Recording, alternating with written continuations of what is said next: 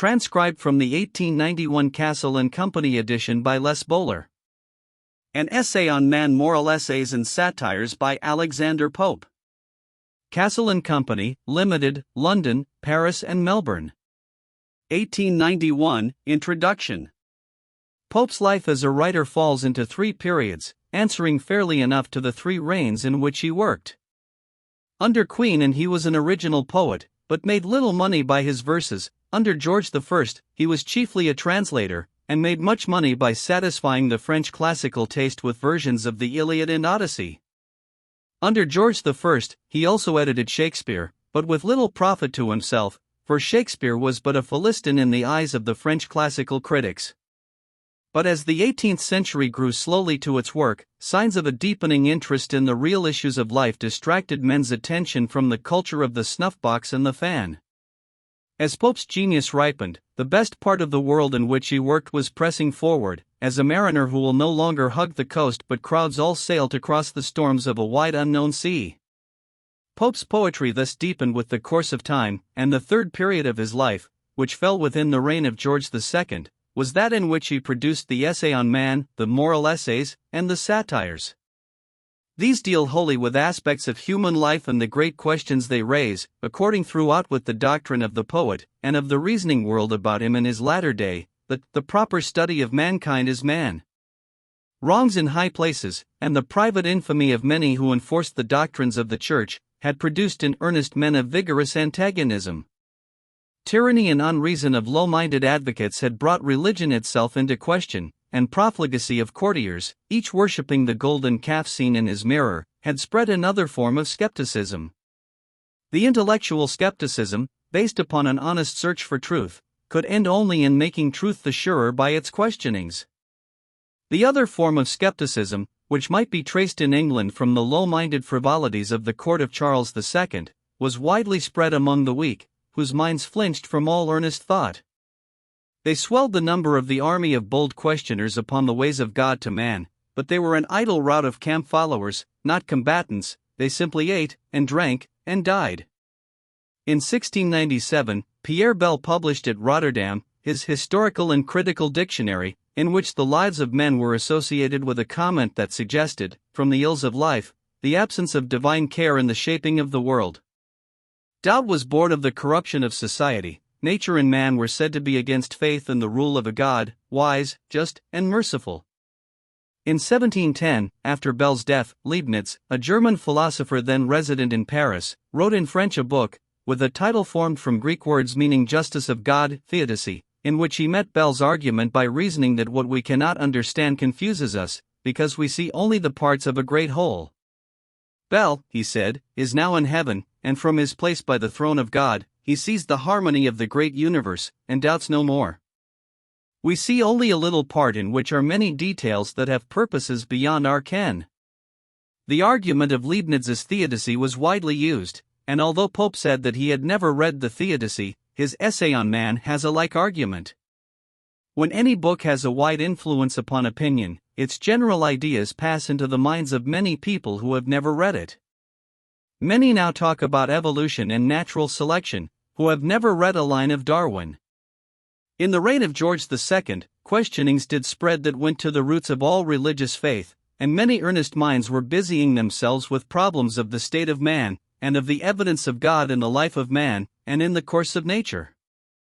Out of this came, nearly at the same time, two works wholly different in method and in tone, so different, that at first sight it may seem absurd to speak of them together. They were Pope's Essay on Man, and Butler's Analogy of Religion, Natural and Revealed, to the Constitution and Course of Nature. Butler's Analogy was published in 1736, of the Essay on Man. The first two epistles appeared in 1732, the third epistle in 1733, the fourth in 1734, and the closing universal hymn in 1738.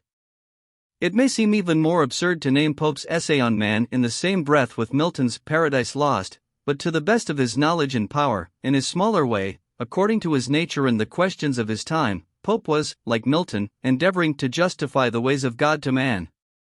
He even borrowed Milton's line for his own poem, only weakening the verb, and said that he sought to vindicate the ways of God to man. In Milton's day, the questioning all centered in the doctrine of the fall of man, and questions of God's justice were associated with debate on fate, foreknowledge, and free will. In Pope's day, the question was not theological, but went to the root of all faith in existence of a God, by declaring that the state of man and of the world about him met such faith with an absolute denial. Pope's argument, good or bad, had nothing to do with questions of theology. Like Butler's, it sought for grounds of faith and the conditions on which doubt was rested. Milton sought to set forth the story of the fall in such way as to show that God was love.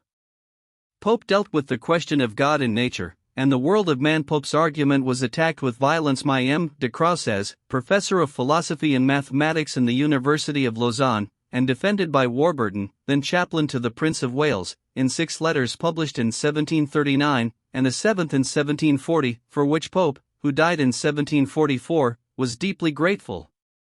His offense in the eyes of de Crousaz was that he had left out of account all doctrines of orthodox theology. But if he had been orthodox of the orthodox, his argument obviously could have been directed only to the form of doubt it sought to overcome. And when his closing hymn was condemned as the Freethinkers' hymn, its censurers surely forgot that their arguments against it would equally apply to the Lord's Prayer, of which it is, in some degree, a paraphrase.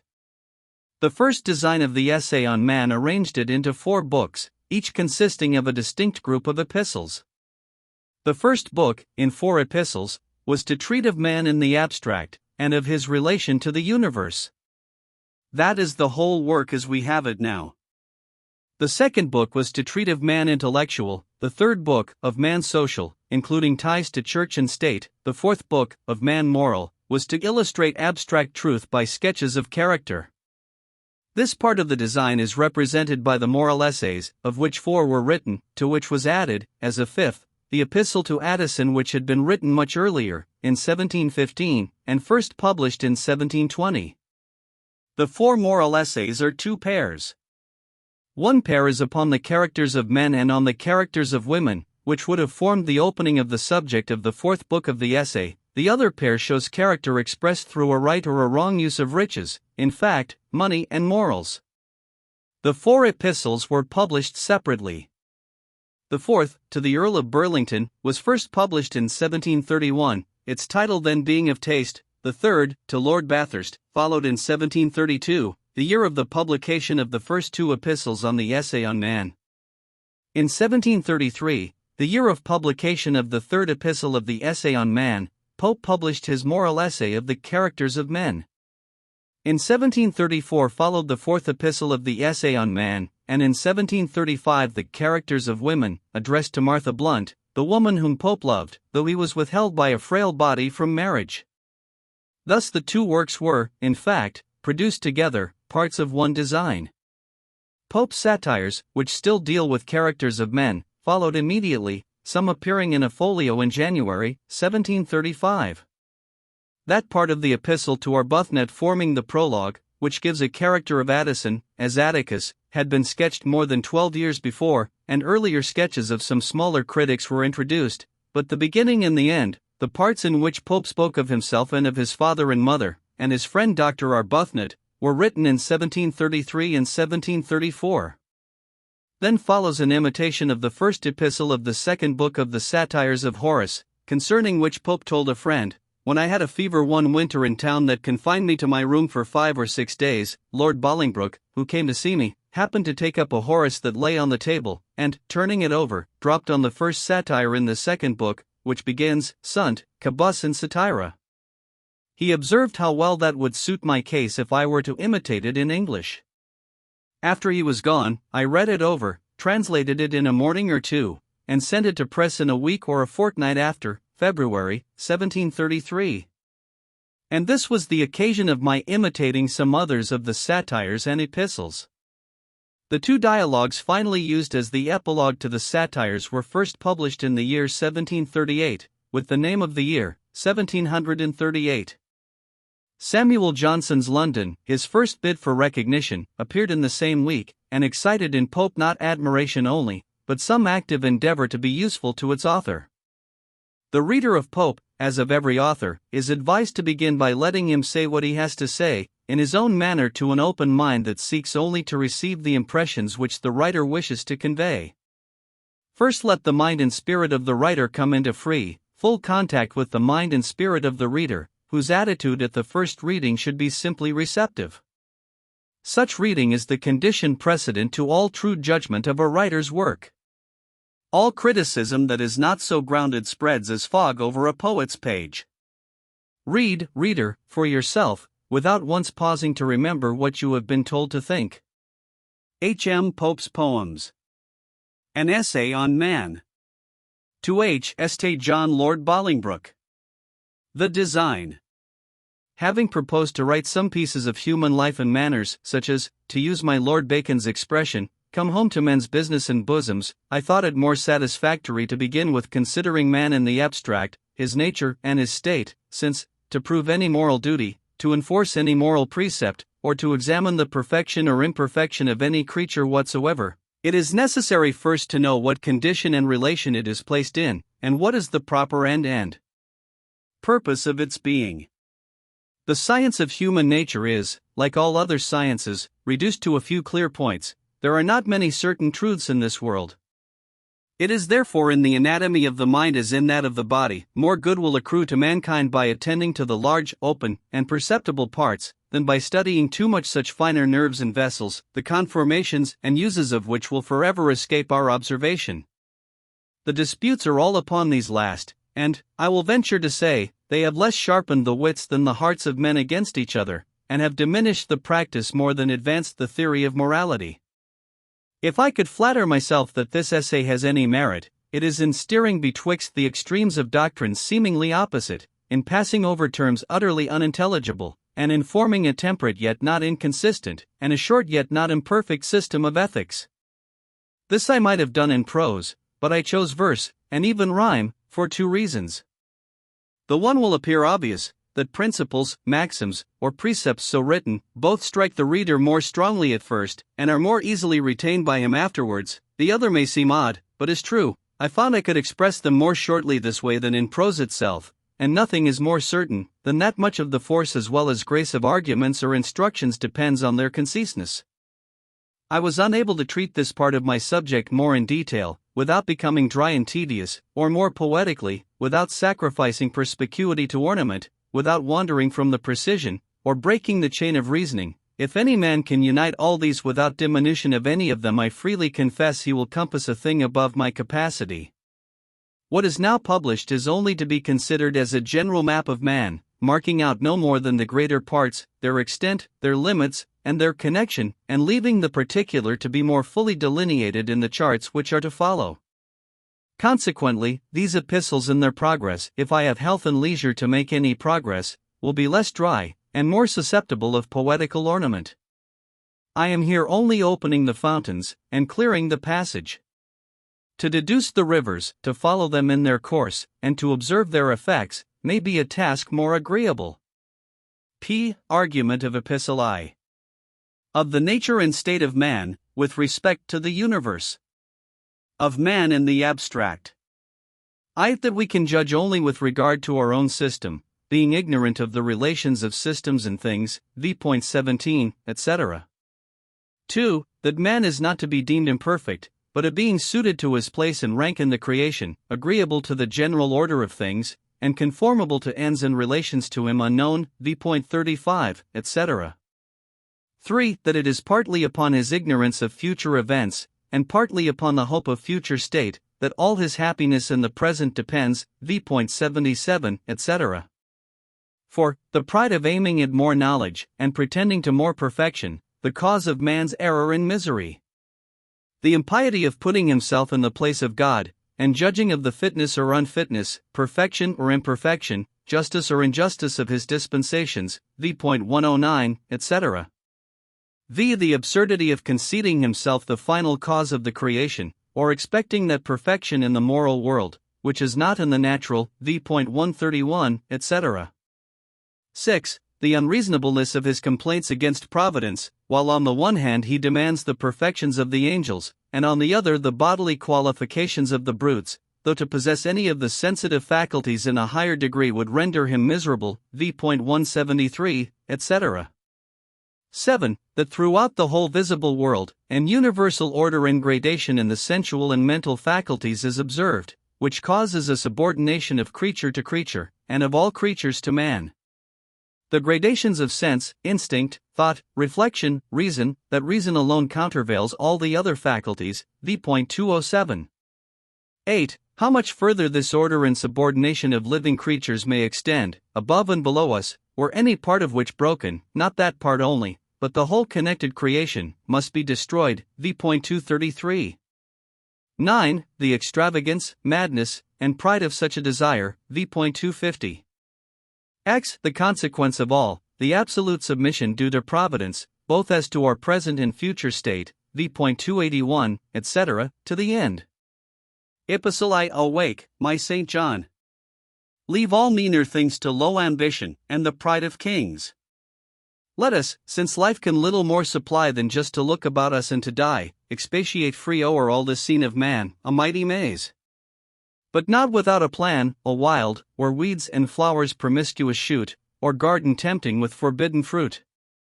Together let us beat this ample field, try what the open, what the covert yield, the latent tracks, the giddy heights, explore of all who blindly creep, or sightless soar, eye nature's walks, shoot folly as it flies, and catch the manners living as they rise, laugh where we must, be candid where we can, but vindicate the ways of God to man. I say first, of God above, or man below what can we reason, but from what we know? Of man, what see we but his station here, from which to reason, or to which refer? Through worlds unnumbered though the God be known, 'tis ours to trace him only in our own. He, who through vast immensity can pierce, see worlds on worlds compose one universe, observe how system into system runs, what other planets circle other suns, what varied being peoples every star, may tell why heaven has made us as we are. But of this frame, the bearings, and the ties, the strong connections, nice dependencies, gradations just, has thy pervading soul looked through? Or can a part contain the whole? Is the great chain, that draws all to agree, and drawn supports, upheld by God, or thee? 2. Presumptuous man. The reason wouldst thou find, why formed so weak, so little, and so blind? First, if thou canst, the harder reason guess, why formed no weaker, blinder, and no less, ask of thy mother earth, why oaks are made taller or stronger than the weeds they shade? Or ask of yonder argent fields above, why Jove's satellites are less than Jove?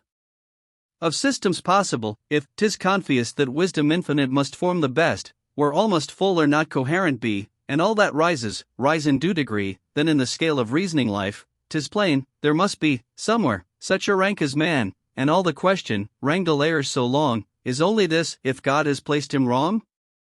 Respecting man, whatever wrong we call, must be right, as relative to all. In human works, though labored on with pain, 1,000 movements scarce one purpose gain, in God's one single can its end produce, yet serves to second to some other use. So man, who here seems principle alone, perhaps acts second to some sphere unknown, touches some wheel, or verges to some goal, 'tis but a part we see, and not a whole. When the proud steed shall know why man restrains his fiery course, or drives him o'er the plains, when the dull ox, why now he breaks the clod, is now a victim, and now Egypt's god, then shall man's pride in dullness comprehend his actions, passions, beings, use and end, why doing, suffering, checked, impelled, and why this hour a slave, the next a deity. Then say not man's imperfect, heaven in fault, say rather man's as perfect as he ought, his knowledge measured to his state and place, his time a moment, and appoint his space. If to be perfect in a certain sphere, what matter, soon or late, or here or there? The blessed today is as completely so, as who began 1,000 years ago. 3. Heaven from all creatures hides the book of fate, all but the page prescribed, their present state, from brutes what men, from men what spirits know, or who could suffer being here below? The lamb thy riot dooms to bleed today, had he thy reason, would he skip and play? Pleased to the last, he crops the flowery food, and licks the hand just raised to shed his blood. Oh, blindness to the future! Kindly given, that each may fill the circle, marked by heaven, who sees with equal eye, as God of all, a hero perish, or a sparrow fall, atoms or systems into ruin hurled, and now a bubble burst, and now a world. Hope humbly, then, with trembling pinions soar, wait the great teacher death, and God adore. What future bliss, he gives not thee to know, but gives that hope to be thy blessing now.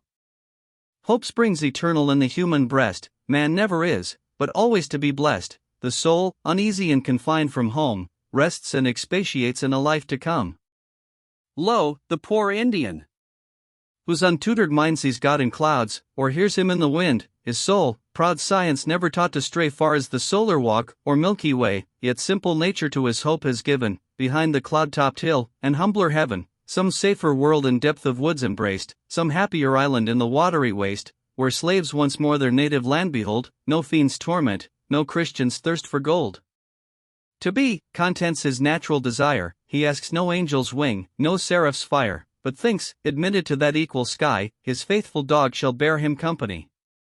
For, go, wiser thou, and, in thy scale of sense, weigh thy opinion against providence, call imperfection what thou fanciest such, say, here he gives too little, there too much, destroy all creatures for thy sport or gust, yet cry, if man's unhappy, God's unjust, if man alone engross not heaven's high care, alone made perfect here, immortal there, snatch from his hand the balance and the rod, rejudge his justice, be the God of God.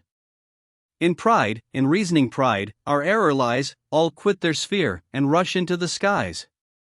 Pride still is aiming at the blessed abodes, men would be angels would be gods.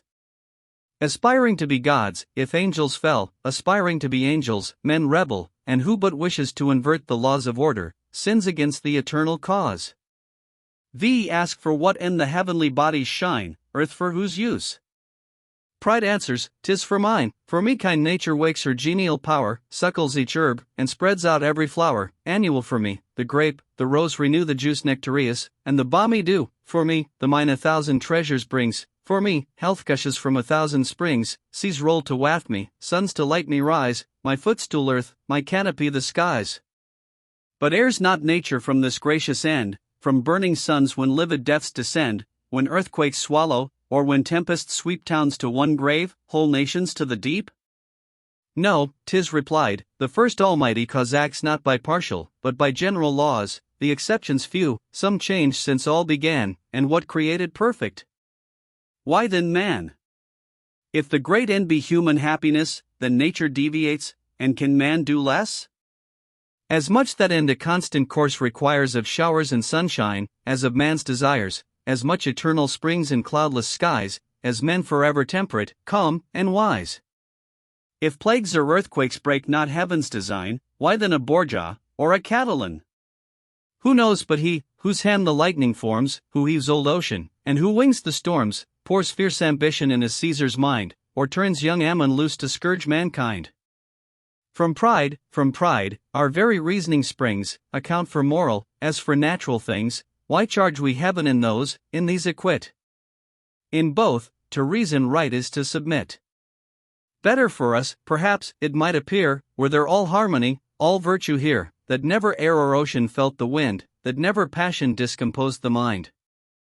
But all subsists by elemental strife, and passions are the elements of life. The general order, since the whole began, is kept in nature, and is kept in man. 6. What would this man? Now upward will he soar, and little less than angel, would be more, now looking downwards, just as grieved appears to want the strength of bulls, the fur of bears made for his use all creatures if he call, say what their use, had he the powers of all? Nature to these, without profusion, kind, the proper organs, proper powers assigned, each seeming want compensated of course, here with degrees of swiftness, there of force, all in exact proportion to the state, nothing to add, and nothing to abate. Each beast, each insect, happy in its own, is heaven unkind to man, and man alone? Shall he alone, whom rational we call, be pleased with nothing, if not blessed with all? The bliss of man, could pride that blessing find, is not to act or think beyond mankind, no powers of body or of soul to share, but what his nature and his state can bear. Why has not man a microscopic eye? For this plain reason, man is not a fly. Say what the use, were finer optics given, to inspect a might, not comprehend the heaven?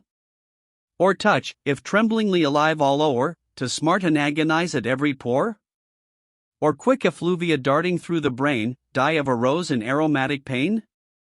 If nature thundered in his opening ears, and stunned him with the music of the spheres, how would he wish that heaven had left him still the whispering zephyr, and the purling rill? Who finds not Providence all good and wise, alike in what it gives, and what denies? 7. Far as creation's ample range extends, the scale of sensual, mental powers ascends. Mark how it mounts, to man's imperial race, from the green myriads in the peopled grass. What modes of sight betwixt each wide extreme, the mole's dim curtain, and the lynx's beam, of smell, the headlong lioness between, and hound sagacious on the tainted green, of hearing, from the life that fills the flood, to that which warbles through the vernal wood, the spider's touch, how exquisitely fine! Feels at each thread, and lives along the line. In the nice bee, what sense so subtly true from poisonous herbs extracts the healing dew? How instinct varies in the groveling swine, compared, half-reasoning elephant, with thine. Twixt that, and reason, what a nice barrier, forever separate, yet forever near. Remembrance and reflection how allayed, what thin partitions sense from thought divide, and middle natures, how they long to join, yet never pass the insuperable line. Without this just gradation, could they be subjected, these to those, or all to thee? The powers of all subdued by thee alone, is not thy reason all these powers in one? 8. See, through this air, this ocean, and this earth, all matter quick, and bursting into birth. Above, how high, progressive life may go. Around, how wide. How deep extend below. Vast chain of being, which from God began, nature's ethereal, human, angel, man, beast, bird, fish, insect, what no eye can see, no glass can reach, from infinite to thee, from me to nothing. On superior powers were we to press, inferior might on ours, or in the full creation leave a void, where, one step broken, the great scale's destroyed. From nature's chain whatever link you strike, 10th or 10,000th, breaks the chain alike. And, if each system and gradation roll alike essential to the amazing whole, the least confusion but in one, not all that system only, but the whole must fall. Let earth unbalanced from her orbit fly, planets and suns run lawless through the sky, let ruling angels from their spheres be hurled, being on being wrecked, and world on world, heaven's whole foundations to their center nod, and nature tremble to the throne of God. All this dread order break, for whom? For thee? Vile worm, oh, madness! Pride! Impiety! 9. What if the foot, ordained the dust to tread, or hand, to toil, aspired to be the head?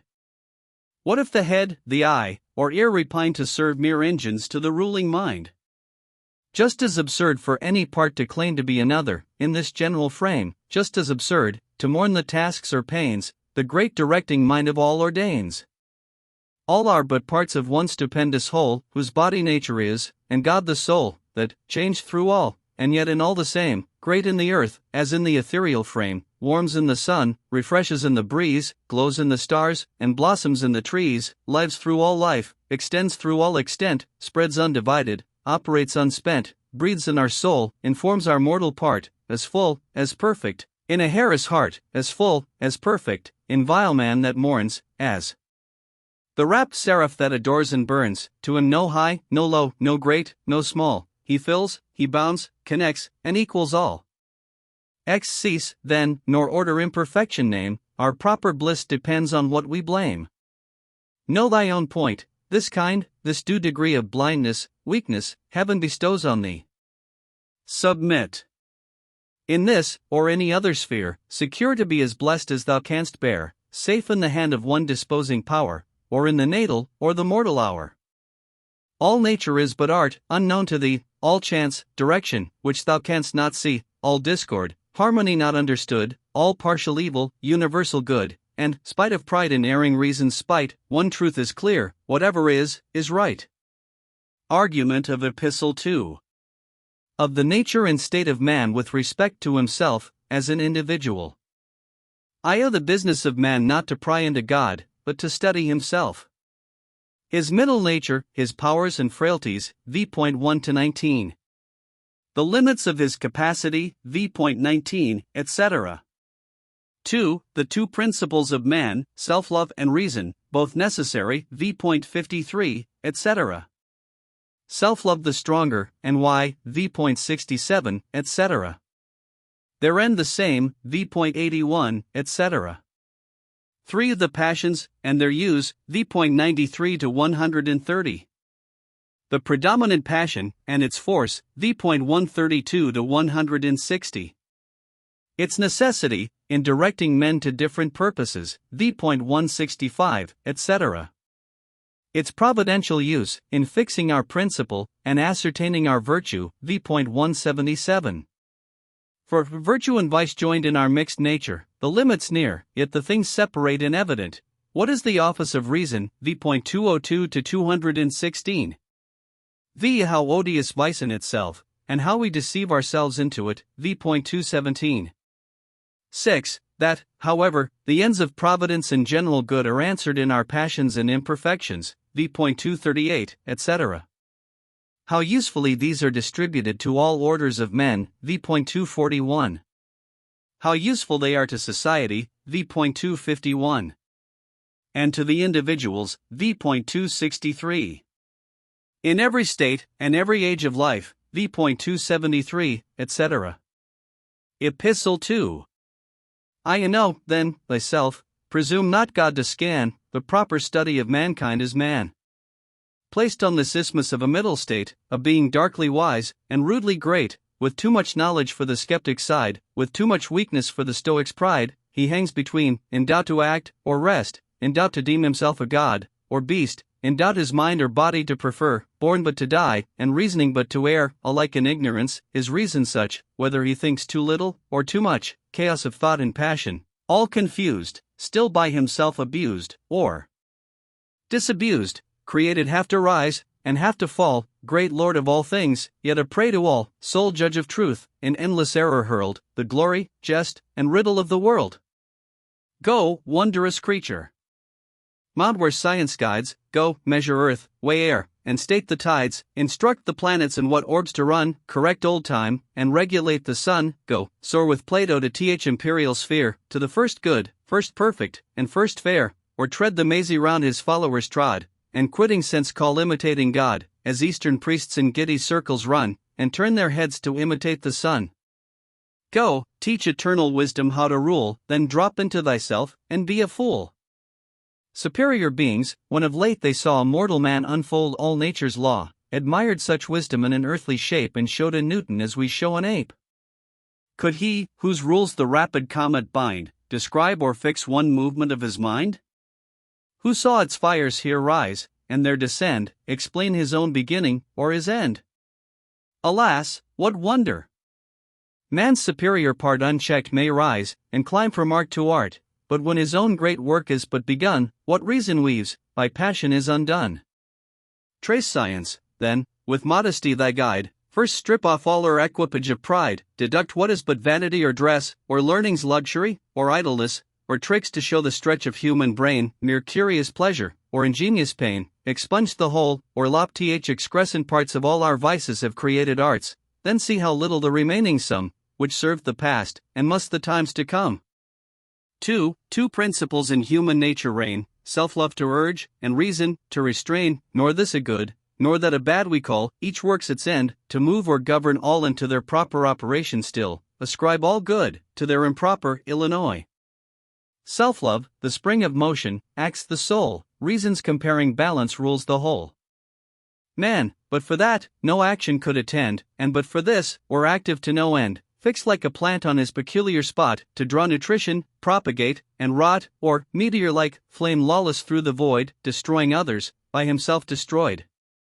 Most strength the moving principle requires, active its task, it prompts, impels, inspires.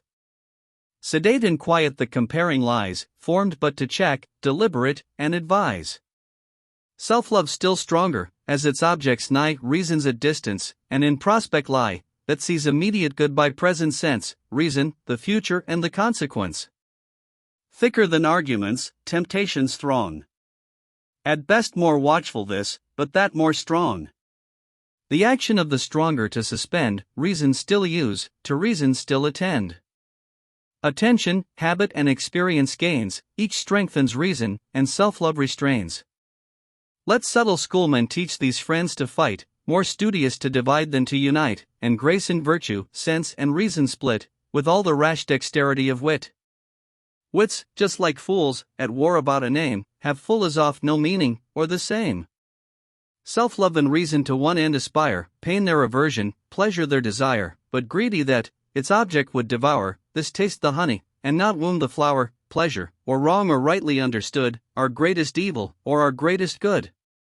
Three modes of self-love the passions we may call, 'tis real good, or seeming, moves them all, but since not every good we can divide, and reason bids us for our own provide, passions, though selfish, if their means be fair, list under reason, and deserve her care, those, that imparted, court a nobler aim, exalt their kind, and take some virtue's name. In lazy apathy let stoics boast their virtue fixed, 'tis fixed as in a frost, contracted all, retiring to the breast, but strength of mind is exercise, not rest, the rising tempest puts in act the soul, parts it may ravage, but preserves the whole. On life's vast ocean diversely we sail, reason the card, but passion is the gale, nor God alone in the still calm we find, he mounts the storm, and walks upon the wind. Passions, like elements, though born to fight, yet, mixed and softened, in his work unite, these, 'tis enough to temper and employ, but what composes man, can man destroy?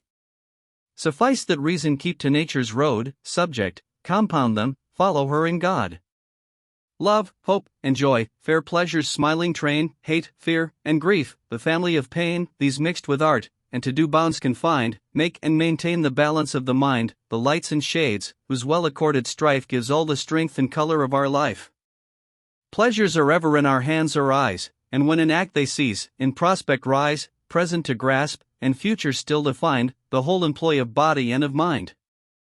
All spread their charms, but charm not all alike, on different senses different objects strike, hence different passions more or less inflame, as strong or weak, the organs of the frame, and hence once master passion in the breast, like Aaron's serpent, swallows up the rest. As man, perhaps, the moment of his breath receives the lurking principle of death, the young disease that must subdue at length, grows with his growth, and strengthens with his strength, so, cast and mingled with his very frame, the mind's disease, its ruling passion came, each vital humor which should feed the whole, soon flows to this, in body and in soul, whatever warms the heart, or fills the head, as the mind opens, and its functions spread, imagination plies her dangerous art, and pours it all upon the peccant part. Nature its mother, habit is its nurse, wit, spirit, faculties, but make it worse, reason itself but gives it edge and power, as heaven's blessed beam turns vinegar more sour. We, wretched subjects, though to lawful sway, in this weak queen some favorites still obey. If she lend not arms, as well as rules, what can she more than tell us we are fools? Teach us to mourn our nature, not to mend, a sharp accuser, but a helpless friend. Or from a judge turn pleader, to persuade the choice we make, or justify it made, proud of an easy conquest all along, she but removes weak passions for the strong, so, when small humors gather to a gout, the doctor fancies he has driven them out. Yes, nature's road must ever be preferred, reason is here no guide, but still a guard, 'tis hers to rectify, not overthrow, and treat this passion more as friend than foe, a mightier power the strong direction sends, and several men impels to several ends, like varying winds, by other passions tossed, this drives them constant to a certain coast. Let power or knowledge, gold or glory, please, or, oft more strong than all, the love of ease, through life 'tis followed, even at life's expense, the merchant's toil, the sage's indolence, the monk's humility, the hero's pride, all alike, find reason on their side. The eternal art, educing good from ill, grafts on this passion our best principle, 'tis thus the mercury of man is fixed, strong grows the virtue with his nature mixed, the dross cements what else were too refined, and in one interest body acts with mind. As fruits, ungrateful to the planter's care, on savage stocks inserted, learn to bear, the surest virtues thus from passion shoot, wild nature's vigor working at the root. What crops of wit and honesty appear from spleen, from obstinacy, hate, or fear? See anger, zeal, and fortitude supply, even avarice, prudence, sloth, philosophy, lust, through some certain strainers well refined, is gentle love, and charms all womankind, envy, to which ignoble mind's a slave, is emulation in the learned or brave, nor virtue, male or female, can we name, but what will grow on pride, or grow on shame. Thus nature gives us, let it check our pride, the virtue nearest to our vice allied, reason the bias turns to good from ill and Nero reigns at Titus, if he will. The fiery soul abhorred in Catiline, in Decius charms, in Curtius is divine, the same ambition can destroy or save, and makes a patriot as it makes a knave. This light and darkness in our chaos joined, what shall divide? The God within the mind. Extremes in nature equal ends produce, in man they joined as a mysterious use, though each by turns the others bound invade, as, in some well-wrought picture, light and shade, and oft so mix, the difference is too nice where ends the virtue or begins the vice. Fools! Who from hence into the notion fall, that vice or virtue there is none at all. If white and black blend, soften, and unite 1,000 ways, is there no black or white? Ask your own heart, and nothing is so plain, 'tis to mistake them, costs the time and pain.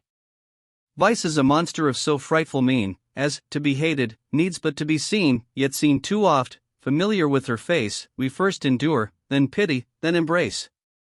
But where th extreme of vice, was ne'er agreed, ask where's the north?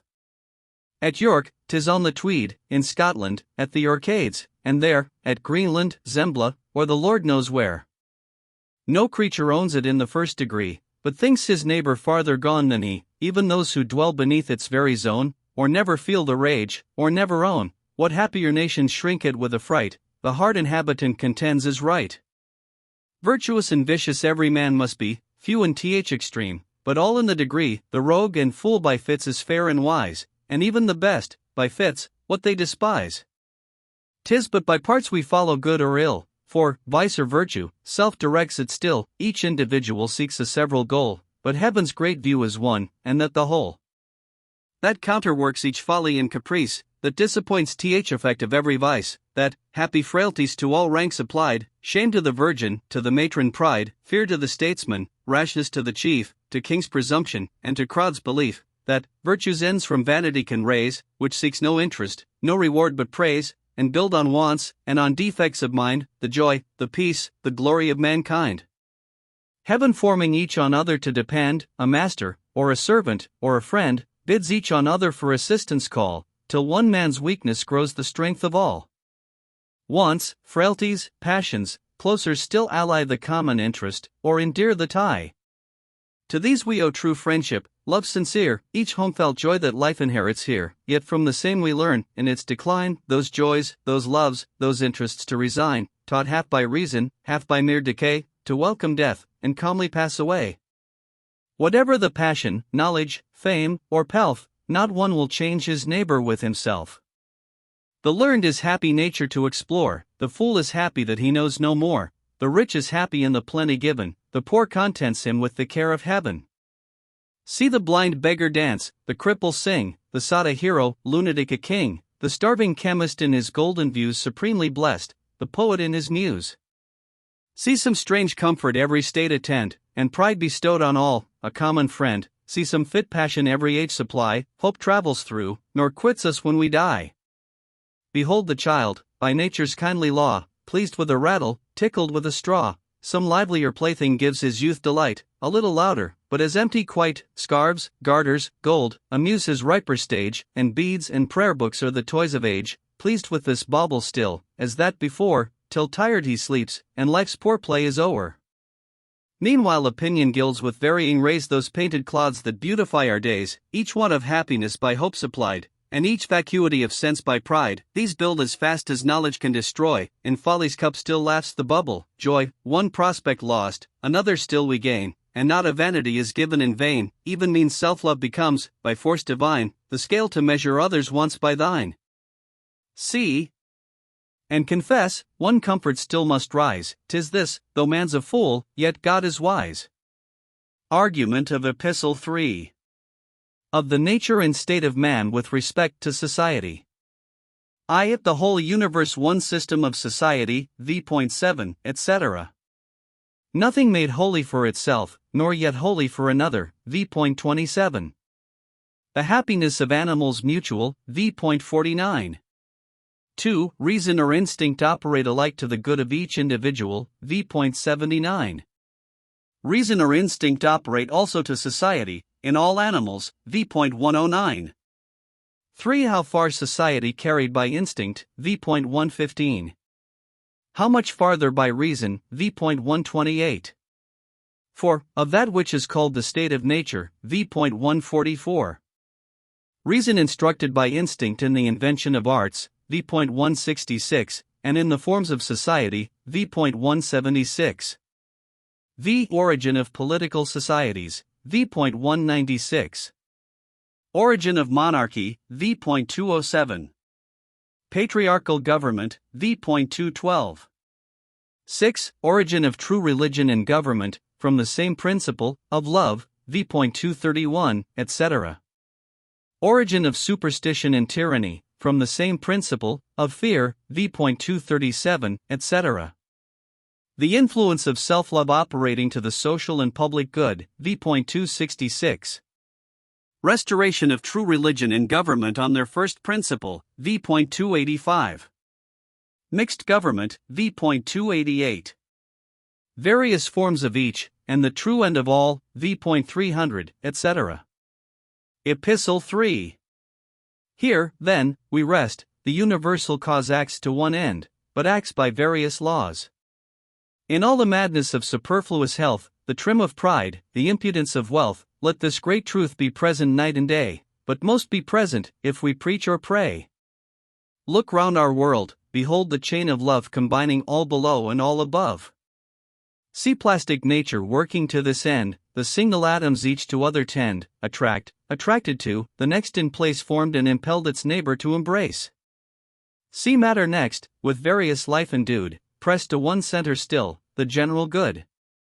See dying vegetables life sustain, see life dissolving vegetate again, all forms that perish other forms supply, by turns we catch the vital breath, and die, like bubbles on the sea of matter born, they rise, they break, and to that sea return.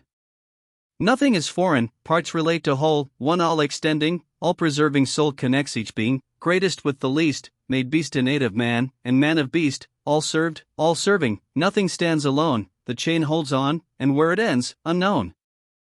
Has God, thou fool, worked solely for thy good, thy joy, thy pastime, thy attire, thy food? Who for thy table feeds the wanton fawn, for him has kindly spread the flowery lawn, is it for thee the lark ascends and sings? Joy tunes his voice, joy elevates his wings. Is it for thee the linnet pours his throat? Loves of his own and raptures swell the note. The bounding steed you pompously bestride, shares with his lord the pleasure and the pride. Is thine alone the seed that strews the plain? The birds of heaven shall vindicate their grain. Thine the full harvest of the golden year? Part pays, and justly, the deserving steer, the hog, that ploughs not nor obeys thy call, lives on the labors of this Lord of all. No, nature's children all divide her care, the fur that warms a monarch, warmed a bear. While man exclaims, see all things for my use. See man for mine, replies a pampered goose, and just as short of reason he must fall, who thinks all made for one, not one for all. Grant that the powerful still the weak control, be man the wit and tyrant of the whole, nature that tyrant checks, he only knows, and helps, another creature's wants and woes. Say, will the falcon, stooping from above, smit with her varying plumage, spare the dove? Admires the jay the insect's gilded wings? Or hears the hawk when Philomela sings?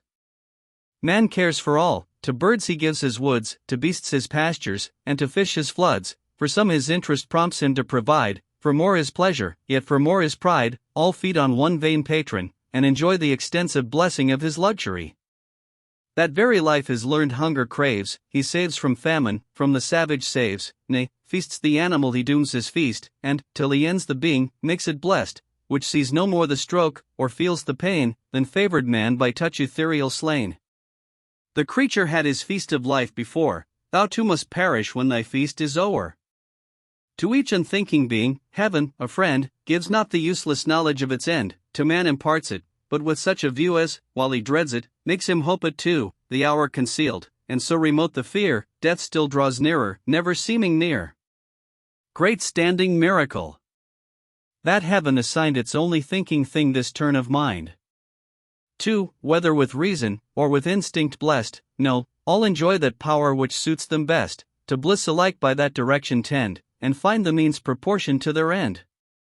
Say, where full instinct is the unerring guide, what pope or council can they need beside? Reason, however able, cool at best, cares not for service, or but serves when pressed, stays till we call, and then not often near, but honest instinct comes a volunteer, sure never to overshoot, but just to hit, while still too wide or short is human wit, sure by quick nature happiness to gain, which heavier reason labors at in vain. This too serves always, reason never long, one must go right, the other may go wrong. See then the acting and comparing powers one in their nature, which are two in ours, and reason raise o'er instinct as you can, in this 'tis God directs, in that 'tis man. Who taught the nations of the field and wood to shun their poison, and to choose their food? Prescient, the tides or tempests to withstand, build on the wave, or arch beneath the sand. Who made the spider parallels design, sure as de Moivre, without rule or line? Who did the stork, Columbus-like, explore heavens not his own, and worlds unknown before? Who calls the council, states the certain day, who forms the phalanx, and who points the way? 3. A God in the nature of each being founds its proper bliss, and sets its proper bounds, but as he framed a whole, the whole to bless, on mutual wants built mutual happiness, so from the first, eternal order ran, and creature linked to creature, man to man. Whatever of life all quickening ether keeps, or breathes through air, or shoots beneath the deeps, or pours profuse on earth, one nature feeds the vital flame, and swells the genial seeds.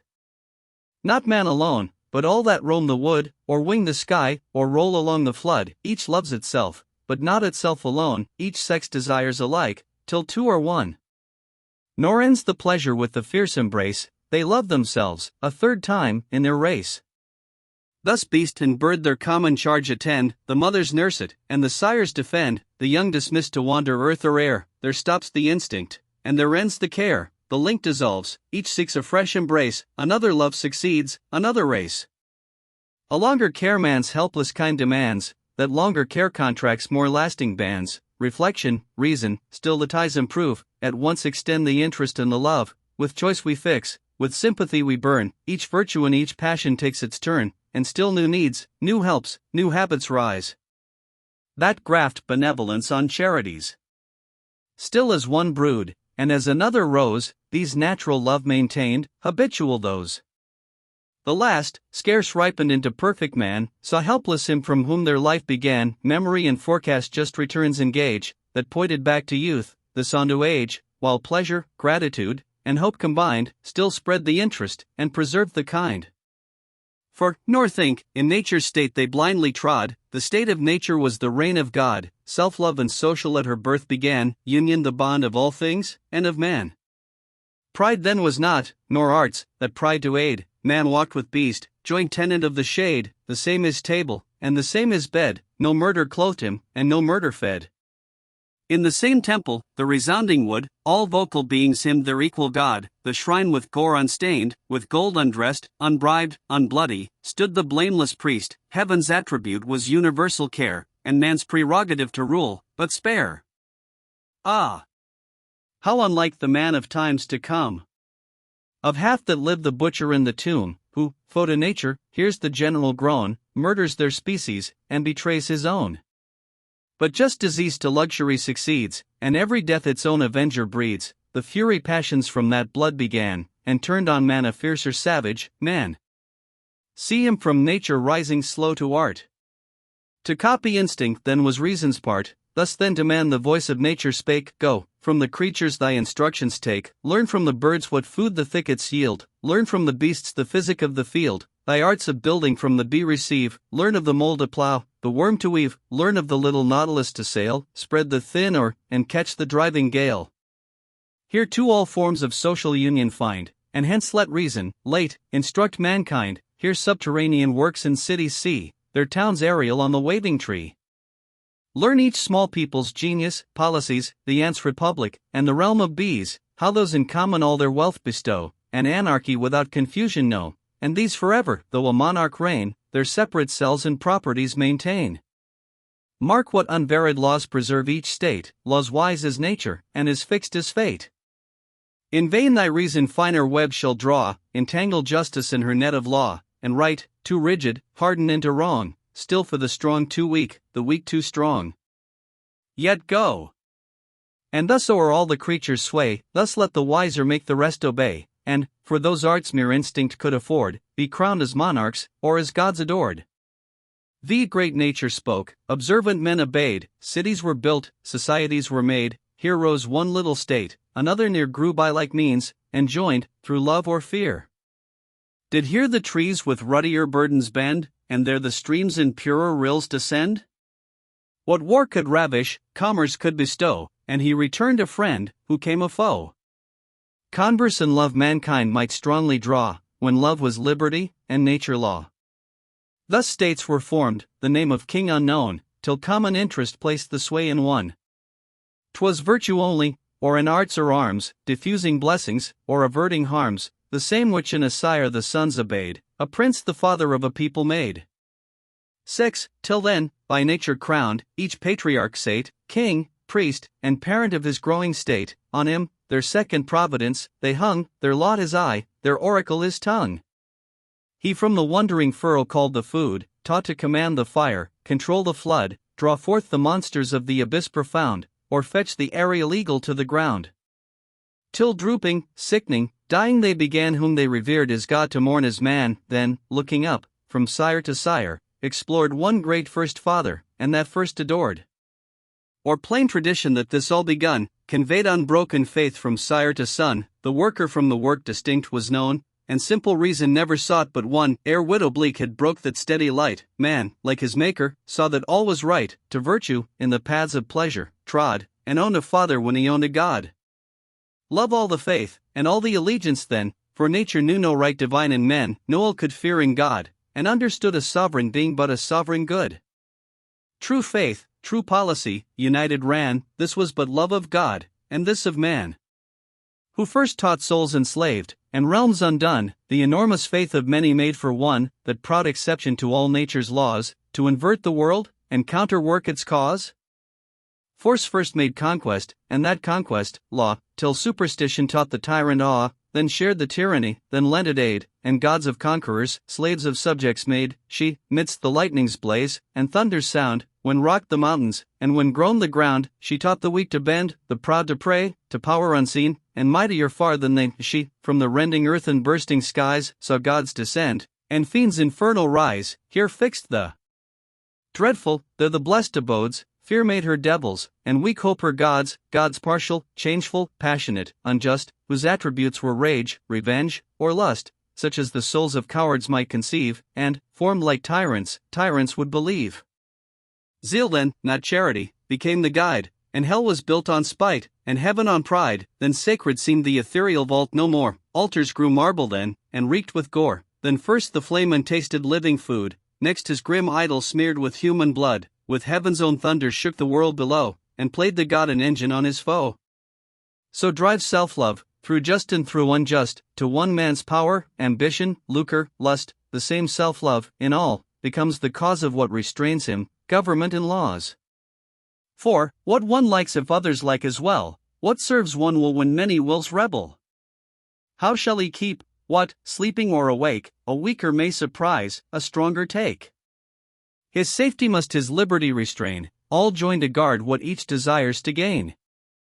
Forced into virtue thus by self-defense, even kings learn justice and benevolence, self-love forsook the path it first pursued, and found the private in the public good.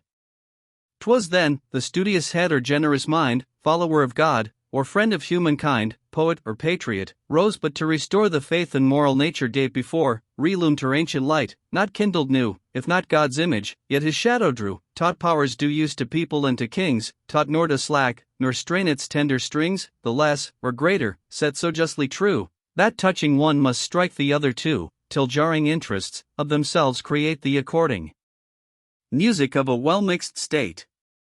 Such is the world's great harmony, that springs from order, union, full consent of things, where small and great, where weak and mighty, made to serve, not suffer, strengthen, not invade, more powerful each is needful to the rest, and, in proportion as it blesses, blessed, draw to one point, and to one center bring beast, man, or angel, servant, lord, or king.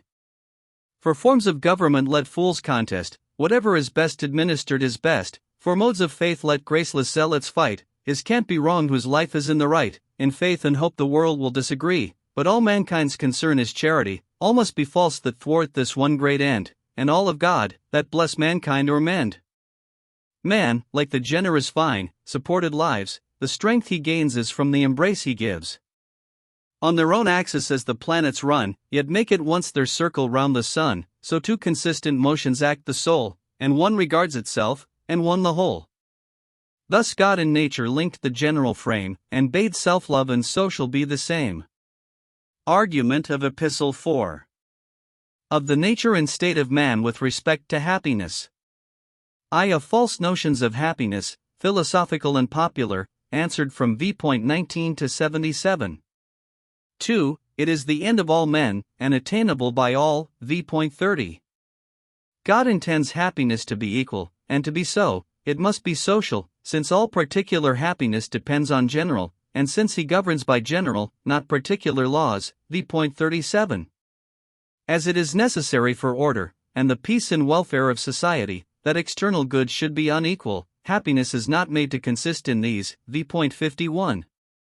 But, notwithstanding that inequality, the balance of happiness among mankind is kept even by providence, by the two passions of hope and fear, v.70.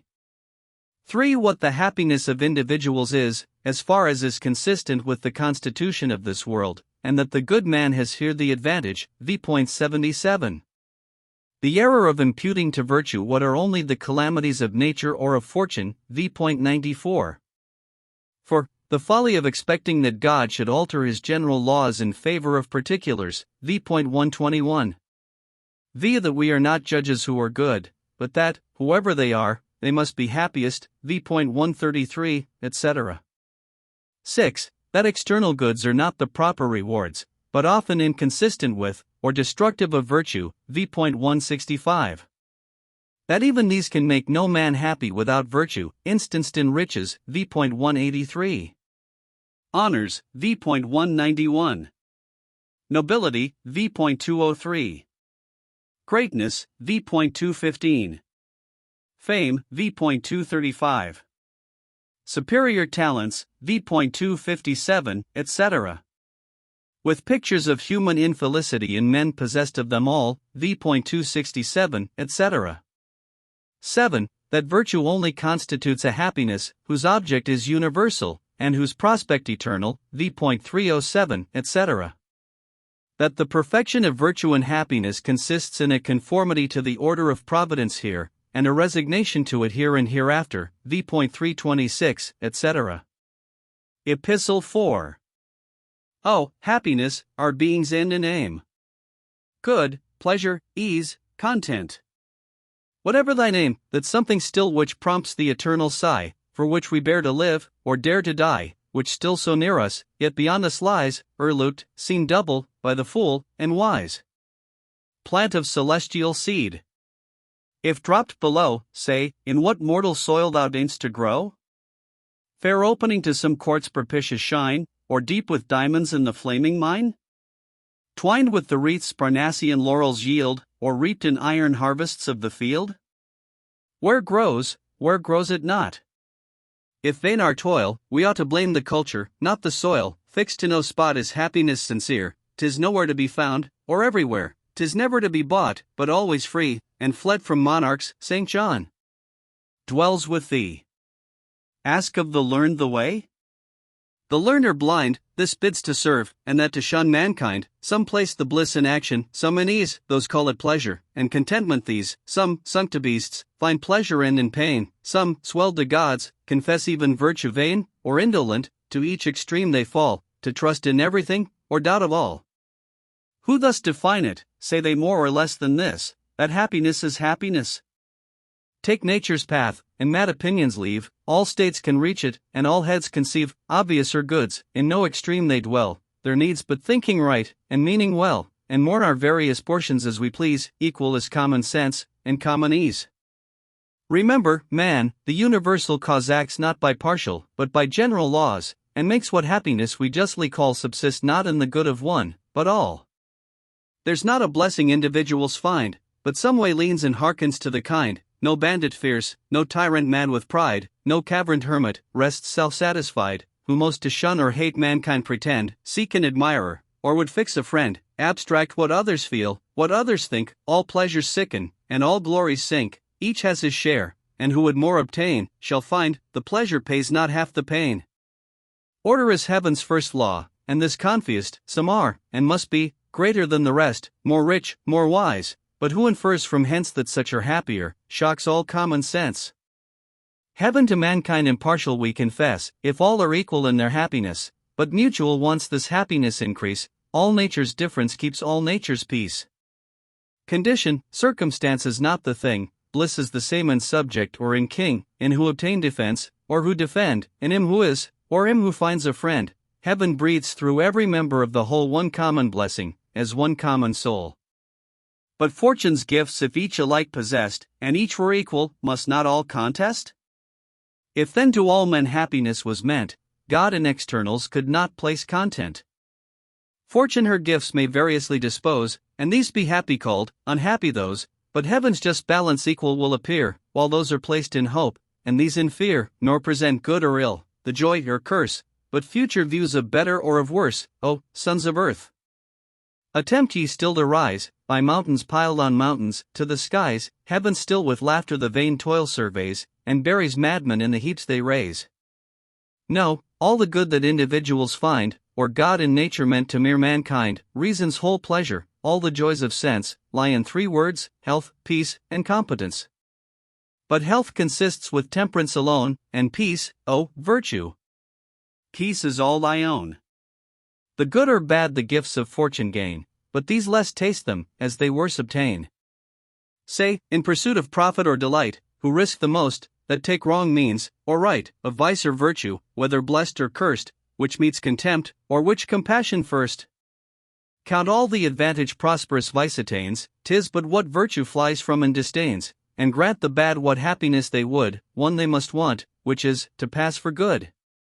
Oh, blind to truth, and God's whole scheme below, who fancy bliss to vice, to virtue woe. Who sees and follows that great scheme the best, best knows the blessing, and will most be blessed. But fools the good alone unhappy call, for ills or accidents that chance to all. See Falkland dies, the virtuous and the just. See godlike Turin prostrate on the dust. See Sydney bleeds amid the martial strife. Was this their virtue, or contempt of life? Say, was it virtue, more though heaven ne'er gave, lamented Digby? Sunk thee to the grave? Tell me, if virtue made the sun expire, why, full of days and honor, lives the sire? Why drew Marseille's good bishop purer breath, when nature sickened, and each gale was death? Or why so long, in life if long can be, lent heaven a parent to the poor in me? What makes all physical or moral ill? There deviates nature, and here wanders will. God sends not ill, if rightly understood, or partial ill is universal good, or change admits, or nature lets it fall, short, and but rare, till man improved it all. We just as wisely might have heaven complained that righteous Abel was destroyed by Cain, as that the virtuous son is ill at ease when his lewd father gave the dire disease. Think we, like some weak prince, the eternal cause prone for his favorites to reverse his laws? Shall burning Etna, if a sage requires, forget to thunder, and recall her fires?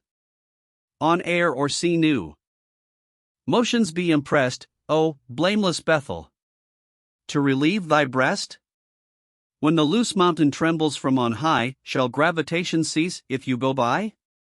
Or some old temple, nodding to its fall, for Chartres head reserved the hanging wall? But still this world, so fitted for the knave, contents us not. A better shall we have? A kingdom of the just then let it be, but first consider how those just agree. The good must merit God's peculiar care, but who, but God, can tell us who they are? One thinks on Calvin heaven's own spirit fell, another deems him instrument of hell, if Calvin feel heaven's blessing, or its rod. This cries there is, and that, there is no God. What shocks one part will edify the rest, nor with one system can they all be blessed. The very best will variously incline, and what rewards your virtue, punish mine. Whatever is right. This world, 'tis true, was made for Caesar, but for Titus too, and which more blessed? Who chained his country, say, or he whose virtue sighed to lose a day? But sometimes virtue starves, while vice is fed. What then? Is the reward of virtue bread? That vice may merit, 'tis the price of toil. The knave deserves it, when he tills the soil. The knave deserves it, when he tempts the main, where folly fights for kings, or dives for gain. The good man may be weak, be indolent, nor is his claim to plenty, but content. But grant him riches, your demand is o'er? No, shall the good want health, the good want power? Add health, and power, and every earthly thing, why bounded power? Why private? Why no king? Nay, why external for internal given? Why is not man a god, and earth a heaven? Who ask and reason thus, will scarce conceive God gives enough, while he has more to give. Immense the power, immense were the demand. Say, at what part of nature will they stand? What nothing earthly gives, or can destroy, the soul's calm sunshine, and the heartfelt joy, is virtue's prize. A better would you fix? Then give humility a coach and six, justice a conqueror's sword, or truth a gown, or public spirit its great cure, a crown. Weak, foolish man! Will heaven reward us there with the same trash mad mortals wish for here? The boy in man an individual makes, yet sighest thou now for apples and for cakes? Go, like the Indian, in another life expect thy dog, thy bottle, and thy wife, as well as dream such trifles are assigned, as toys and empires, for a godlike mind. Rewards, that either would to virtue bring no joy, or be destructive of the thing, how oft by these at 60 are undone the virtues of a saint at 21. To whom can riches give repute or trust, content, or pleasure, but the good and just? Judges and senates have been bought for gold, esteem and love were never to be sold. Oh, fool!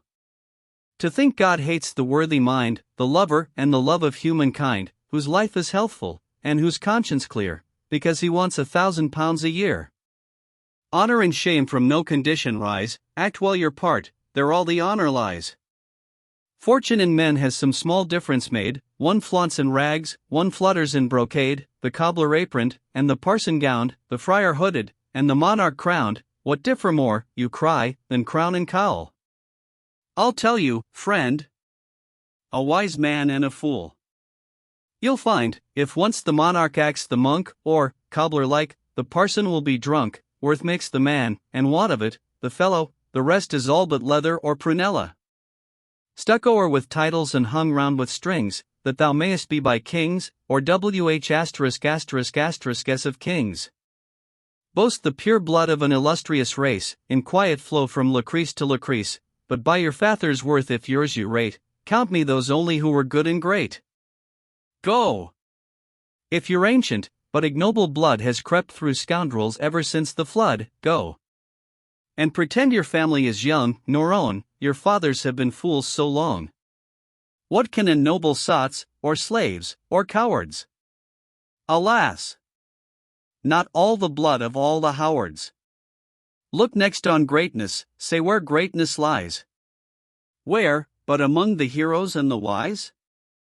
Heroes are much the same, the point's agreed, from Macedonia's madman to the Swede, the whole strange purpose of their lives, to find or make an enemy of all mankind? Not one looks backward, onward still he goes, yet ne'er looks forward farther than his nose. No less alike the politic and wise, all sly slow things, with circumspective eyes, men in their loose unguarded hours they take, not that themselves are wise, but others weak. But grant that those can conquer, these can cheat, 'tis phrase absurd to call a villain great, who wickedly is wise, or madly brave, is but the more a fool, the more a knave.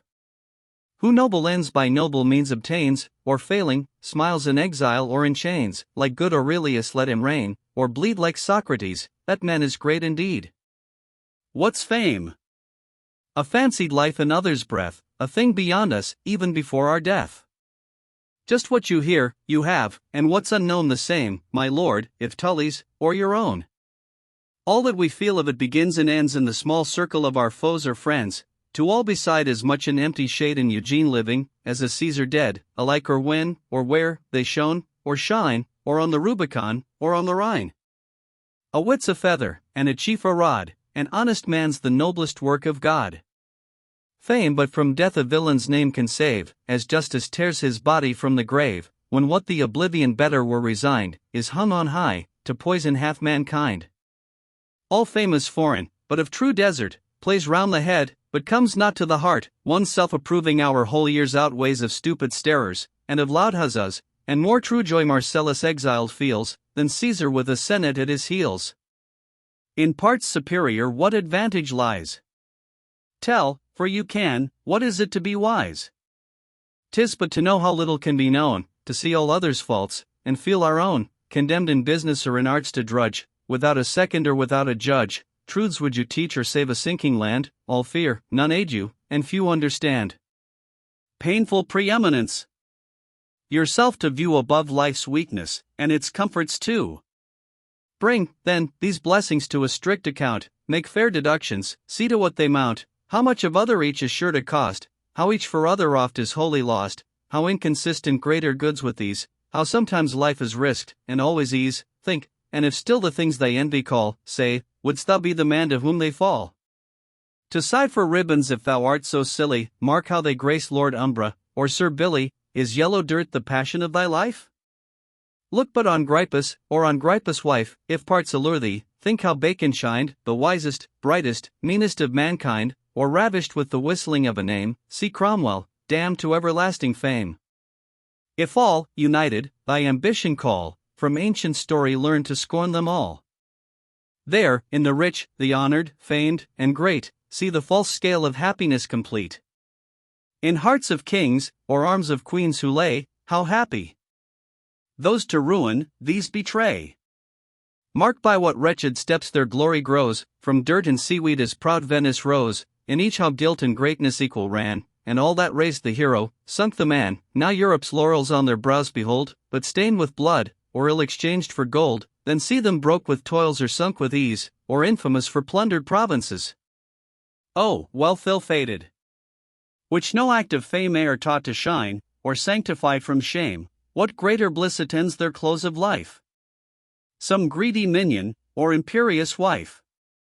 The trophied arches, storied halls invade and haunt their slumbers in the pompous shade. Alas!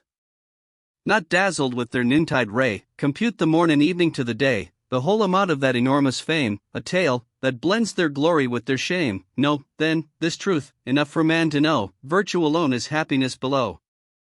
The only point where human bliss stands still, and tastes the good without the fall to ill, where only merit constant pay receives, is blessed in what it takes, and what it gives, the joy unequaled, if its end it gain, and if it lose, attended with no pain, without satiety, though e'er so blessed, and but more relished as the more distressed, the broadest mirth unfeeling folly wears, less pleasing far than virtue's very tears, good, from each object, from each place acquired forever exercised.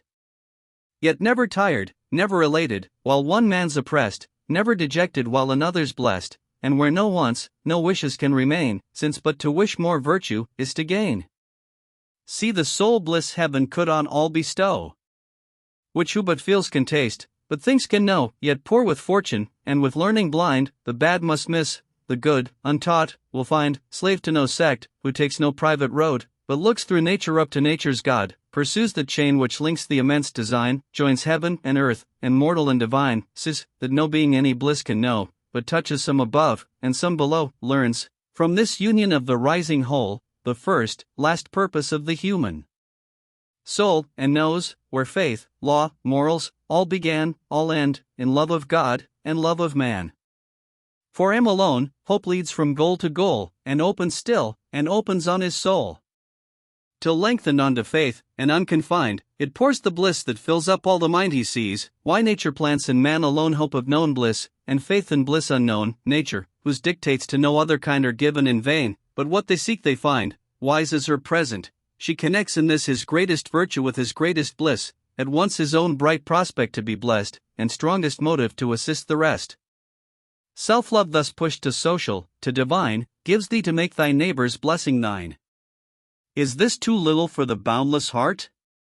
Extend it, let thy enemies have part, grasp the whole worlds of reason, life, and sense, in one close system of benevolence, happier as kinder, in whatever degree, and height of bliss but height of charity.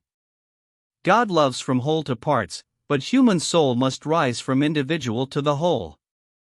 Self-love but serves the virtuous mind to wake, as the small pebble stirs the peaceful lake. The center moved, a circle straight succeeds, another still, and still another spreads, friend, parent, neighbor, first it will embrace, his country next, and next all human race, wide and more wide, the o'erflowings of the mind take every creature in, of every kind, earth smiles around, with boundless bounty blessed, and heaven beholds its image in his breast. Come, then, my friend. My genius. Come along, O master of the poet and the song. And while the muse now stoops, or now ascends, to man's low passions, or their glorious ends, teach me, like thee, in various nature wise, to fall with dignity, with temper rise, formed by thy converse, happily to steer from grave to gay, from lively to severe, correct with spirit, eloquent with ease, intent to reason, or polite to please. Oh! While along the stream of time thy name expanded flies, and gathers all its fame, say, shall my little bark attendant sail, pursue the triumph, and partake the gale? When statesmen, heroes, kings, in dust repose, whose sons shall blush their fathers were thy foes, shall then this verse to future age pretend thou wert my guide, philosopher, and friend? That urged by thee, I turn the tuneful art from sounds to things, from fancy to the heart, from wit's false mirror held up nature's light, showed erring pride, whatever is right, that reason, passion, answer one great aim, that true self-love and social are the same, that virtue only makes our bliss below, and all our knowledge is, ourselves to know. The Universal Prayer. Doopt, Max, Father of all. In every age, in every clime adored, by saint, by savage, and by sage, Jehovah, Jove, or Lord. Thou great first cause, least understood, who all my sense can find to know but this, that thou art good, and that myself am blind, yet gave me, in this dark estate, to see the good from ill, and binding nature fast in fate, left free the human will. What conscience dictates to be done, or warns me not to do, this, teach me more than hell to shun, that, more than heaven pursue. What blessings thy free bounty gives, let me not cast away, for God is paid when man receives, to enjoy is to obey. Yet not to earth's contracted span thy goodness let me bound, or think thee Lord alone of man, when thousand worlds around, let not this weak, unknowing hand presume thy bolts to throw, and deal damnation round the land, on each I judge thy foe. If I am right, thy grace impart, still in the right to stay, if I am wrong, oh, teach my heart to find that better way. Save me alike from foolish pride, or impious discontent, at aught thy wisdom has denied, or aught thy goodness lent. Teach me to feel another's woe, to hide the fall I see, that mercy I to others show, that mercy show to me. Mean though I am, not wholly so, since quickened by thy breath, oh, lead me wheresoe'er I go, through this day's life or death. This day, be bread and peace my lot, all else beneath the sun, thou know'st if best bestowed or not, and let thy will be done. To thee, whose temple is all space, whose altar earth, sea, skies, one chorus let all being raise, all nature's incense rise. Moral Essays, in 4 epistles to several persons. Est brevitate opus, ut currit sententia, nuisi impediat verbis lasses honorantibus horas, et sermon opus est modo tristi, sip jocoso, defendant visum modo rhetoris et poeti, interdum urbani, parcentus veribus, ac extenuantis eas consulto. Hor, Saturday IX, 9-14. Epistolae to Sir Richard Temple, Lord Cobham. Argument.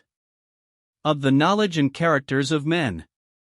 I that it is not sufficient for this knowledge to consider man in the abstract, books will not serve the purpose, nor yet our own experience singly. v.1. General maxims, unless they be formed upon both, will be but notional. v.10. Some peculiarity in every man, characteristic to himself, yet varying from himself. v.15. Difficulties arising from our own passions, fancies, faculties, etc. v.31. The shortness of life, to observe in, and the uncertainty of the principles of action in men, to observe by. v.37, etc. Our own principle of action often hid from ourselves. v.41. Some few characters plain, but in general confounded, dissembled, or inconsistent. v.51. The same man utterly different in different places and seasons. v.71. Unimaginable weaknesses in the greatest, v.70, etc.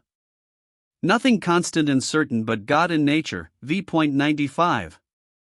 No judging of the motives from the actions, the same actions proceeding from contrary motives, and the same motives influencing contrary actions, v.100. 2. Yet to form characters, we can only take the strongest actions of a man's life, and try to make them agree, the utter uncertainty of this, from nature itself, and from policy, v.120. Characters given according to the rank of men of the world, v.135. And some reason for it, v.140. Education alters the nature, or at least character of many, v.149. Actions, passions, opinions, manners, humors, or principles all subject to change. No judging by nature, from v.158 to 178. 3. It only remains to find, if we can, his ruling passion, that will certainly influence all the rest, and can reconcile the seeming or real inconsistency of all his actions, v.175. Instanced in the extraordinary character of Clodio, v.179. A caution against mistaking second qualities for first, which will destroy all possibility of the knowledge of mankind, v.210. Examples of the strength of the ruling passion, and its continuation to the last breath, v.222, etc. Yes, you despise the man to books confined, who from his study rails at humankind, though what he learns he speaks, and may advance some general maxims, or be right by chance. The coxcomb bird, so talkative and grave, that from his cage cries C*****d, W***** E, and knave, though many a passenger he rightly call, you hold him no philosopher at all. And yet the fate of all extremes is such, men may be read as well as books, too much. To observations which ourselves we make, we grow more partial for the observer's sake, to written wisdom, as in others, less, maxims are drawn from notions, those from guess. There's some peculiar in each leaf and grain, some unmarked fiber, or some varying vein, shall only man be taken in the gross? Grant but as many sorts of mind as moss. That each from other differs, first confess is next, that he varies from himself no less, add natures, customs, reasons, passions, strife, and all opinions colors cast on life. Our depths who fathoms, or our shallows finds, quick whirls, and shifting eddies, of our minds? On human actions reason though you can, it may be reason, but it is not man, his principle of action once explore, that instant 'tis his principle no more. Like following life through creatures you dissect, you lose it in the moment you detect. Yet more, the difference is as great between the optic seeing, as the object seen.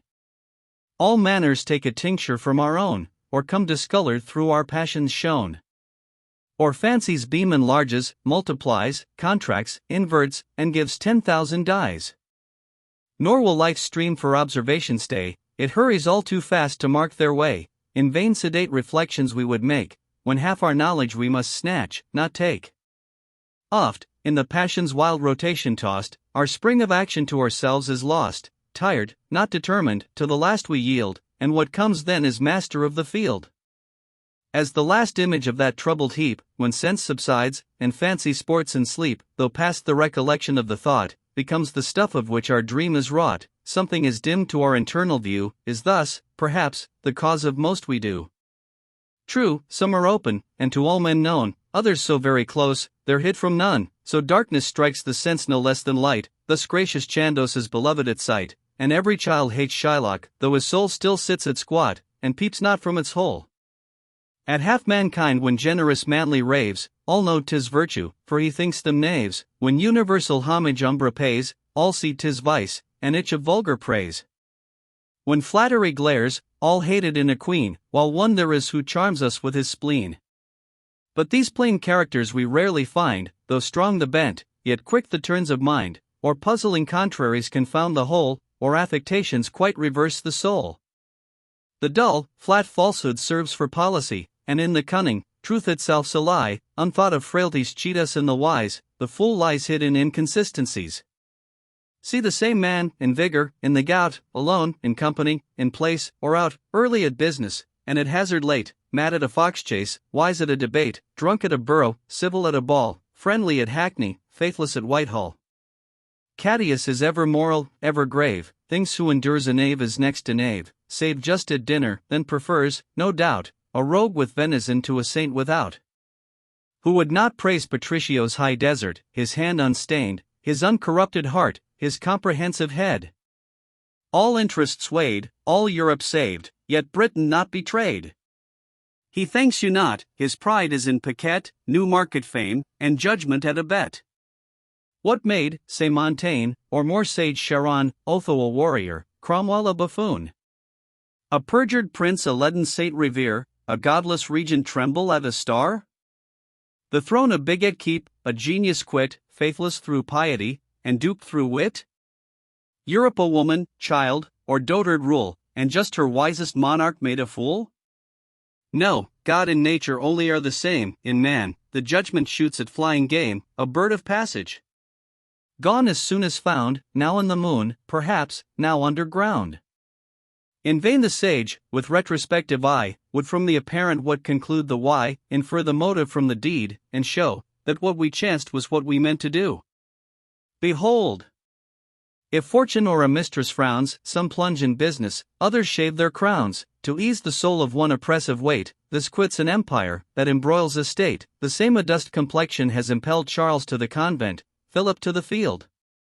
Not always actions show the man, we find who does a kindness, is not therefore kind. Perhaps prosperity becalmed his breast, perhaps the wind just shifted from the east, not therefore humble he who seeks retreat. Pride guides his steps, and bids him shun the great. Who combats bravely is not therefore brave, he dreads a deathbed like the meanest slave. Who reasons wisely is not therefore wise, his pride in reasoning, not in acting lies. But grant that actions best discover man, take the most strong, and sort them as you can. The few that glare each character must mark, you balance not the many in the dark. What will you do with such as disagree? Suppress them, or miscall them policy? Must then at once, the character to save, the plain rough hero turn a crafty knave? Alas! In truth the man but changed his mind, perhaps was sick, in love, or had not dined. Ask why from Britain Caesar would retreat? Caesar himself might whisper he was beat. Why risk the world's great empire for a punk? Caesar perhaps might answer he was drunk. But, sage historians, 'tis your task to prove one action conduct, one heroic love. 'Tis from high life high characters are drawn. A saint in crape is twice a saint in lawn. A judge is just, a chancellor juster still. A gown man, learned, a bishop, what you will, wise, if a minister, but, if a king, more wise, more learned, more just, more everything. Court virtues bear, like gems, the highest rate, born where heaven's influence scarce can penetrate. In life's low vale, the soil the virtues like, they please as beauties, here as wonders strike.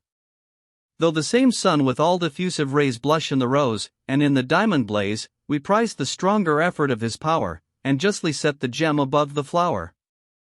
'Tis education forms the common mind, just as the twig is bent, the tree's inclined. Boastful and rough, your first son is a squire, the next a tradesman, meek, and much a liar. Tom Strutt's a soldier, open, bold, and brave, while Sneak's a scrivener, an exceeding knave. Is he a churchman?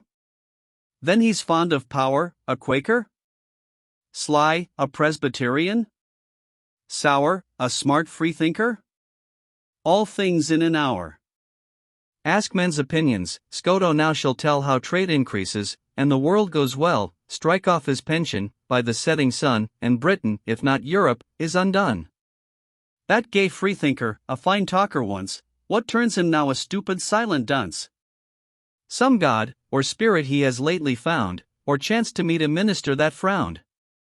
Judge we by nature? Habit can efface, interest o'ercome, or policy take place, by actions? Those uncertainty divides, by passions? These dissimulation hides, opinions? They still take a wider range. Find, if you can, in what you cannot change. Manners with fortunes, humorous turn with climes, tenets with books, and principles with times. Search then the ruling passion, there, alone, the wilder constant, and the cunning known, the fool consistent, and the false sincere. Priests, princes, women, no dissemblers here. This clue once found, unravels all the rest. the prospect clears, and Wharton stands confiest. Wharton, the scorn and wonder of our days, whose ruling passion was the lust of praise, born with whatever could win it from the wise, women and fools must like him or he dies. Though wondering senates hung on all he spoke, the club must hail him master of the joke. Shall parts so various aim at nothing new? He'll shine a Tully and a Wilmot too. Then turns repentant, and his God adores with the same spirit that he drinks in WH****s. Enough if all around him but admire, and now the punk applaud, and now the friar. Thus with each gift of nature and of art, and wanting nothing but an honest heart, grown all to all, from no one vice exempt, and most contemptible, to shun contempt, his passion still, to covet general praise, his life, to forfeit it 1,000 ways, a constant body which no friend has made, an angel tongue, which no man can persuade, a fool, with more of wit than half mankind, too rash for thought, for action too refined. A tyrant to the wife his heart approves, a rebel to the very king he loves, he dies, sad outcast of each church and state, and, harder still, flagitious, yet not great. Ask you why Wharton broke through every rule? 'Twas all for fear the knaves should call him fool. Nature well known, no prodigies remain, comets are regular, and Wharton plain. Yet, in this search, the wisest may mistake, if second qualities for first they take. When Catiline by rapine swelled his store, when Caesar made a noble dame a WH*****, in this the lust, in that the avarice were means, not ends, ambition was the vice. That very Caesar, born in Scipio's days, had aimed, like him, by chastity at praise. Lucullus, when frugality could charm, had roasted turnips in the Sabine farm. In vain the observer eyes the builder's toil, but quite mistakes the scaffold for the pile. In this one passion man can strength enjoy, as fits give vigor, just when they destroy.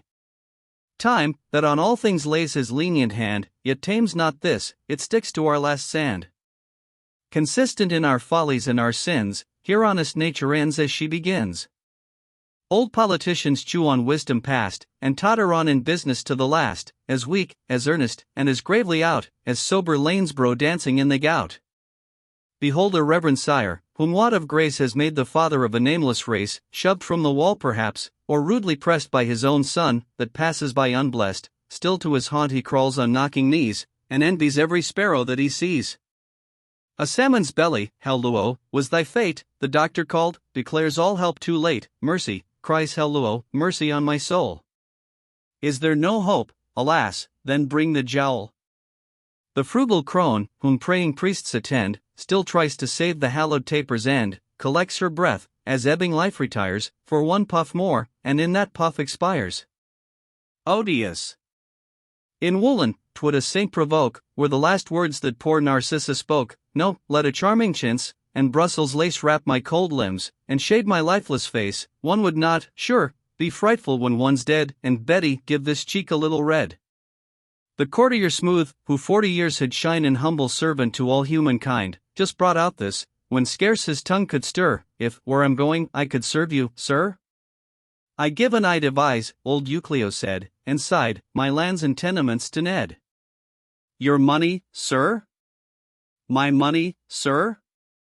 What, all? Why, if I must, then wept, I give it Paul. The manor, sir? The manor! Hold, he cried, not that, I cannot part with that, and died. And you? Brave Cobham, to the latest breath shall feel your ruling passion strong in death, such in those moments as in all the past, oh, save my country, heaven, shall be your last. Epistle 2.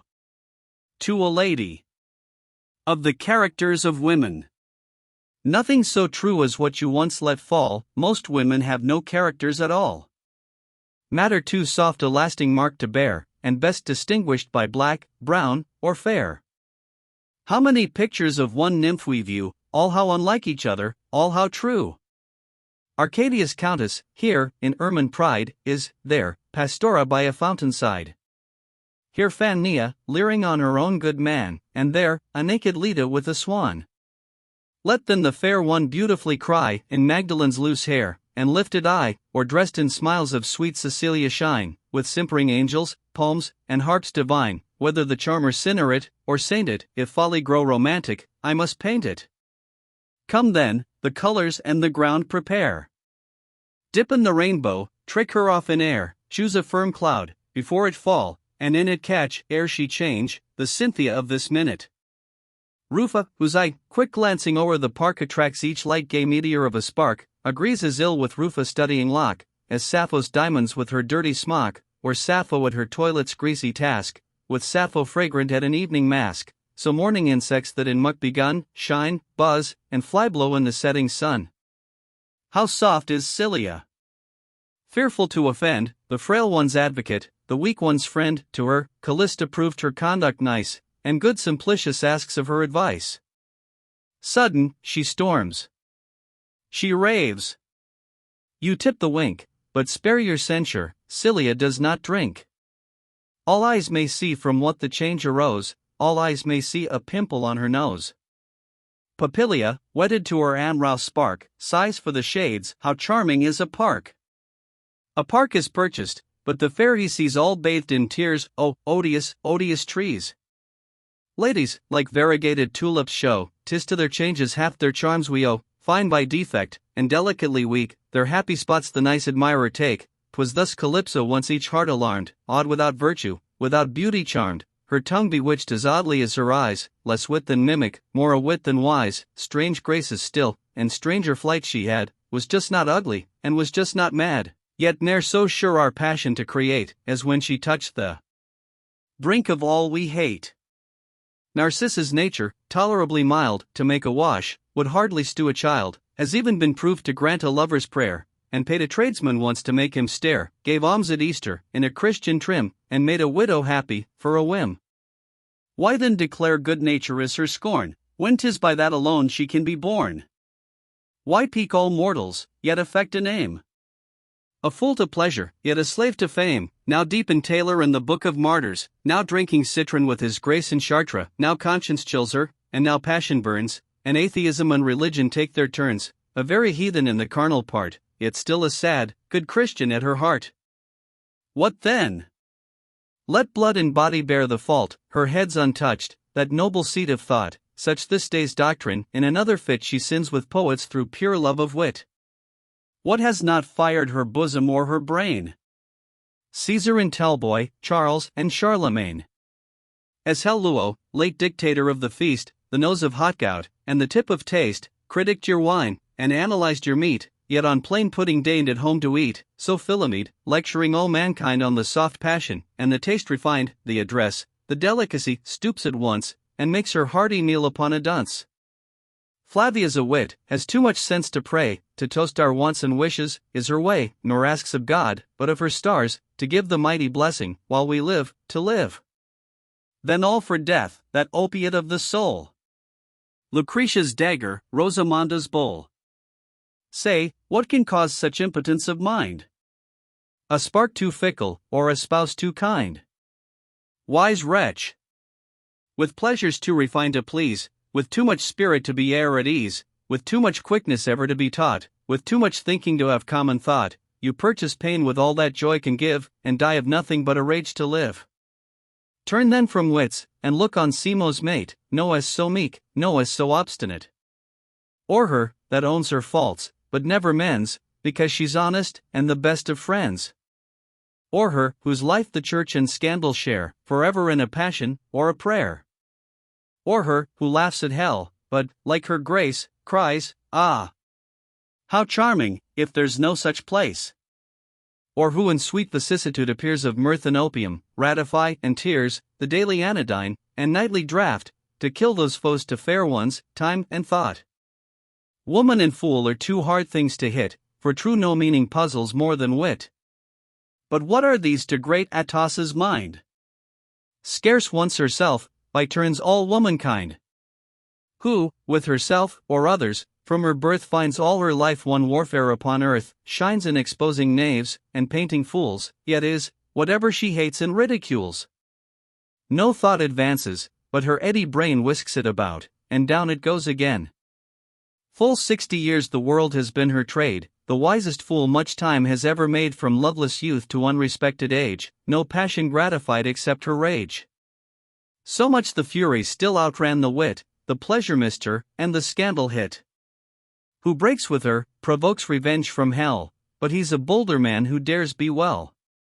Her every turn with violence pursued, nor more a storm her hate than gratitude, to that each passion turns, or soon or late, love, if it makes her yield, must make her hate, superiors? Death. And equals? What a curse! But an inferior not dependent? Worse. Offender, and she knows not to forgive, oblige her, and she'll hate you while you live, but die, and she'll adore you, then the bust and temple rise, then fall again to dust. Last night, her lord was all that's good and great, a knave this morning, and his will a cheat. Strange. By the means defeated of the ends, by spirit robbed of power, by warmth of friend, by wealth of followers. Without one distress, sick of herself through very selfishness. Atassa, cursed with every granted prayer, childless with all her children, wants an heir. To heirs unknown descends the unguarded store, or wanders, heaven directed, to the poor. Pictures like these, dear madam, to design, asks no firm hand, and no unerring line, some wandering touches, some reflected light, some flying stroke alone can hit 'em right, for how should equal colors do the knack? Chameleons who can paint in white and black? Yet Chloe sure was formed without a spot, nature in her then erred not, but forgot. With every pleasing, every prudent part, say, what can Chloe want? She wants a heart. She speaks, behaves, and acts just as she ought, but never, never, reached one generous thought. Virtue she finds too painful an endeavor, content to dwell in decencies forever. So very reasonable, so unmoved, as never yet to love, or to be loved. She, while her lover pants upon her breast, can mark the figures on an Indian chest, and when she sees her friend in deep despair, observes how much a chintz exceeds mohair. Forbid it, heaven, a favor or a debt she e'er should cancel, but she may forget. Safe is your secret still in Chloe's ear, but none of Chloe's shall you ever hear. Of all her dears she never slandered one, but cares not if 1,000 are undone. Would Chloe know if you're alive or dead? She bids her footman put it in her head. Chloe is prudent, would you too be wise? Then never break your heart when Chloe dies. One certain portrait may, I grant, be seen, which heaven has varnished out, and made a queen. The same forever. And described by all with truth and goodness, as with crown and ball. Poets heap virtues, painters gems at will, and show their zeal, and hide their want of skill. 'Tis well, but, artists, who can paint or write, to draw the naked is your true delight. That robe of quality so struts and swells, none see what parts of nature it conceals, the exactest traits of body or of mind, we owe to models of an humble kind. If Queensbury to strip there's no compelling, 'tis from a handmaid we must take a Helen, from peer or bishop 'tis no easy thing to draw the man who loves his God or king, alas! I copy, or my draft would fail, from honest Mahomet, or plain Parson Hale. But grant in public men sometimes are shown, a woman seen in private life alone, our bolder talents in full light displayed, your virtues open fairest in the shade. Bred to disguise, in public 'tis you hide, there, none distinguished twixt your shame or pride, weakness or delicacy, all so nice, that each may seem a virtue or a vice. In men, we various ruling passions find, in women, two almost divide the kind, those, only fixed they first or last obey, the love of pleasure, and the love of sway. That, nature gives, and where the lesson taught is but to please, can pleasure seem a fault? Experience, this, by man's oppression cursed, they seek the second not to lose the first. Men, some to business, some to pleasure take, but every woman is at heart a rake, men, some to quiet, some to public strife, but every lady would be queen for life. Yet mark the fate of a whole sex of queens. Power all their end, but beauty all the means, in youth they conquer, with so wild a rage, as leaves them scarce a subject in their age, for foreign glory, foreign joy, they roam, no thought of peace or happiness at home. But wisdom's triumph is well-timed retreat, as hard as science to the fair is great. Beauties, like tyrants, old and friendless grown, yet hate repose, and dread to be alone, worn out in public, weary every eye, nor leave one sigh behind them when they die.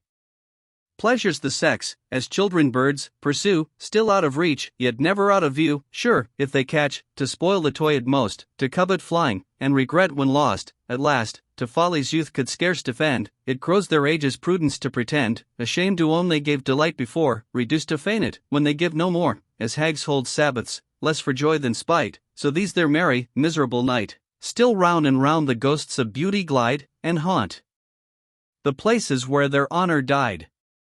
See how the world its veterans rewards. A youth of frolics, an old age of cards, fair to no purpose, artful to no end, young without lovers, old without a friend, a fought their passion, but their prizes sought, alive, ridiculous, and dead, forgot. Ah! Friend! To dazzle let the vain design, to raise the thought and touch the heart be thine.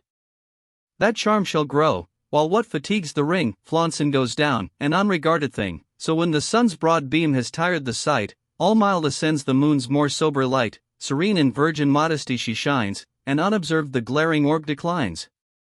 Oh! Blessed with temper whose unclouded ray can make tomorrow cheerful as today, she, who can love a sister's charms, or hear sighs for a daughter with unwounded ear, she, who ne'er answers till a husband cools, or, if she rules him, never shows she rules, charms by accepting, by submitting sways, yet has her humor most, when she obeys, let fops or fortune fly which way they will, disdains all loss of tickets, or codille, spleen, vapors, or smallpox, above them all, and mistress of herself. Though China fall. And yet, believe me, good as well as ill, woman's at best a contradiction still. Heaven, when it strives to polish all it can its last best work, but forms a softer man, picks from each sex, to make the favourite blessed, your love of pleasure, or desire of rest, blends, in exception to all general rules, your taste of follies, with our scorn of fools, reserve with frankness, art with truth allied, courage with softness, modesty with pride, fixed principles, with fancy ever new, shakes all together, and produces you. Be this a woman's fame, with this unblessed, toasts live a scorn, and queens may die a jest. This Phoebus promised, I forget the year, when those blue eyes first opened on the sphere, ascendant Phoebus watched that hour with care, averted half your parents' simple prayer, and gave you beauty, but denied the pelf that buys your sex a tyrant o'er itself. The generous god, who wit in gold refines, and ripens spirits as he ripens minds, kept dross for duchesses, the world shall know it, to you gave sense, good humor, and a poet. Epistle 3. To Alan Lord Bathurst. Argument. Of the use of riches. That it is known to few, most falling into one of the extremes, avarice or profusion, v.1, etc. The point discussed, whether the invention of money has been more commodious or pernicious to mankind, v.21 to 77. That riches, either to the avaricious or the prodigal, cannot afford happiness, scarcely necessaries, v.89-160. That avarice is an absolute frenzy, without an end or purpose, v.113, etc., 152. Conjectures about the motives of avaricious men, v.121 to 153. That the conduct of men, with respect to riches, can only be accounted for by the order of Providence, which works the general good out of extremes, and brings all to its great end by perpetual revolutions, v.161 to 178. How a miser acts upon principles which appear to him reasonable, v.179. How a prodigal does the same, v.199. The due medium and true use of riches, v.219. The man of Ross, v.250. The fate of the profuse and the covetous, in two examples, both miserable in life and in death, v.300, etc. The story of Sir Balaam, v.339 to the end. P. Who shall decide, when doctors disagree, and soundest casuists doubt, like you and me? You hold the word, from Jove to Momus given, that man was made the standing jest of heaven, and gold but sent to keep the fools in play, for some to heap, and some to throw away. But I, who think more highly of our kind, and surely, heaven and I are of a mind, opine, that nature, as in duty bound, deep hid the shining mischief underground, but when by man's audacious labor won, flamed forth this rival to its sire, the sun, then careful heaven supplied two sorts of men, to squander these, and those to hide again. Like doctors thus, when much dispute has passed, we find our tenets just the same at last. Both fairly owning riches, in effect, no grace of heaven or token of th elect, given to the fool, the mad, the vain, the evil, to ward, to waters, Chartres, and the devil. Be what nature wants, commodious gold bestows, 'tis thus we eat the bread in other sows. P. But how unequal it bestows, observe, 'tis thus we riot, while, whoso it, starve, what nature wants, a phrase I much distrust, extends to luxury, extends to lust, useful, I grant, it serves what life requires, but, dreadful too, the dark assassin hires. B. Trade it may help, society extend. P. But lures the pirate, and corrupts the friend. B. It raises armies in a nation's aid. P. But bribes the senate, and the lands betrayed. In vain may heroes fight, and patriots rave, if secret gold sap on from nave to nave. Once, we confess, beneath the patriot's cloak, from the cracked bag the dropping guinea spoke, and jingling down the backstairs, told the crew, old Cato was as great a rogue as you. Blessed paper credit. Last and best supply. That lends corruption lighter wings to fly. Gold imped by thee can compass hardest things, can pocket states, can fetch or carry kings, a single leaf shall waft an army o'er, or ship off senates to a distant shore, a leaf, like sibyls, scatter to and fro our fates and fortunes, as the winds shall blow, pregnant with thousands flits the scrap unseen, and silence sells a king, or buys a queen. Oh! That such bulky bribes as all might see, still, as of old, encumbered villainy. Could France or Rome divert our brave designs, with all their brandies or with all their wines? What could they more than knights and squires confound, or water all the quorum 10 miles round?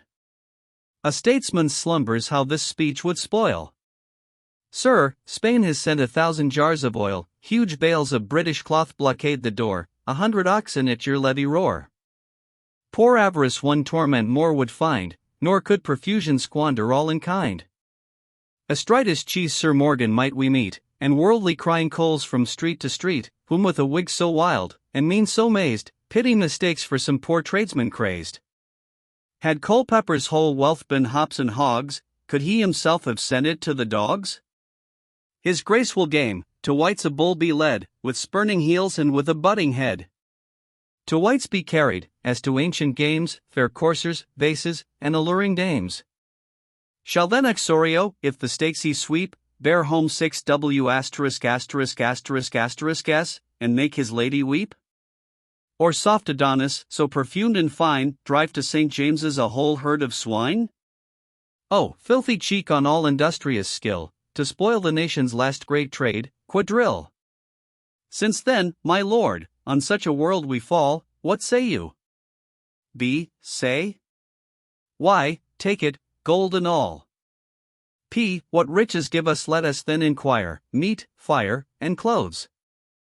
B. What more? P. Meat, clothes, and fire. Is this too little? Would you more than live? Alas! 'Tis more than Turner finds they give. Alas! 'Tis more than, all his visions past, unhappy Wharton, waking, found at last. What can they give? To dying Hopkins, heirs, to Chartres, vigor, Japhet, nose and ears? Can they in gems bid pallid Hippia glow, in Fulvia's buckle ease the throbs below, or heal, old Narses, thy obscener ale, with all th embroidery plastered at thy tail? They might, or Harpax not too wise to spend, give Harpax self the blessing of a friend, or find some doctor that would save the life of wretched Shylock, spite of Shylock's wife, but thousands die, without or this or that, die, and endow a college, or a cat. To some, indeed, heaven grants the happier fate, to enrich a bastard, or a son they hate. Perhaps you think the poor might have their part? Bond damns the poor, and hates them from his heart. The grave Sir Gilbert holds it for a rule, that every man in want is knave or fool. God cannot love, says Blunt, with tearless eyes, the wretch he starves, and piously denies, but the good bishop, with a meeker air, admits, and leaves them Providence's care. Yet, to be just to these poor men of pelf, each does but hate his neighbor as himself. Damned to the mines, an equal fate betides the slave that digs it, and the slave that hides. Be who suffer thus, mere charity should own, must act on motives powerful, though unknown.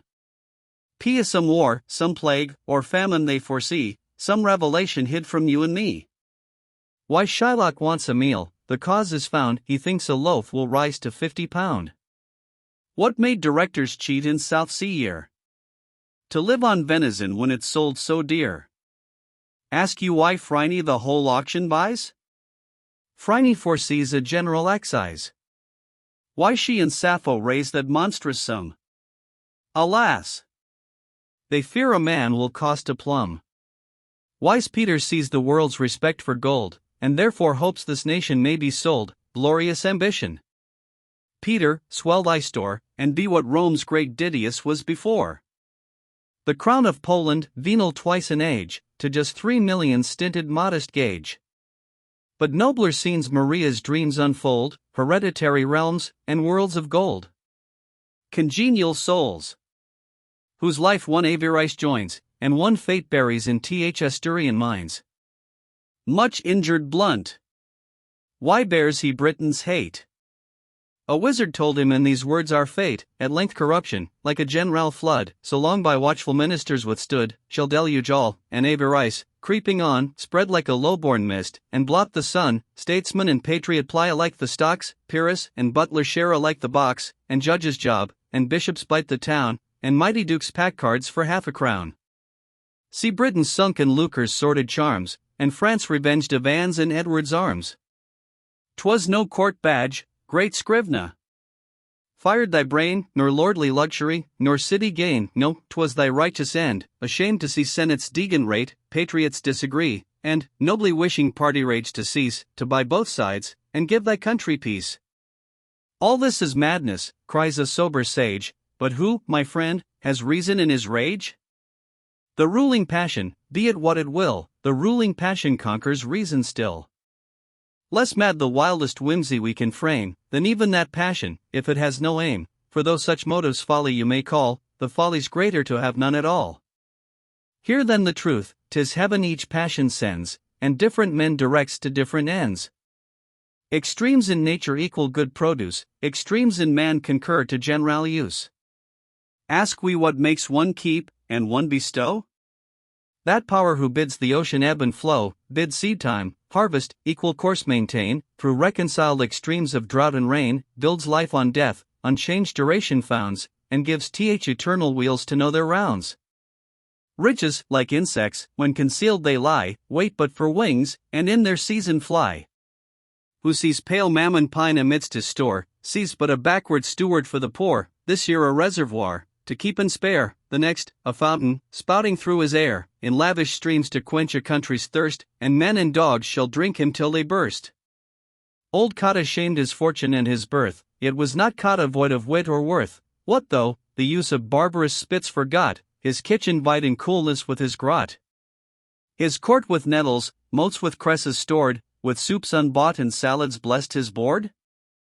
If Cotta lived on pulse, it was no more than Brahmins, saints, and sages did before. To cram the rich was prodigal expense, and who would take the poor from Providence? Like some lone chartreuse stands the good old hall, silence without, and fasts within the wall. No raftered roofs with dance and tabor sound, no noontide bell invites the country round. Tenants with sighs the smokeless towers survey, and turn unwilling steeds another way. Benighted wanderers, the forest o'er, curse the saved candle and an opening door, while the gaunt mastiff growling at the gate, affrights the beggar whom he longs to eat. Not so his son, he marked this oversight, and then mistook reverse of wrong for right. For what to shun will no great knowledge need, but what to follow is a task indeed. Yet sure, of qualities deserving praise, more go to ruin fortunes, than to raise. What slaughtered hecatombs, what floods of wine, fill the capacious squire, and deep divine. Yet no mean motive this profusion draws, his oxen perish in his country's cause. 'Tis Georgian liberty that crowns the cup, and zeal for that great house which eats him up. The woods recede around the naked seat, the sylvans groan, no matter, for the fleet. Next goes his wool, to clothe our valiant bands. Last, for his country's love, he sells his lands. To town he comes, completes the nation's hope, and heads the bold train bands, and burns a pope. And shall not Britain now reward his toils, Britain, that pays her patriots with her spoils? In vain at court the bankrupt pleads his cause, his thankless country leaves him to her laws. The sense to value riches, with the art to enjoy them, and the virtue to impart, not meanly, nor ambitiously pursued, not sunk by sloth, nor raised by servitude, to balance fortune by a just expense, join with economy, magnificence, with splendor, charity, with plenty, health, oh teach us, Bathurst. Yet unspoiled by wealth. That secret rare, between the extremes to move of mad good nature, and of mean self-love.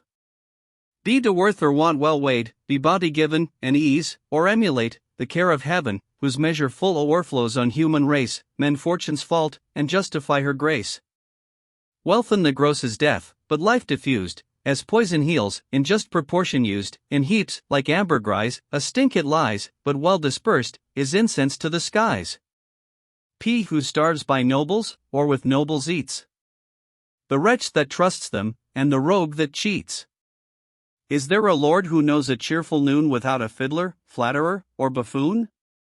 Whose table, wit or modest merit share, unelbowed by a gamester, pimp, or player? Who copies yours or Oxford's better part, to ease the oppressed, and raise the sinking heart? Where'er he shines, O fortune, gild the scene, and angels guard him in the golden mean. There, English bounty yet a while may stand, and honor linger ere it leaves the land. But all our praises why should lords engross? Rise, honest muse, and sing the Man of Ross, pleased Vaga echoes through her winding bounds, and rapid Severn horse applause resounds. Who hung with woods you mountain's sultry brow? From the dry rock who bade the waters flow? Not to the skies in useless columns tossed, or in proud falls magnificently lost, but clear and artless, pouring through the plain health to the sick, and solace to the swain. Whose causeway parts the vale with shady rose? Whose seats the weary traveller repose? Who taught that heaven-directed spire to rise? The Man of Ross, each lisping babe replies. Behold the marketplace with poor o'erspread. The Man of Ross divides the weekly bread, he feeds yon almshouse, neat, but void of state, or age and want sit smiling at the gate, him portion maids, apprenticed orphans blessed, the young who labor, and the old who rest. Is any sick? The Man of Ross relieves, prescribes, attends, the medicine makes, and gives. Is there a variance? Enter but his door, balked are the courts, and contest is no more. Despairing quacks with curses fled the place, and vile attorneys, now a useless race. Be ye thrice happy, man, enabled to pursue what all so wish, but want the power to do. Oh say, what sums that generous hand supply? What minds, to swell that boundless charity? P. of debts, and taxes, wife and children clear, this man posseest £500 a year. Blush, grandeur, blush. Proud courts, withdraw your blaze. Ye little stars, hide your diminished rays. Be and what? No monument, inscription, stone? His race, his form, his name almost unknown? P. Who builds a church to God, and not to fame, will never mark the marble with his name. Go, search it there, where to be born and die, of rich and poor makes all the history, enough, that virtue filled the space between, proved, by the ends of being, to have been. When Hopkins dies, 1,000 lights attend the wretch, who living saved a candle's end, shouldering God's altar a vile image stands, belies his features, nay, extends his hands, that livelong wig, which Gorgon's self might own, eternal buckle takes in Parian stone. Behold what blessings wealth to life can lend, and see what comfort it affords our end. In the worst inn's worst room, with mat half hung, the floors of plaster, and the walls of dung, on once a flock bed, but repaired with straw, with tape-tied curtains, never meant to draw, the George and garter dangling from that bed where tawdry yellow strove with dirty red, great Villiers lies, alas! How changed from him, that life of pleasure, and that soul of whim, gallant and gay, in Cliveden's proud alcove, the bower of wanton Shrewsbury in love, or just as gay, at council, in a ring of mimic statesmen and their merry king. No wit to flatter left of all his store, no fool to laugh at, which he valued more. There, victor of his health, of fortune, friends, and fame, this lord of useless thousands ends His Grace's fate sage Cutler could foresee, and well, he thought, advised him, lied like me. As well his Grace replied, like you, Sir John? That I can do, when all I have is gone. Resolve me, reason, which of these is worse, want with a full, or with an empty purse? Thy life more wretched, Cutler, was confessed, arise, and tell me, was thy death more blessed? Cutler saw tenants break, and houses fall, for very want, he could not build a wall. His only daughter in a stranger's power, for very want, he could not pay a dower. A few grey hairs his reverend temples crowned, 'twas very want that sold them for £2. What even denied a cordial at his end, banished the doctor, and expelled the friend? What but a want, which you perhaps think mad, yet numbers feel the want of what he had? Cutler and Brutus, dying, both exclaim, virtue and wealth. What are ye but a name? Say, for such worth are other worlds prepared? Or are they both in this their own reward? A knotty point, to which we now proceed. But you are tired, I'll tell a tale. B. Agreed. P. Where London's column, pointing at the skies, like a tall bully, lifts the head, and lies, there dwelt a citizen of sober fame, a plain good man, and Balaam was his name, religious, punctual, frugal, and so forth, his word would pass for more than he was worth. One solid dish his weekday meal affords, and added pudding solemnis the Lord's, constant at church, and change, his gains were sure, his givings rare, save farthings to the poor. The devil was piqued such saintship to behold, and longed to tempt him like good Job of old, but Satan now is wiser than of yore, and tempts by making rich, not making poor. Roused by the prince of air, the whirlwinds sweep the surge, and plunge his father in the deep, then full against his Cornish lands they roar, and 2 rich shipwrecks bless the lucky shore. Sir Balaam now, he lives like other folks, he takes his chirping pint, and cracks his jokes, live like yourself, was soon my lady's word, and lo! 2 puddings smoked upon the board. Asleep and naked as an Indian lay, an honest factor stole a gem away, he pledged it to the knight had wit, so kept the diamond, and the rogue was bit. Some scruple rose, but thus he eased his thought, I'll now give 6pence where I gave a groat, where once I went to church, I'll now go twice, and am so clear, too, of all other vice. The tempter sought his time, the work he plied, stocks and subscriptions pour on every side, till all the demon makes his full descent in one abundant shower of cent per cent, sinks deep within him, and possesses whole, then dubs director, and secures his soul. Behold Sir Balaam, now a man of spirit, ascribes his gettings to his parts and merit, what late he called a blessing, now is wit, and God's good providence, a lucky hit.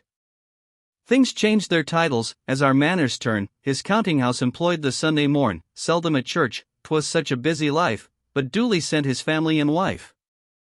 There, so the devil ordained, one Christmas tide my good old lady catched a cold and died.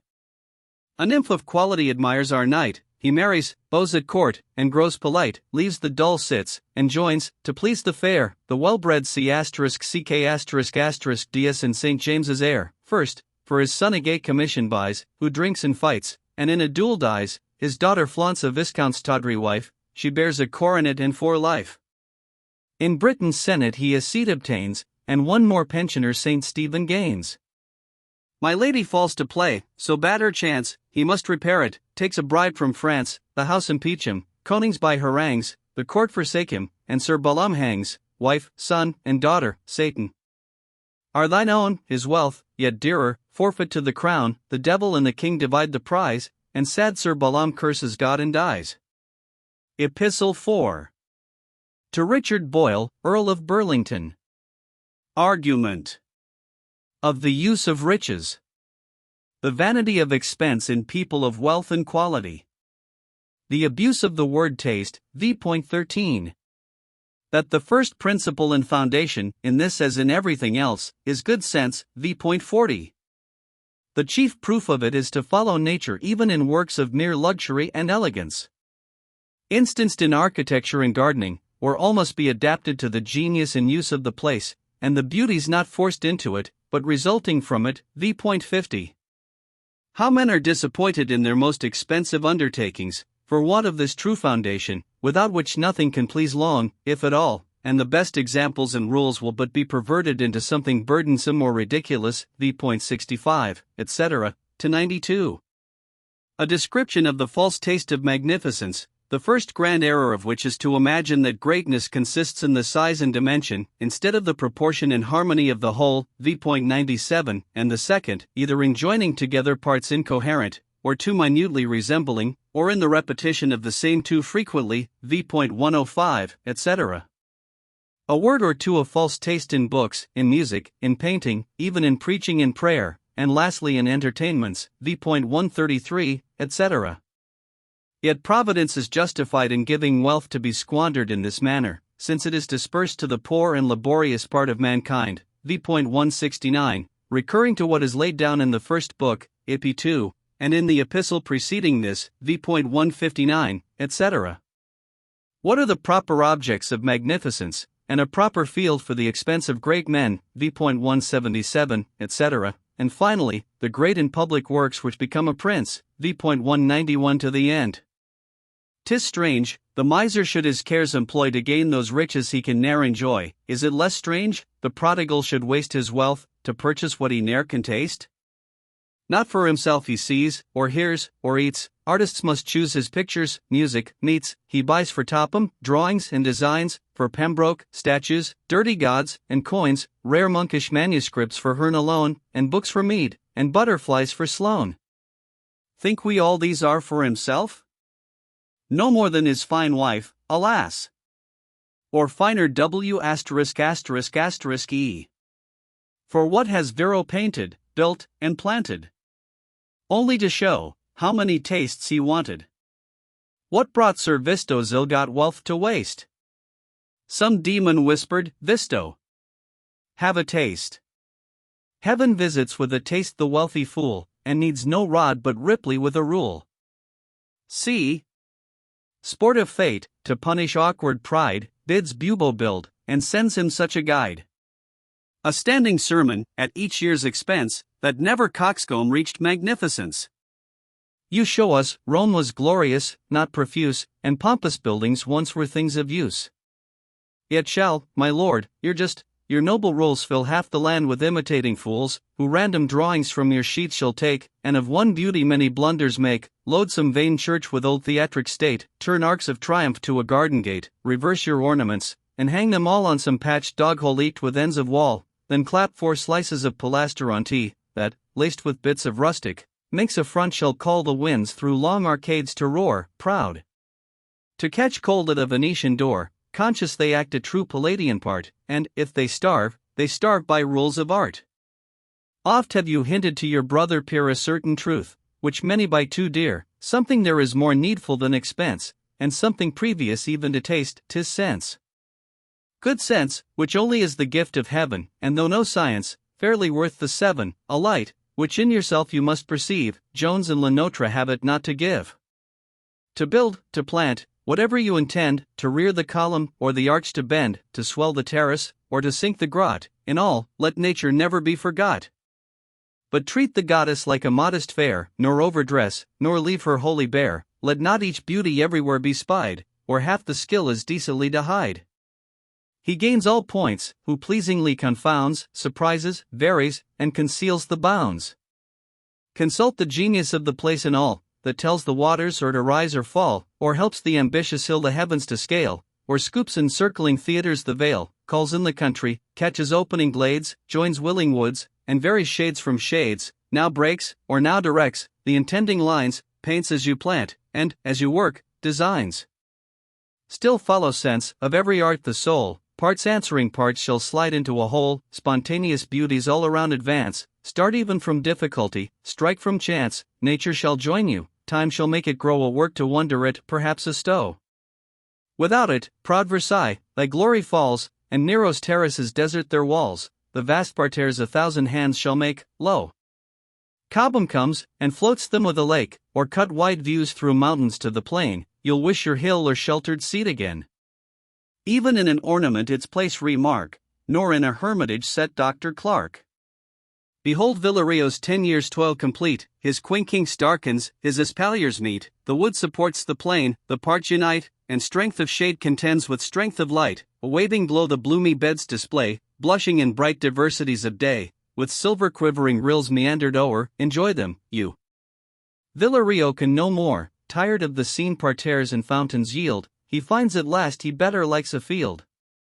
Through his young woods how pleased Sabinus strayed, or sat delighted in the thickening shade, with annual joy the reddening shoots to greet, or see the stretching branches long to meet. His son's fine taste in opener vista loves, foe to the dryads of his father's groves, one boundless green, or flourished carpet views, with all the mournful family of views, the thriving plants, ignoble broomsticks made, now sweep those alleys they were born to shade. At Timon's villa let us pass a day, where all cry out, what sums are thrown away? So proud, so grand, of that stupendous air, soft and agreeable come never there. Greatness, with Timon, dwells in such a draught as brings all Brobdingnag before your thought. To compass this, his building is a town, his pond an ocean, his parterre a down, who but must laugh, the master when he sees a puny insect, shivering at a breeze. Lo, what huge heaps of littleness around! The whole, a labored quarry above ground, two cupids squirt before, a lake behind improves the keenness of the northern wind. His gardens next your admiration call, on every side you look, behold the wall. No pleasing intricacies intervene, no artful wildness to perplex the scene, grove nods at grove, each alley has a brother, and half the platform just reflects the other.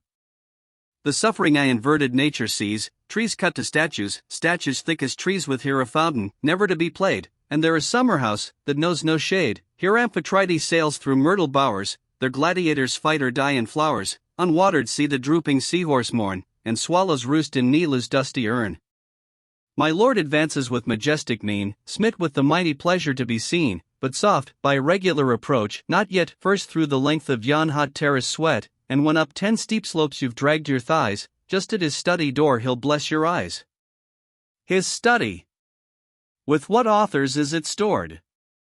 In books, not authors, curious is my lord, to all their dated backs he turns you round, these Aldus printed, those Du Sewell has bound, lo, some are vellum, and the rest is good for all his lordship knows, but they are wood. For Locke or Milton 'tis in vain to look, these shelves admit not any modern book. And now the chapel's silver bell you hear, that summons you to all the pride of prayer, like quirks of music, broken and uneven, make the soul dance upon a jig to heaven. On painted ceilings you devoutly stare, where sprawl the saints of Verrio or Laguerre, on gilded clouds in fair expansion lie, and bring all paradise before your eye. To rest, the cushion and soft Dean invite, who never mentions hell to ears polite. But hark!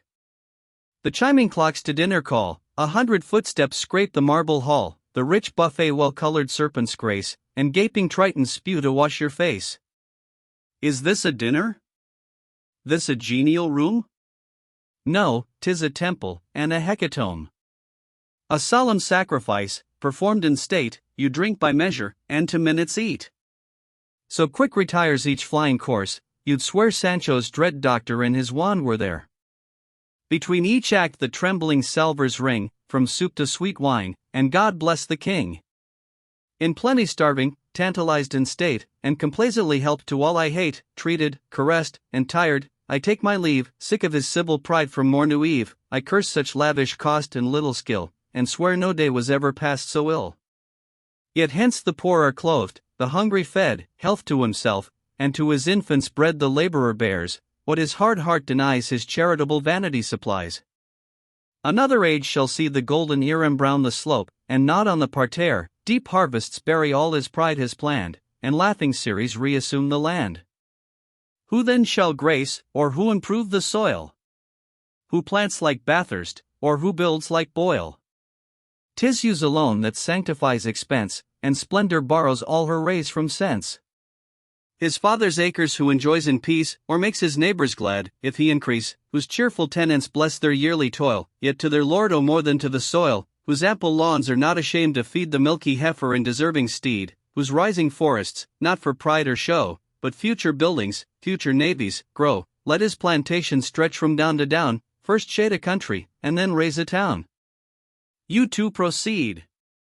Make falling arts your care, erect new wonders, and the old repair, Jones and Palladio to themselves restore, and be whatever Vitruvius was before, till kings call forth the ideas of your mind, proud to accomplish what such hands denied, bid harbors open, public ways extend, bid temples, worthier of the god, ascend, bid the broad arch the dangerous flood contain, the mole projected break the roaring main, back to his bounds their subject sea command, and roll obedient rivers through the land.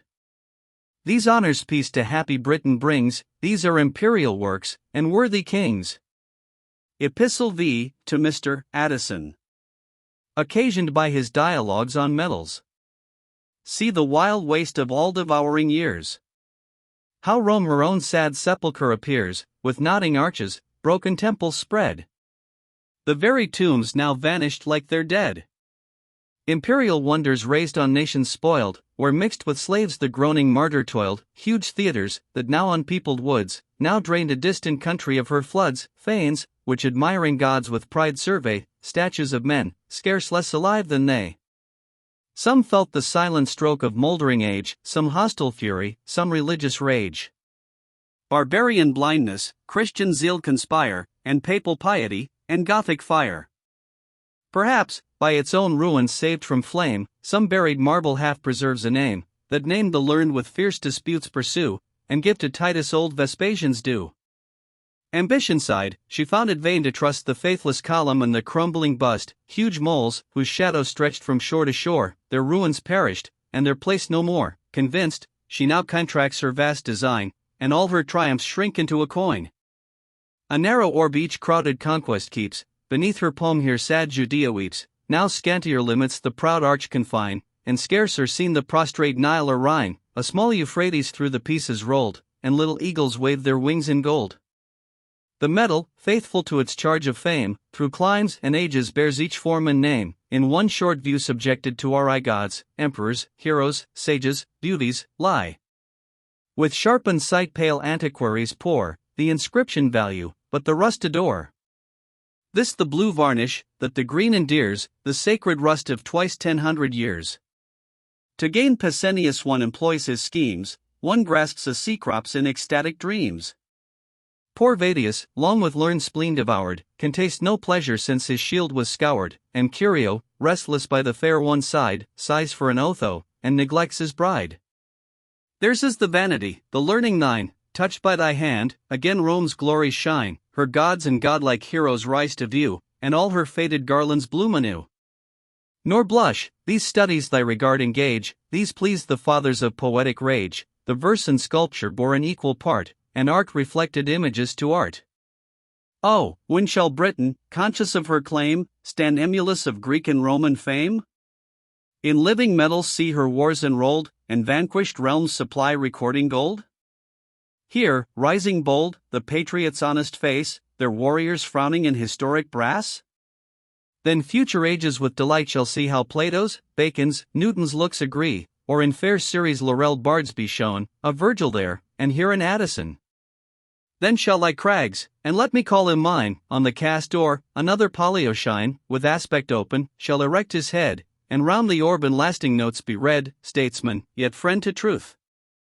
Of soul sincere, in action faithful, and in honor clear, who broke no promise, served no private end, who gained no title and who lost no friend, ennobled by himself, by all approved, and praised, unenvied, by the muse he loved. Satires. Epistle to Dr. Arbuthnot. Advertisement to the first publication of this epistle. This paper is a sort of bill of complaint, begun many years since, and drawn up by snatches, as the several occasions offered. I had no thoughts of publishing it, till it pleased some persons of rank and fortune, the authors of verses to the imitator of Horace, and of an epistle to a doctor of divinity from a nobleman at Hampton Court, to attack, in a very extraordinary manner, not only my writings, of which, being public, the public is judge, but my person, morals, and family, whereof, to those who know me not, a truer information may be requisite. Being divided between the necessity to say something of myself, and my own laziness to undertake so awkward a task, I thought it the shortest way to put the last hand to this epistle. If it have anything pleasing, it will be that by which I am most desirous to please, the truth and the sentiment, and if anything offensive, it will be only to those I am least sorry to offend, the vicious or the ungenerous. Many will know their own pictures in it, there being not a circumstance but what is true, but I have, for the most part, spared their names, and they may escape being laughed at if they please. I would have some of them know, it was owing to the request of the learned and candid friend to whom it is inscribed, that I make not as free use of theirs as they have done of mine.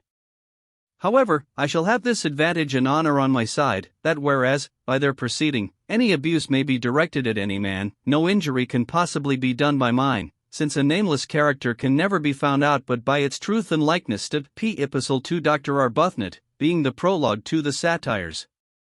P. is shut the door, good John. Fatigued, I said, tie up the knocker, say I'm sick, I'm dead. The dog-star rages. Natis past a doubt, all Bedlam, or Parnassus, is let out, fire in each eye, and papers in each hand, they rave, recite, and madden round the land. What walls can guard me, or what shades can hide? They pierce my thickets, through my grot they glide, by land, by water, they renew the charge, they stop the chariot, and they board the barge. No place is sacred, not the church is free, even Sunday shines no Sabbath day to me, then from the mint walks forth the man of rhyme, happy to catch me just at dinner time.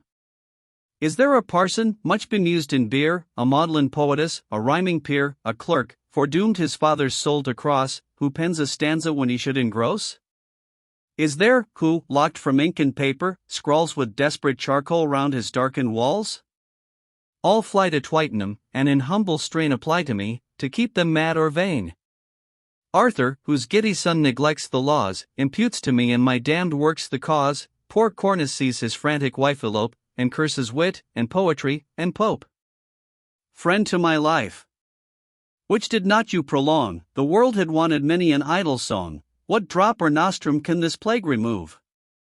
Or which must end me, a fool's wrath or love? A dire dilemma. Either way I'm sped, if foes, they write, if friends, they read me dead. Seized and tied down to judge, how wretched I! Who can't be silent, and who will not lie? To laugh, were want of goodness and of grace, and to be grave, exceeds all power of face. I sit with sad civility, I read with honest anguish, and an aching head, and drop at last, but in unwilling ears, this saving counsel, keep your peace 9 years. 9 years, cries he, who high in Drury Lane, lulled by soft zephyrs through the broken pane, rhymes ere he wakes, and prints before term ends, obliged by hunger, and request of friends, the peace, you think, is incorrect? Why, take it, I'm all submission, what you'd have it, make it. 3 things another's modest wishes bound, my friendship, and a prologue, and £10. Pitholian sends to me, you know his grace, I want a patron, ask him for a place. Pitholian libelled me, but here's a letter informs you, sir, 'twas when he knew no better. Dare you refuse him? Curl invites to dine, he'll write a journal, or he'll turn divine. Bless me. A packet. 'Tis a stranger sues, a virgin tragedy, an orphan muse. If I dislike it, furies, death and rage. If I approve, commend it to the stage. There, thank my stars, my whole commission ends, the players and I are, luckily, no friends, fired that the house reject him, 'steth I'll print it, and shame the fools, your interest, sir, with Lintot. Lintot, dull rogue. Will think your price too much, not, sir, if you revise it, and retouch. All my demurs but double his attacks, at last he whispers, do, and we go snacks. Glad of a quarrel, straight I clap the door, sir, let me see your works and you no more. 'Tis sung, when Midas' ears began to spring, Midas, a sacred person and a king, his very minister who spied them first, some say his queen, was forced to speak, or burst. And is not mine, my friend, a sorer case, when every coxcomb perks them in my face? Ah, good friend, forbear. You deal in dangerous things. I'd never name queens, ministers, or kings, keep close to ears, and those let asses prick, 'tis nothing, P. Nothing? If they bite and kick? Out with it, Dunciad. Let the secret pass, that secret to each fool, that he's an ass, the truth once told, and wherefore should we lie? The Queen of Midas slept, and so may I. You think this cruel? Take it for a rule, no creature smarts so little as a fool. Let peals of laughter, Codrus, round thee break, thou unconcerned canst hear the mighty crack, pit, box, and gallery in convulsions hurled, thou stand'st unshook amidst a bursting world. Who shames a scribbler? Break one cobweb through, he spins the slight, self-pleasing thread anew, destroy his fib or sophistry, in vain, the creature's at his dirty work again, throned in the center of his thin designs, proud of a vast extent of flimsy lines.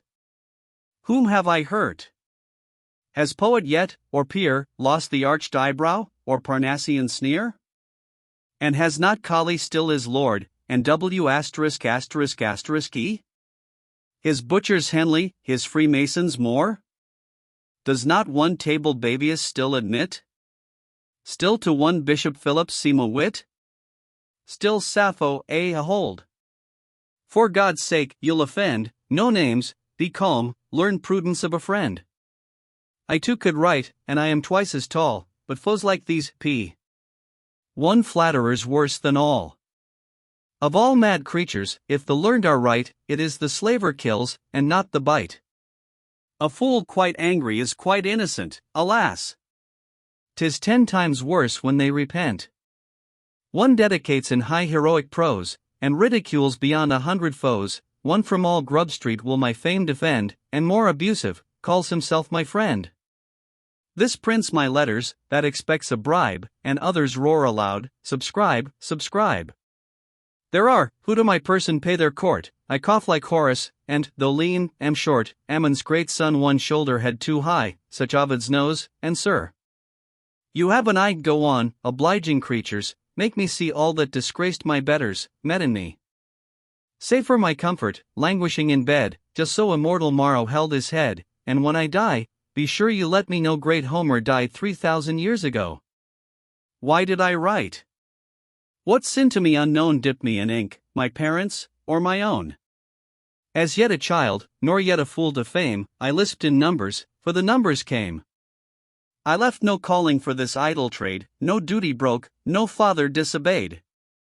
The muse but served to ease some friend, not wife, to help me through this long disease, my life, to second, Arbuthnot. Thy art and care, and teach the being you preserved, to bear. But why then publish? Granville the polite, and knowing Walsh, would tell me I could write, well-natured Garth, inflamed with early praise, and Congreve loved, and Swift endured my lays, the courtly Talbot, Somers, Sheffield, read, even mitred Rochester would nod the head, and St. John's self, great Dryden's friends before, with open arms received one poet more. Happy my studies, when by these approved. Happier their author, when by these beloved. From these the world will judge of men and books, not from the Burnetts, Oldmixons, and Cooks.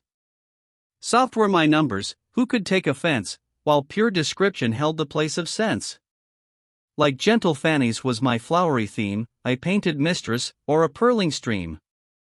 Yet then did Gildan draw his venal quill, I wished the man a dinner, and sat still.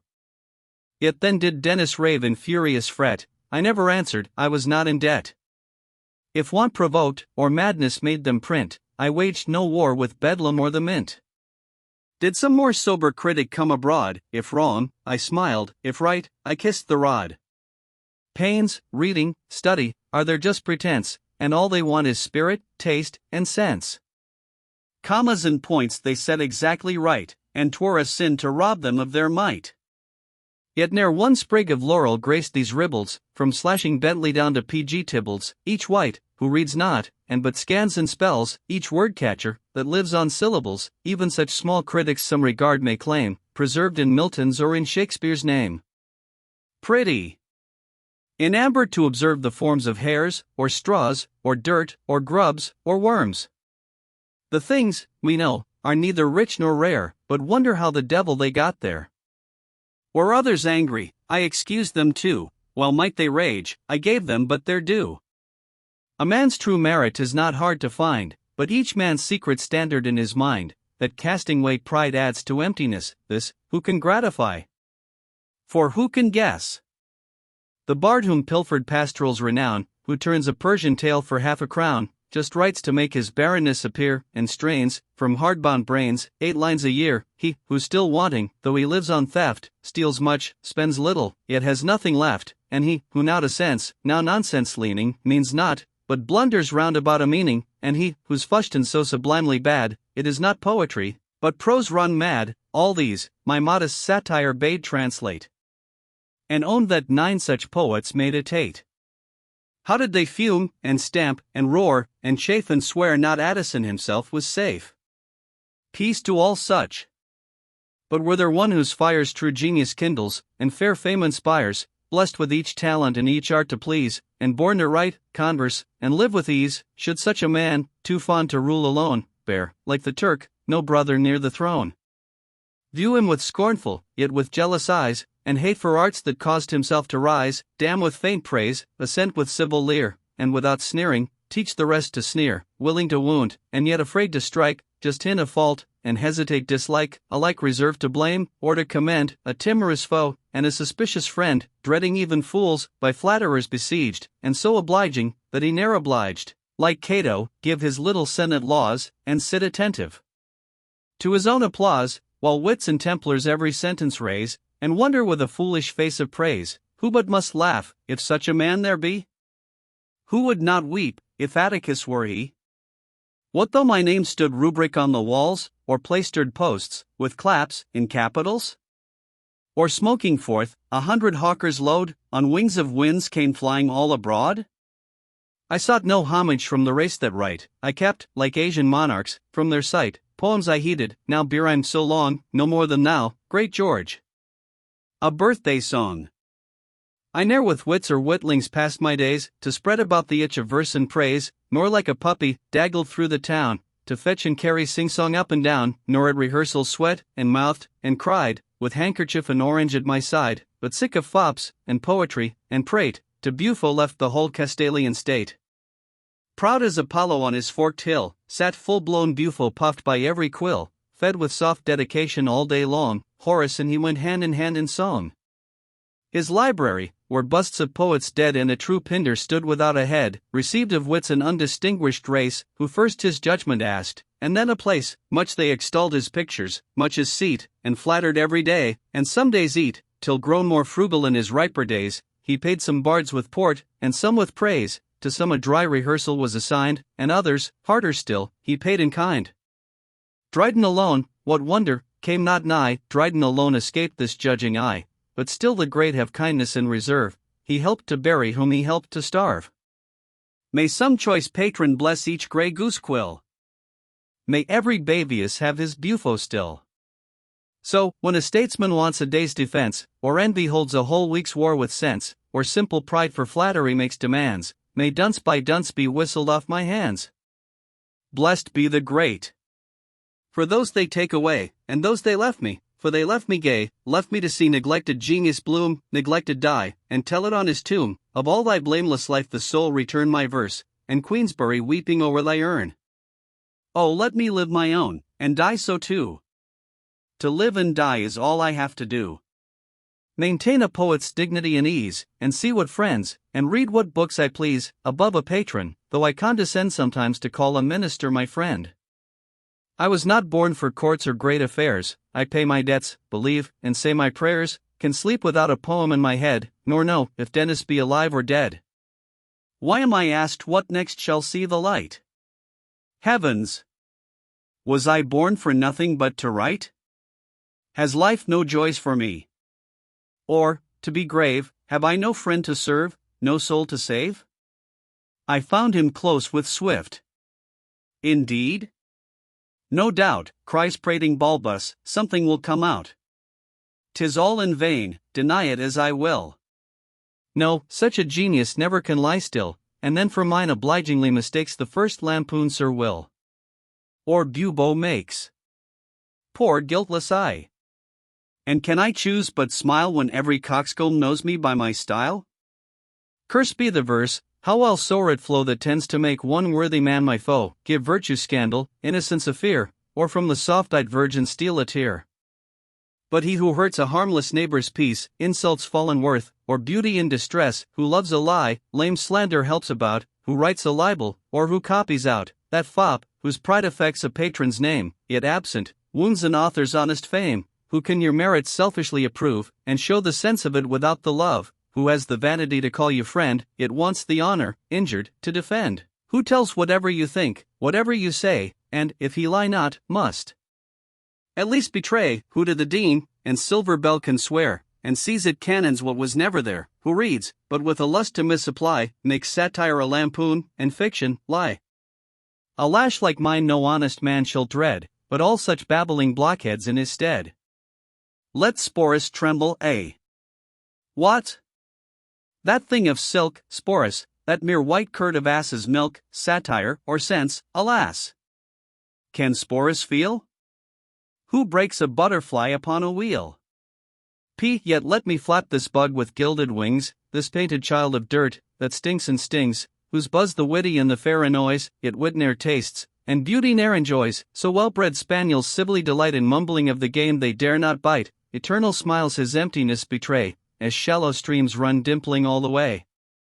Whether in florid impotency speaks and, as the prompter breathes, the puppet squeaks, or at the ear of Eve, familiar toad, half froth, half venom, spits himself abroad, in puns, or politics, or tales, or lies, or spite, or smut, or rhymes, or blasphemies.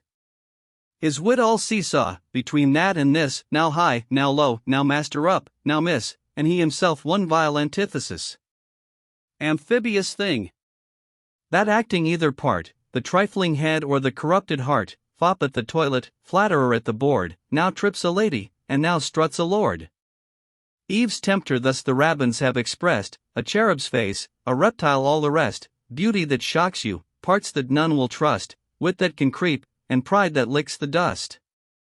Not fortune's worshipper, nor fashion's fool, not lucre's madman, nor ambition's tool, not proud, nor servile, be one poet's praise, that, if he pleased by manly ways, that flattery, even to kings, he held a shame, and thought a lie in verse or prose the same. That not in fancy's maze he wandered long, but stooped to truth, and moralist his song, that not for fame, but virtue's better end, he stood the furious foe, the timid friend, the damning critic, half-approving wit, the coxcomb hit, or fearing to be hit, laughed at the loss of friends he never had, the dull, the proud, the wicked, and the mad, the distant threats of vengeance on his head, the blow unfelt, the tear he never shed, the tale revived, the lie so oft o'erthrown, the imputed trash, and dullness not his own, the morals blackened when the writings scape, the libeled person, and the pictured shape, abuse, on all he loved, or loved him, spread, a friend in exile, or a father, dead, the whisper, that to greatness still too near, perhaps, yet vibrates, on his sovereign's ear, welcome for thee, fair virtue. All the past, for thee, fair virtue. Welcome even the last. But why insult the poor, affront the great? Pete a knave's a knave, to me in every state, alike my scorn, if he succeed or fail, Sporus at court, or Japhet in a jail, a hireling scribbler, or a hireling peer, knight of the post corrupt, or of the shire, if on a pillory, or near a throne, he gain his prince's ear, or lose his own.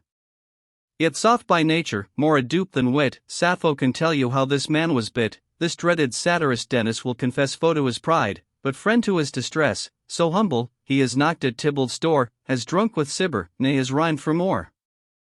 Full 10 years slandered, did he once reply? 3,000 sons went down on Wellstead's lie. To please a mistress one aspersed his life, he lashed him not, but let her be his wife.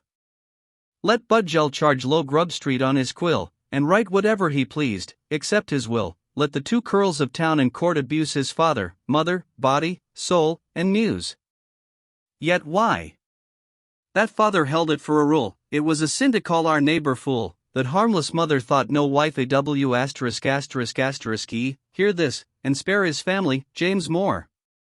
Unspotted names, and memorable long. If there be force in virtue, or in song. Of gentle blood, part shed in honor's cause, while yet in Britain honor had applause, each parent sprung a. What fortune, pray, p. Their own, and better got, than Vestiges from the throne. Born to no pride, inheriting no strife, nor marrying discord in a noble wife, stranger to civil and religious rage, the good man walked innoxious through his age. Nor courts he saw, no suits would ever try, nor dared an oath, nor hazarded a lie. Unlearned he knew no schoolman's subtle art, no language, but the language of the heart. By nature honest, by experience wise, healthy by temperance, and by exercise, his life, though long, to sickness passed unknown, his death was instant, and without a groan. O grant me thus to live, and thus to die. Who sprung from kings shall know less joy than I, O friend. May each domestic bliss be thine. Be no unpleasing melancholy mine, me, let the tender office long engage, to rock the cradle of reposing age, with lenient arts extend a mother's breath, make languor smile, and smooth the bed of death, explore the thought, explain the asking eye, and keep awhile one parent from the sky. On cares like these if length of days attend, may heaven, to bless those days, preserve my friend, preserve him social, cheerful, and serene, and just as rich as when he served a queen. Whether that blessing be denied or given, thus far was right, the rest belongs to heaven. Satires and Epistles of Horace imitated. Advertisement. The occasion of publishing these imitations was the clamor raised on some of my epistles. An answer from Horace was both more full, and of more dignity, than any I could have made in my own person, and the example of much greater freedom in so eminent a divine as Dr. Donne, seemed a proof with what indignation and contempt a Christian may treat vice or folly, in ever so low, or ever so high a station. Both these authors were acceptable to the princes and ministers under whom they lived. The Satires of Dr. Donne I versified, at the desire of the Earl of Oxford while he was Lord Treasurer, and of the Duke of Shrewsbury who had been Secretary of State, neither of whom looked upon a satire on vicious courts as any reflection on those they served in. And indeed there is not in the world a greater error, than that which fools are so apt to fall into, and knaves with good reason to encourage, the mistaking a satirist for a libeller, whereas to a true satirist nothing is so odious as a libeller, for the same reason as to a man truly virtuous nothing is so hateful as a hypocrite. Uni equus virtudi ac aegis amicis. P. The first satire of the second book of Horace. Satire I, to Mr. Fortescue. P. There are, I scarce can think it, but am told, there are, to whom my satire seems too bold, scarce to wise Peter complaisant enough, and something said of Chartres much too rough. The lines are weak and others pleased to say, Lord Fanny spins 1,000 such a day. Timorous by nature, of the rich in awe, I come to counsel learned in the law, you'll give me, like a friend both sage and free, advice, and, as you use, without a fee. F. I'd write no more. P. Not write? But then I think, and for my soul I cannot sleep a wink. I not in company, I wake at night, fools rush into my head, and so I write. F. You could not do a worse thing for your life. Why, if the night seem tedious, take a wife, or rather truly, if your point be rest, lettuce and cowslip wine, probatum est. But talk with Celsus, Celsus will advise hartshorn, or something that shall close your eyes. Or, if you needs must write Caesar's praise, you'll gain at least a knighthood, or the bays. P. What? Like Sir Richard, rumbling, rough, and fierce, with arms, and George, and Brunswick crowd the verse, rend with tremendous sound your ears asunder, with gun, drum, trumpet, blunderbuss, and thunder? Or nobly wild, with Budgell's fire and force, paint angels trembling round his falling horse? F. Then all your muse's softer art display, let Carolina smooth the tuneful lay, lull with Amelia's liquid name the nine, and sweetly flow through all the royal line. P. Alas! Few verses touch their nicer ear, they scarce can bear their laureate twice a year, and justly Caesar scorns the poet's lays, it is to history he trusts for praise. F. Better be Cibber, I'll maintain it still, than ridicule all taste, blaspheme quadrille, abuse the city's best good men in metre, and laugh at peers that put their trust in Peter. Even those you touch not, hate you. P. What should ail 'em? F. 100 smart in Timon and in Balaam, the fewer still you name, you own the more, Bond is but one, but Harpax is a score. P. Each mortal has his pleasure, none deny Scarsdale his bottle, Darty his ham-pie, Redotta sips and dances, till she see the doubling lustres dance as fast as she. F. loves the Senate, Hockleyhole his brother, like in all else, as one egg to another. I love to pour out all myself, as plain as downright shippin', or as old Montaigne, in them, as certain to be loved as seen, the soul stood forth, nor kept a thought within, in me what spots, for spots I have, appear, will prove at least the medium must be clear. In this impartial glass, my muse intends fair to expose myself, my foes, my friends, publish the present age, but where my text is vice too high, reserve it for the next, my foes shall wish my life a longer date, and every friend the less lament my fate. My head and heart thus flowing through my quill, verseman or proseman, term me which you will, Papist or Protestant, or both between, like good Erasmus in an honest mean, in moderation placing all my glory, while Tories call me Whig, and Whig's a Tory. Satire's my weapon, but I'm too discreet to run amok, and tilt at all I meet. I only wear it in a land of Hectors, thieves, supercargoes, sharpers, and directors.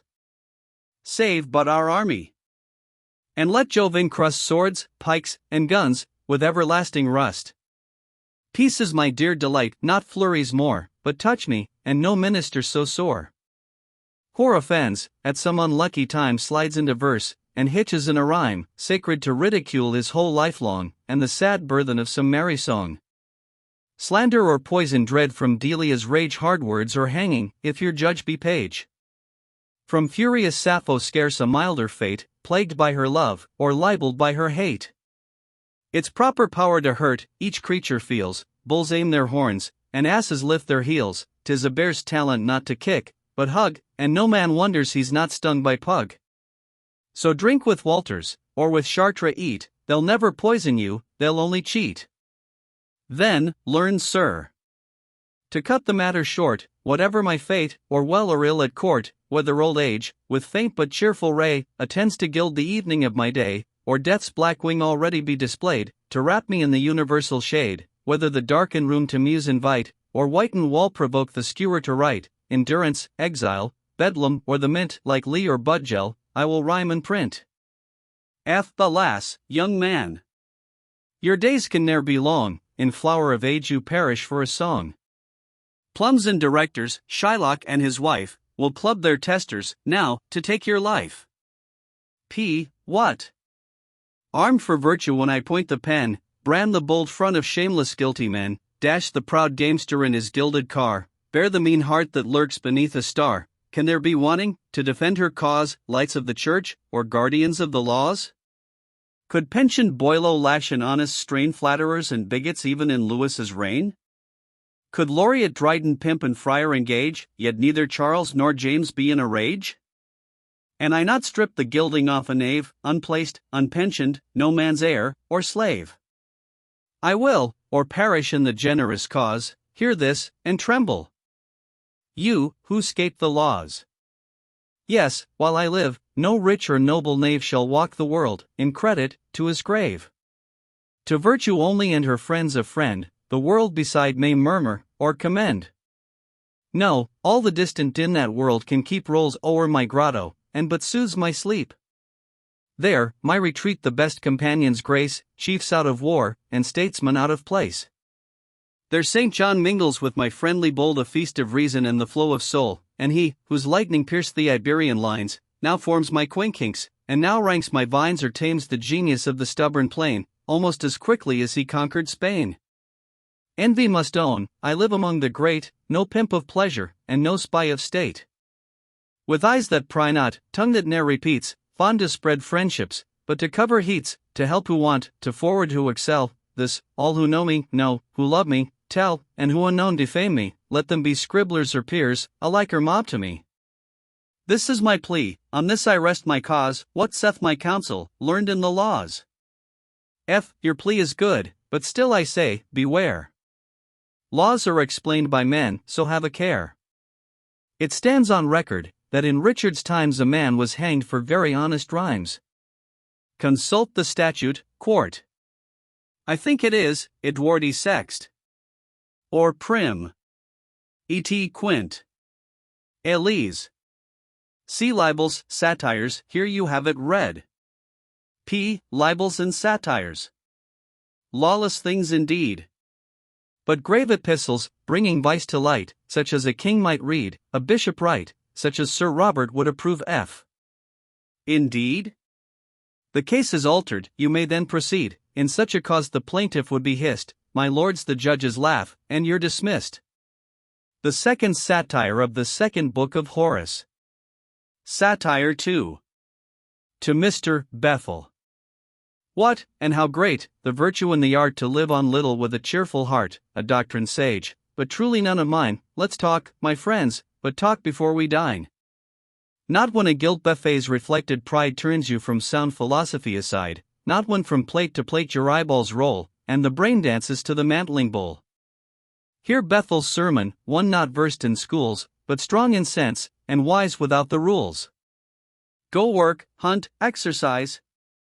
He thus began, then scorn a homely dinner, if you can. Your wine locked up, your butler strolled abroad, or fish denied, the river yet unthawed. If then plain bread and milk will do the feat, the pleasure lies in you, and not the meat. Preach as I please, I doubt our curious men will choose a pheasant still before a hen, yet hens of guinea full as good I hold, except you eat the feathers green and gold. Of carps and mullets why prefer the great, though cut in pieces ere my lord can eat, yet for small turbots such esteem profess? Because God made these large, the other less. Oldfield with more than harpy throat endued, cries send me, gods. A whole hog barbecued. Oh, be it, south winds. Till a stench exhale rank as the ripeness of a rabbit's tail. By what criterion do ye eat, d'ye think, if this is prized for sweetness, that for stink? When the tired glutton labors through a treat, he finds no relish in the sweetest meat, he calls for something bitter, something sour, and the rich feast concludes extremely poor. Cheap eggs, and herbs, and olives still we see, thus much is left of old simplicity. The robin redbreast till of late had rest, and children sacred held a martin's nest, till Becaficos sold so devilish dear to one that was, or would have been a peer. Let me extol a cat, on oysters fed, I'll have a party at the Bedford Head, or even to crack live crawfish recommend, I'd never doubt at court to make a friend. 'Tis yet in vain, I own, to keep a pother about one vice, and fall into the other. Between excess and famine lies a mean, plain, but not sordid, though not splendid, clean. Avidian, or his wife, no matter which, for him you'll call a dog, and her a bitch, sell their presented partridges, and fruits, and humbly live on rabbits and on roots. 1/2 pint bottle serves them both to dine, and is at once their vinegar and wine. But on some lucky day, as when they found a lost bank bill, or heard their son was drowned, at such a feast, old vinegar to spare, is what two souls so generous cannot bear. Oil, though it stink, they drop by drop impart, but souse the cabbage with a bounteous heart. He knows to live, who keeps the middle state, and neither leans on this side, nor on that, nor stops, for one bad cork, his butler's pay, swears, like Albucius, a good cook away, nor lets, like Naevius, every error pass, the musty wine, foul cloth, or greasy glass. Now hear what blessings temperance can bring. Thus said our friend, and what he said I sing. First health, the stomach, crammed from every dish, a tomb of boiled and roast, and flesh and fish, where bile, and wind, and phlegm, and acid jar, and all the man is one intestine war, remembers oft the schoolboy's simple fare, the temperate sleeps, and spirits light as air. How pale, each worshipful and reverend guest rise from a clergy, or a city feast! What life in all that ample body, say? What heavenly particle inspires the clay? The soul subsides, and wickedly inclines to seem but mortal, even in sound divines. On morning wings how active springs the mind that leaves the load of yesterday behind. How easy every labor it pursues. How coming to the poet every muse. Not but we may exceed some holy time, or tired in search of truth, or search of rhyme, ill health some just indulgence may engage, and more the sickness of long life, old age, for fainting age what cordial drop remains, if our intemperate youth the vessel drains? Our fathers praised rank venison. You suppose, perhaps, young men, our fathers had no nose. Not so, a buck was then a week's repast, and 'twas their point, I ween, to make it last, more pleased to keep it till their friends could come, than eat the sweetest by themselves at home. Why had not I in those good times my birth, ere coxcomb pies or coxcombs were on earth? Unworthy he, the voice of fame to hear, that sweetest music to an honest ear, for faith, Lord Fanny. You are in the wrong, the world's good word is better than a song, who has not learned fresh sturgeon and hampi earn no rewards for want and infamy? When luxury has licked up all thy pelf, cursed by thy neighbors, thy trustees, thyself, to friends, to fortune, to mankind a shame. Think how posterity will treat thy name, and by a rope, that future times may tell, thou hast at least bestowed one penny well. Right, cries his lordship, for a Rogan need to have a taste his insolence indeed. In me 'tis noble, suits my birth and state, my wealth unwieldy, and my heap too great. Then, like the sun, let bounty spread her ray, and shine that superfluity away. Oh, impudence of wealth! With all thy store, how darest thou let one worthy man be poor? Shall half the new-built churches round thee fall? Make quays, build bridges, or repair Whitehall, or to thy country let that heap be lent, as M*** was, but not at 5%. Who thinks that fortune cannot change her mind, prepares a dreadful jest for all mankind. And who stands safest? Tell me, is it he that spreads and swells in puffed posterity, or blessed with little, whose preventing care and peace provides fit arms against a war? Thus Bethel spoke, who always speaks his thought, and always thinks the very thing he ought. His equal mind I copy what I can, and, as I love, would imitate the man. In South Sea days not happier, when surmised the lord of thousands, than if now excised, in forest planted by a father's hand, than in 5 acres now of rented land. Content with little, I can pea here on broccoli and mutton, round the year, but ancient friends, though poor, or out of play, that touch my bell, I cannot turn away. 'Tis true, no turbots dignify my boards, but gudgeons, flounders, what my Thames affords. To Hounslow Heath I point and Banstead down, thence comes your mutton, and these chicks my own. From yon old walnut tree a shower shall fall, and grapes, long lingering on my only wall, and figs from Standard and Espalier join. The devil is in you if you cannot dine, then cheerful healths, your mistress shall have place, and, what's more rare, a poet shall say grace. Fortune not much of humbling me can boast, though double taxed, how little have I lost? My life's amusements have been just the same, before, and after, standing armies came. My lands are sold, my father's house is gone, I'll hire another's, is not that my own, and yours, my friends? Through whose free opening gate none comes too early, none departs too late, for I, who hold sage Homer's rule the best, welcome the coming, speed the going guest. Pray heaven it last! Cries Swift. As you go on, I wish to God this house had been your own. Pity. To build without a son or wife, why, you'll enjoy it only all your life. Well, if the use be mine, can it concern one, whether the name belonged to Pope or Vernon? What's property? Dear Swift. You see it alter from you to me, from me to Peter Walter, or, in a mortgage, prove a lawyer's share, or, in a jointure, vanish from the air, or in pure equity, the case not clear, the chancery takes your rents for 20 year, at best, it falls to some ungracious son, who cries, my father's damned, and all's my own. Shades, that to Bacon could retreat afford, become the portion of a booby lord, and Hemsley, once proud Buckingham's delight, slides to a scrivener or a city knight. Let lands and houses have what lords they will, let us be fixed, and our own masters still. The first epistle of the first book of Horace. Epistle I to Lord Bolingbroke. St. John, whose love indulged my labors past, matures my present, and shall bound my last. Why will you break the Sabbath of my days? Now sick alike of envy and of praise. Public too long, I'll let me hide my age. See, modest Cibber now has left the stage, our generals now, retired to their estates, hang their old trophies o'er the garden gates, in life's cool evenings satiate of applause, nor fond of bleeding, even in Brunswick's cause. A voice there is, that whispers in my ear, 'tis reason's voice, which sometimes one can hear, friend Pope, be prudent, let your muse take breath, and never gallop Pegasus to death, lest stiff and stately, void of fire or force, you limp, like Blackmore, on a Lord Mayor's horse.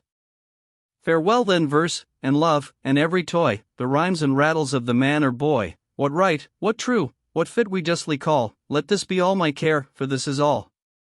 To lay this harvest up, and hoard with haste what every day will want, and most, the last. But ask not, to what doctors I apply. Sworn to no master, of no sect am I, as drives the storm, at any door I knock, and house with Montaigne now, or now with Locke.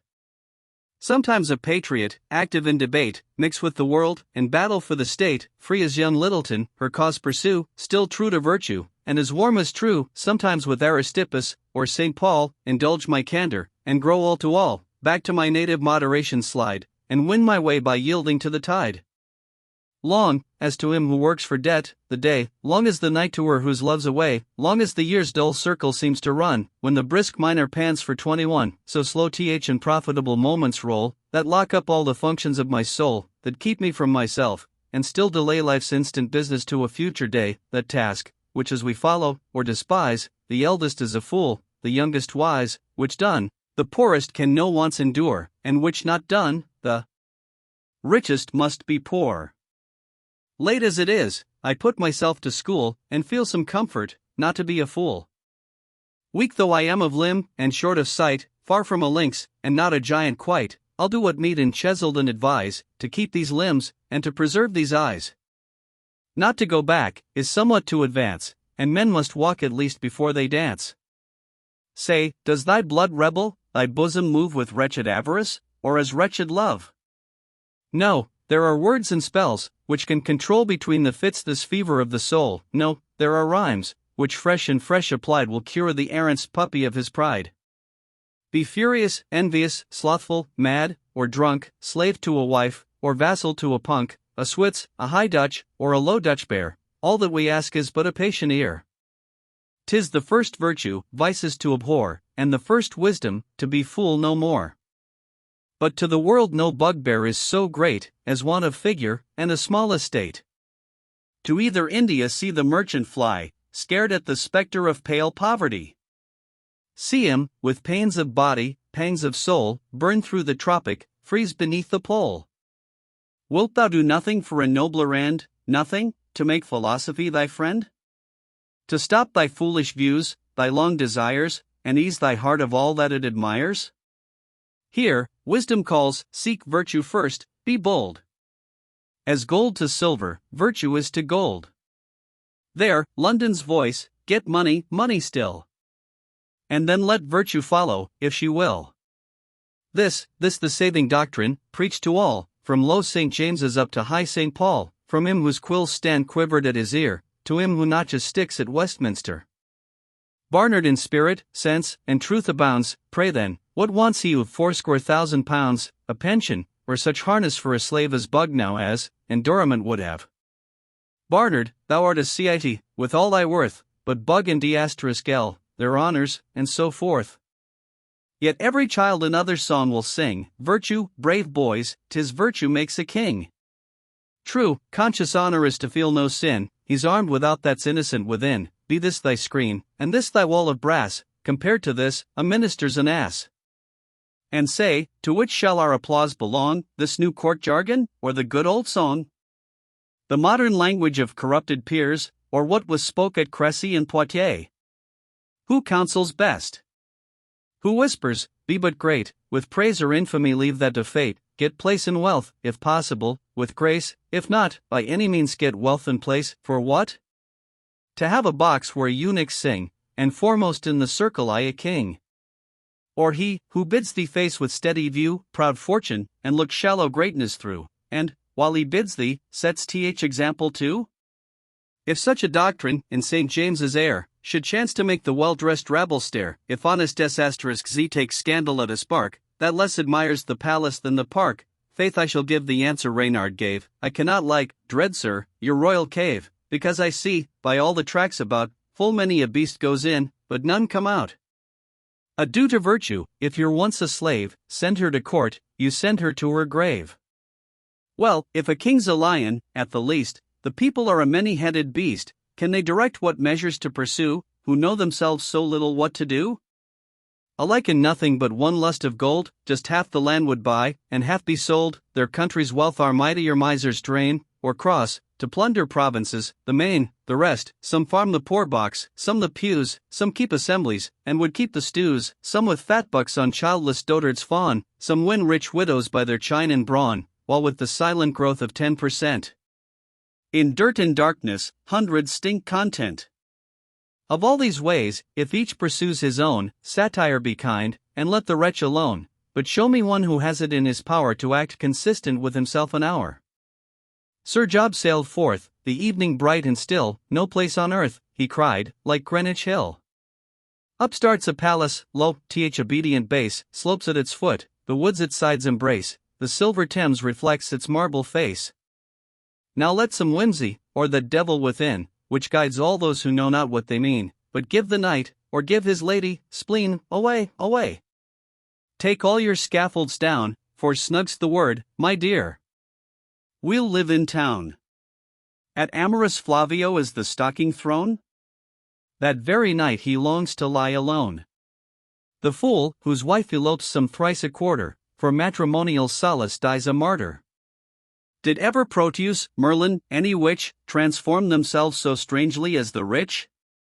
Well, but the poor have the same itch, they change their weekly barber, weekly news, prefer a new japanner to their shoes, discharge their garrets, move their beds, and run, they know not whither, in a chaise and one, they hire their sculler, and when once aboard, grow sick, and damn the climate like a lord. You laugh, half beau, half sloven if I stand, my wig all powder, and all snuff my band, you laugh, if coat and breeches strangely vary, white gloves, and linen worthy Lady Mary. But when no prelate's lawn with hairshirt lined is half so incoherent as my mind, when, each opinion with the next at strife, one ebb and flow of follies all my life, I plant, root up, I build, and then confound, turn round as square, and square again to round, you never change one muscle of your face, you think this madness but a common case, nor once to chancery, nor to hale apply, yet hang your lip, to see a seam awry. Careless how will I with myself agree, kind to my dress, my figure, not to me. Is this my guide, philosopher, and friend? This, he who loves me, and who ought to mend? Who ought to make me, what he can, or none, that man divine whom wisdom calls her own, great without title, without fortune blessed, rich even when plundered, honored while oppressed, loved without youth, and followed without power, at home, though exiled, free, though in the tower, in short, that reasoning, high, immortal thing, just less than Jove, and much above a king, nay, half in heaven, except, what's mighty odd, a fit of vapors clouds this demigod. The sixth epistle of the first book of Horace. Epistle 6. To Mr. Murray. Not to admire, is all the art I know, to make men happy, and to keep them so. Plain truth, dear Murray, needs no flowers of speech, so take it in the very words of Creech. This vault of air, this congregated ball, self-centered sun, and stars that rise and fall, there are, my friend, whose philosophic eyes look through, and trust the ruler with his skies, to him commit the hour, the day, the year, and view this dreadful all without a fear. Admire we, then, what earth's low entrails hold, Arabian shores, or Indian seas enfold? All the mad trade of fools and slaves for gold? Or popularity? Or stars and strings? The mob's applauses, or the gifts of kings? Say with what eyes we ought at courts to gaze, and pay the great our homage of amaze? If weak the pleasure that from these can spring, the fear to want them is as weak a thing, whether we dread, or whether we desire, in either case, believe me, we admire, whether we joy or grieve, the same the curse, surprised it better, or surprised it worse. Thus good or bad, to one extreme betray th unbalanced mind, and snatch the man away, for virtue's self may too much zeal be had, the worst of madmen is a saint run mad. Go then, and if you can, admire the state of beaming diamonds, and reflected plate, procure a taste to double the surprise, and gaze on Parian charms with learned eyes, be struck with bright brocade, or Tyrian dye, our birthday noble's splendid livery. If not so pleased, at council board rejoice, to see their judgments hang upon thy voice, from morn to night, at senate, rolls, and hall, plead much, read more, dine late, or not at all. But wherefore all this labor, all this strife? For fame, for riches, for a noble wife? Shall one whom nature, learning, birth, conspired to form not to admire but be admired, sigh, while is Chloe blind to wit and worth weds the rich dullness of some son of earth? Yet time ennobles, or degrades each line, it brighten cragses, and may darken thine, and what is fame? The meanest have their day, the greatest can but blaze and pass away. Graced as thou art, with all the power of words, so known, so honored, at the House of Lords, conspicuous seen. Another yet is nigh, more silent far, where kings and poets lie, where Murray, long enough his country's pride, shall be no more than Tully, or than Hyde. Racked with sciatics, martyred with the stone, will any mortal let himself alone? See Ward by battered bows invited over, and desperate misery lays hold on Dover. The case is easier in the mind's disease, there all men may be cured, whene'er they please, would ye be blessed? Despise low joys, low gains, disdain whatever Cornbury disdains, be virtuous and be happy for your pains. But art thou one, whom new opinions sway, one who believes as Tyndall leads the way, who virtue and a church alike disowns, thinks that but words, and this but brick and stones? Fly then on all the wings of wild desire, admire whatever the maddest can admire. Is wealth thy passion? Hence! From pole to pole, where winds can carry, or where waves can roll, for Indian spices, for Peruvian gold, prevent the greedy, and outbid the bold, advance thy golden mountain to the skies, on the broad base of 50,000 rise, add 1 round hundred, and, if that's not fair, add 50 more, and bring it to a square. For, mark th advantage, just so many score will gain a wife with half as many more, procure her beauty, make that beauty chaste, and then such friends as cannot fail to last. A man of wealth is dubbed a man of worth, Venus shall give him form, and Anti's birth. Believe me, many a German prince is worse, who proud of pedigree, is poor of purse. His wealth brave time and gloriously confounds, asked for a groat, he gives £100, or if 3 ladies like a luckless play, takes the whole house upon the poet's day. Now, in such exigencies not to need, upon my word, you must be rich indeed, a noble superfluity it craves, not for yourself, but for your fools and knaves, something, which for your honor they may cheat, and which it much becomes you to forget. If wealth alone then make and keep us blessed, still be getting, never rest. But if to power and place your passion lie, if in the pomp of life consists the joy, then hire a slave, or, if you will, a lord to do the honors, and to give the word, tell it your levy, as the crowds approach, to whom to nod, whom take into your coach, whom honor with your hand, to make remarks, who rules in Cornwall, or who rules in Berks, this may be troublesome, is near the chair, that makes 3 members, this can choose a mayor. Instructed thus, you bow, embrace, protest, adopt him son, or cousin at the least, then turn about, and laugh at your own jest. Or if your life be one continued treat, if to live well means nothing but to eat, up. Cries gluttony, 'tis break of day, go drive the deer, and drag the finny prey, with hounds and horns go hunt in appetite, so Russell did, but could not eat at night, called Happy Dog. The beggar at his door, and envied thirst and hunger to the poor. Or shall we every decency confound, through taverns, stews, and bagnios take our round, go dine with Chartres, and each vice outdo KLS lewd cargo, or Tyway escrew, from Latian sirens, French Circean feasts, return well travelled, and transformed to beasts?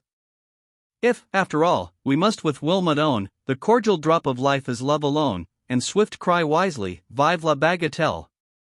The man that loves and laughs, must sure do well. Adieu, if this advice appear the worst, e'en take the counsel which I gave you first, or better precepts if you can impart, why do, I'll follow them with all my heart. The first epistle of the 2nd book of Horace. Advertisement. The reflections of Horace, and the judgments passed in his epistle to Augustus, seem so seasonable to the present times, that I could not help applying them to the use of my own country.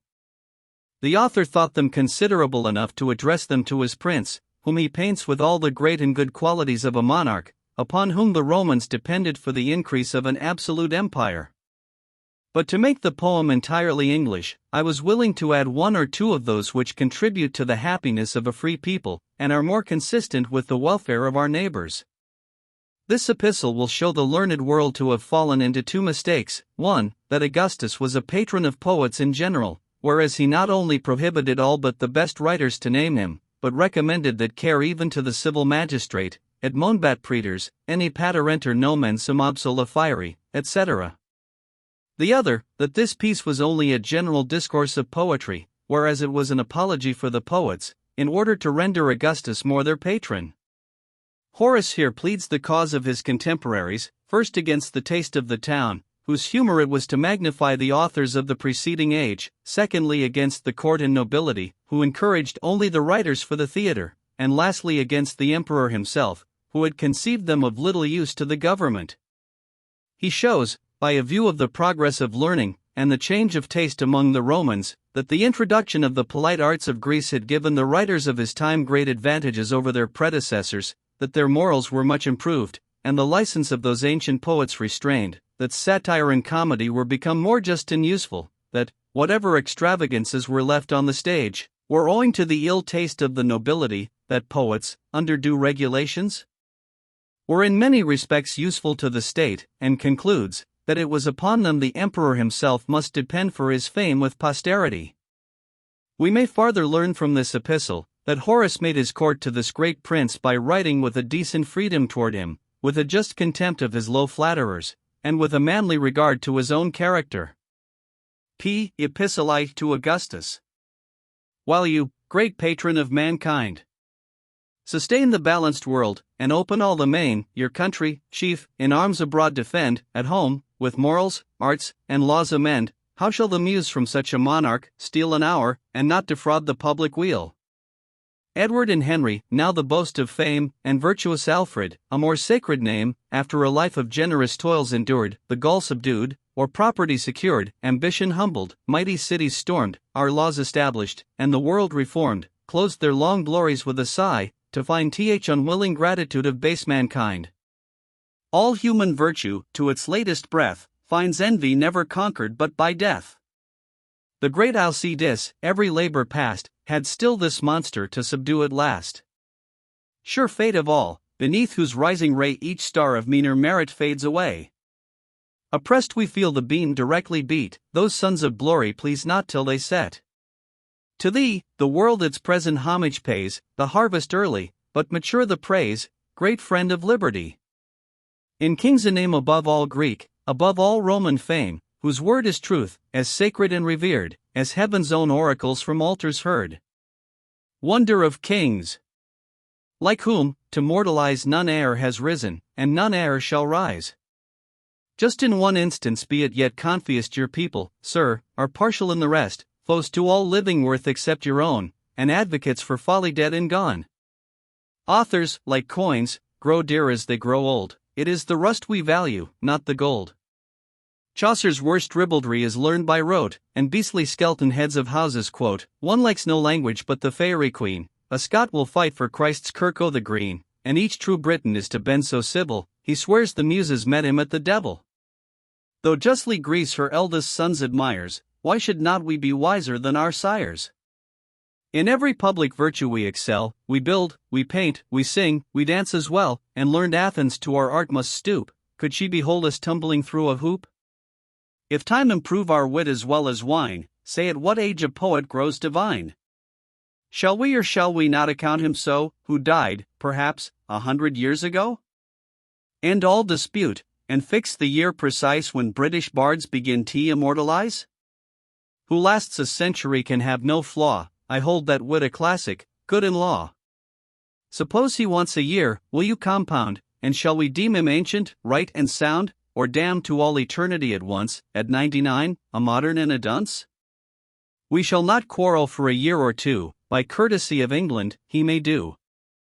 Then by the rule that made the horsetail bear, I pluck out year by year, as hair by hair, and melt down ancients like a heap of snow, while you to measure merits, look and stow, and estimating authors by the year bestow a garland only on a bier. Shakespeare, whom you in every playhouse bill style the divine, the matchless, what you will, for gain, not glory, winged his roving flight, and grew immortal in his own despite. Ben, old and poor, as little seemed to heed the life to come, in every poet's creed. Who now reads Cowley? If he pleases yet, his moral pleases, not his pointed wit, forget his epic, nay Pindaric art, but still I love the language of his heart. Yet surely, these were famous men.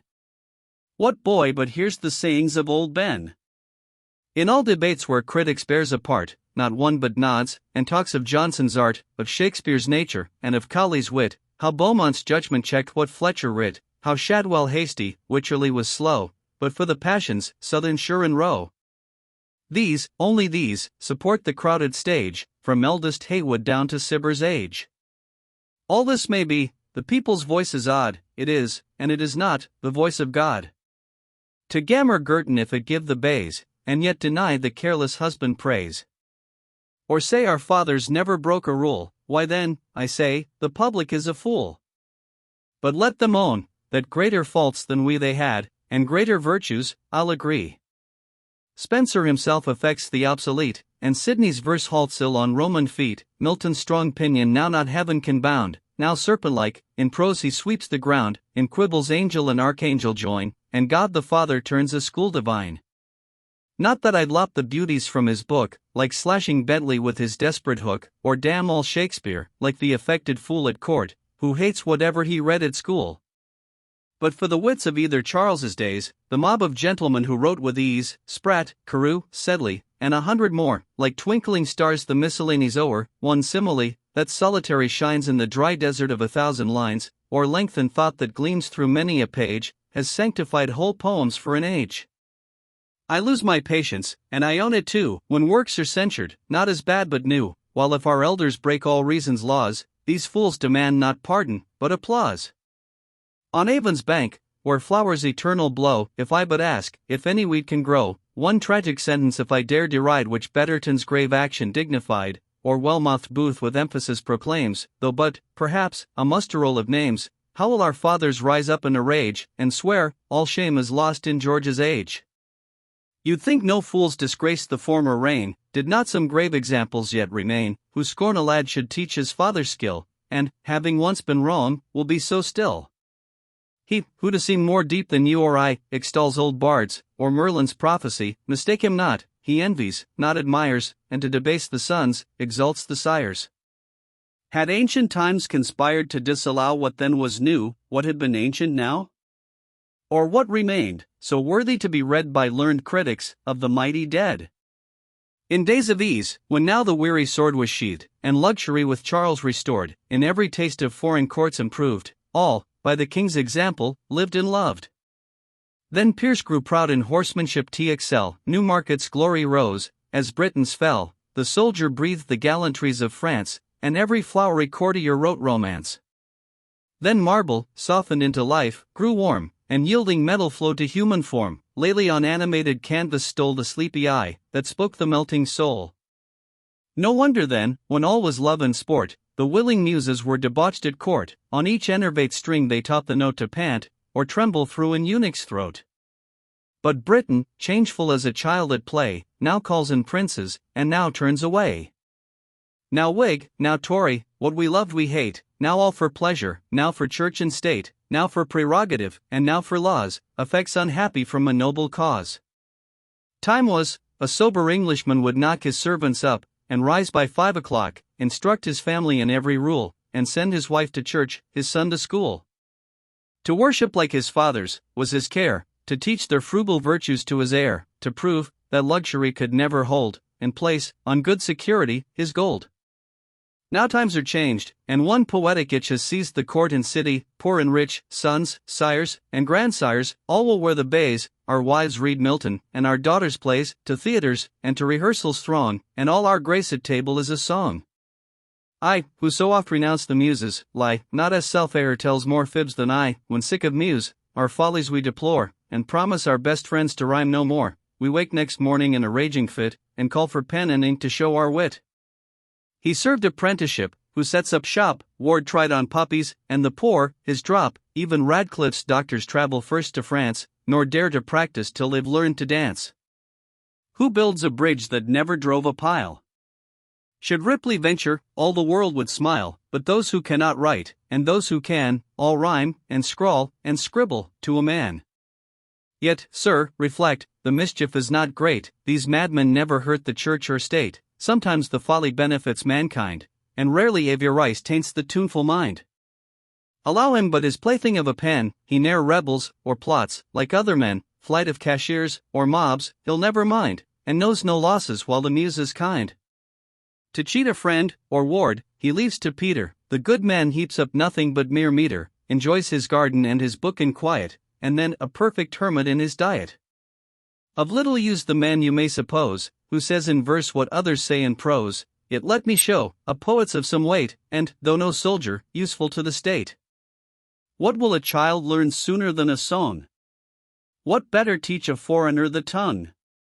What's long or short, each accent where to place, and speak in public with some sort of grace? I scarce can think him such a worthless thing, unless he praise some monster of a king, or virtue, or religion turned to sport, to please a lewd or unbelieving court. Unhappy Dryden, in all Charles's days, Roscommon only boasts unspotted bays, and in our own, excuse some courtly stains, no whiter page than Addison remains. He, from the taste obscene reclaims our youth, and sets the passions on the side of truth, forms the soft bosom with the gentlest art, and pours each human virtue in the heart. Let Ireland tell, how wit upheld her cause, her trade supported, and supplied her laws, and leave on Swift this grateful verse engraved, the rights a court attacked, a poet saved. Behold the hand that wrought a nation's cure, stretched to relieve the idiot and the poor, proud vice to brand, or injured worth adorn, and stretch the ray to ages yet unborn. Not but there are, who merit other palms, Hopkins and Sterne hold glad the heart with psalms, the boys and girls whom charity maintains, implore your help in these pathetic strains. How could devotion touch the country pews, unless the gods bestowed a proper muse? Verse cheers their leisure, verse assists their work, verse prays for peace, or sings down Pope and Turk. The silenced preacher yields to potent strain, and feels that grace is prayer besought in vain. The blessing thrills through all the labyrinth throng, and heaven is won by violence of song. Our rural ancestors, with little blessed, patient of labor when the end was rest, indulged the day that housed their annual grain, with feasts, and offerings, and a thankful strain, the joy their wives, their sons, and servants share, ease of their toil, and partners of their care, the laugh, the jest, attendance on the bowl, smoothed every brow, and opened every soul. With growing years the pleasing license grew, and taunts alternate innocently flew. But times corrupt, and nature, ill-inclined, produced the point that left a sting behind, till friend with friend, and families at strife, triumphant malice raged through private life. Who felt the wrong, or feared it, took alarm, appealed to law, and justice lent her arm. At length, by wholesome dread of statutes bound, the poets learned to please, and not to wound. Most warped to flattery's side, but some more nice, preserved the freedom, and forbore the vice. Hence satire rose, that just the medium hit, and heals with morals what it hurts with wit. We conquered France, but felt our captive's charms, her arts victorious triumphed o'er our arms. Britain to soft refinements less a foe, wit grew polite, and numbers learned to flow. Waller was smooth, but Dryden taught to join, the varying verse, the full resounding line, the long majestic march, and energy divine. Though still some traces of our rustic vein and splayfoot verse, remained, and will remain. Late, very late, correctness grew our care, when the tired nation breathed from civil war. Exact Racine, and Corneille's noble fire, showed us that France had something to admire.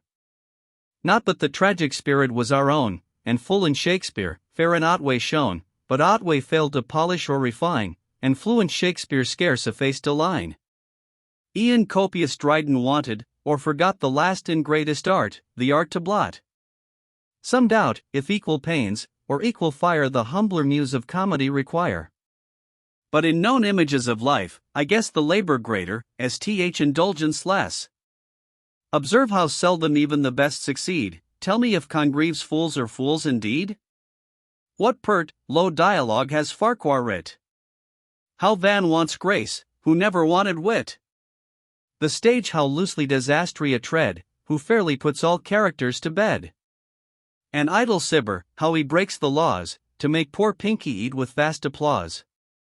But fill their purse, our poet's work is done, alike to them, by pathos or by pun.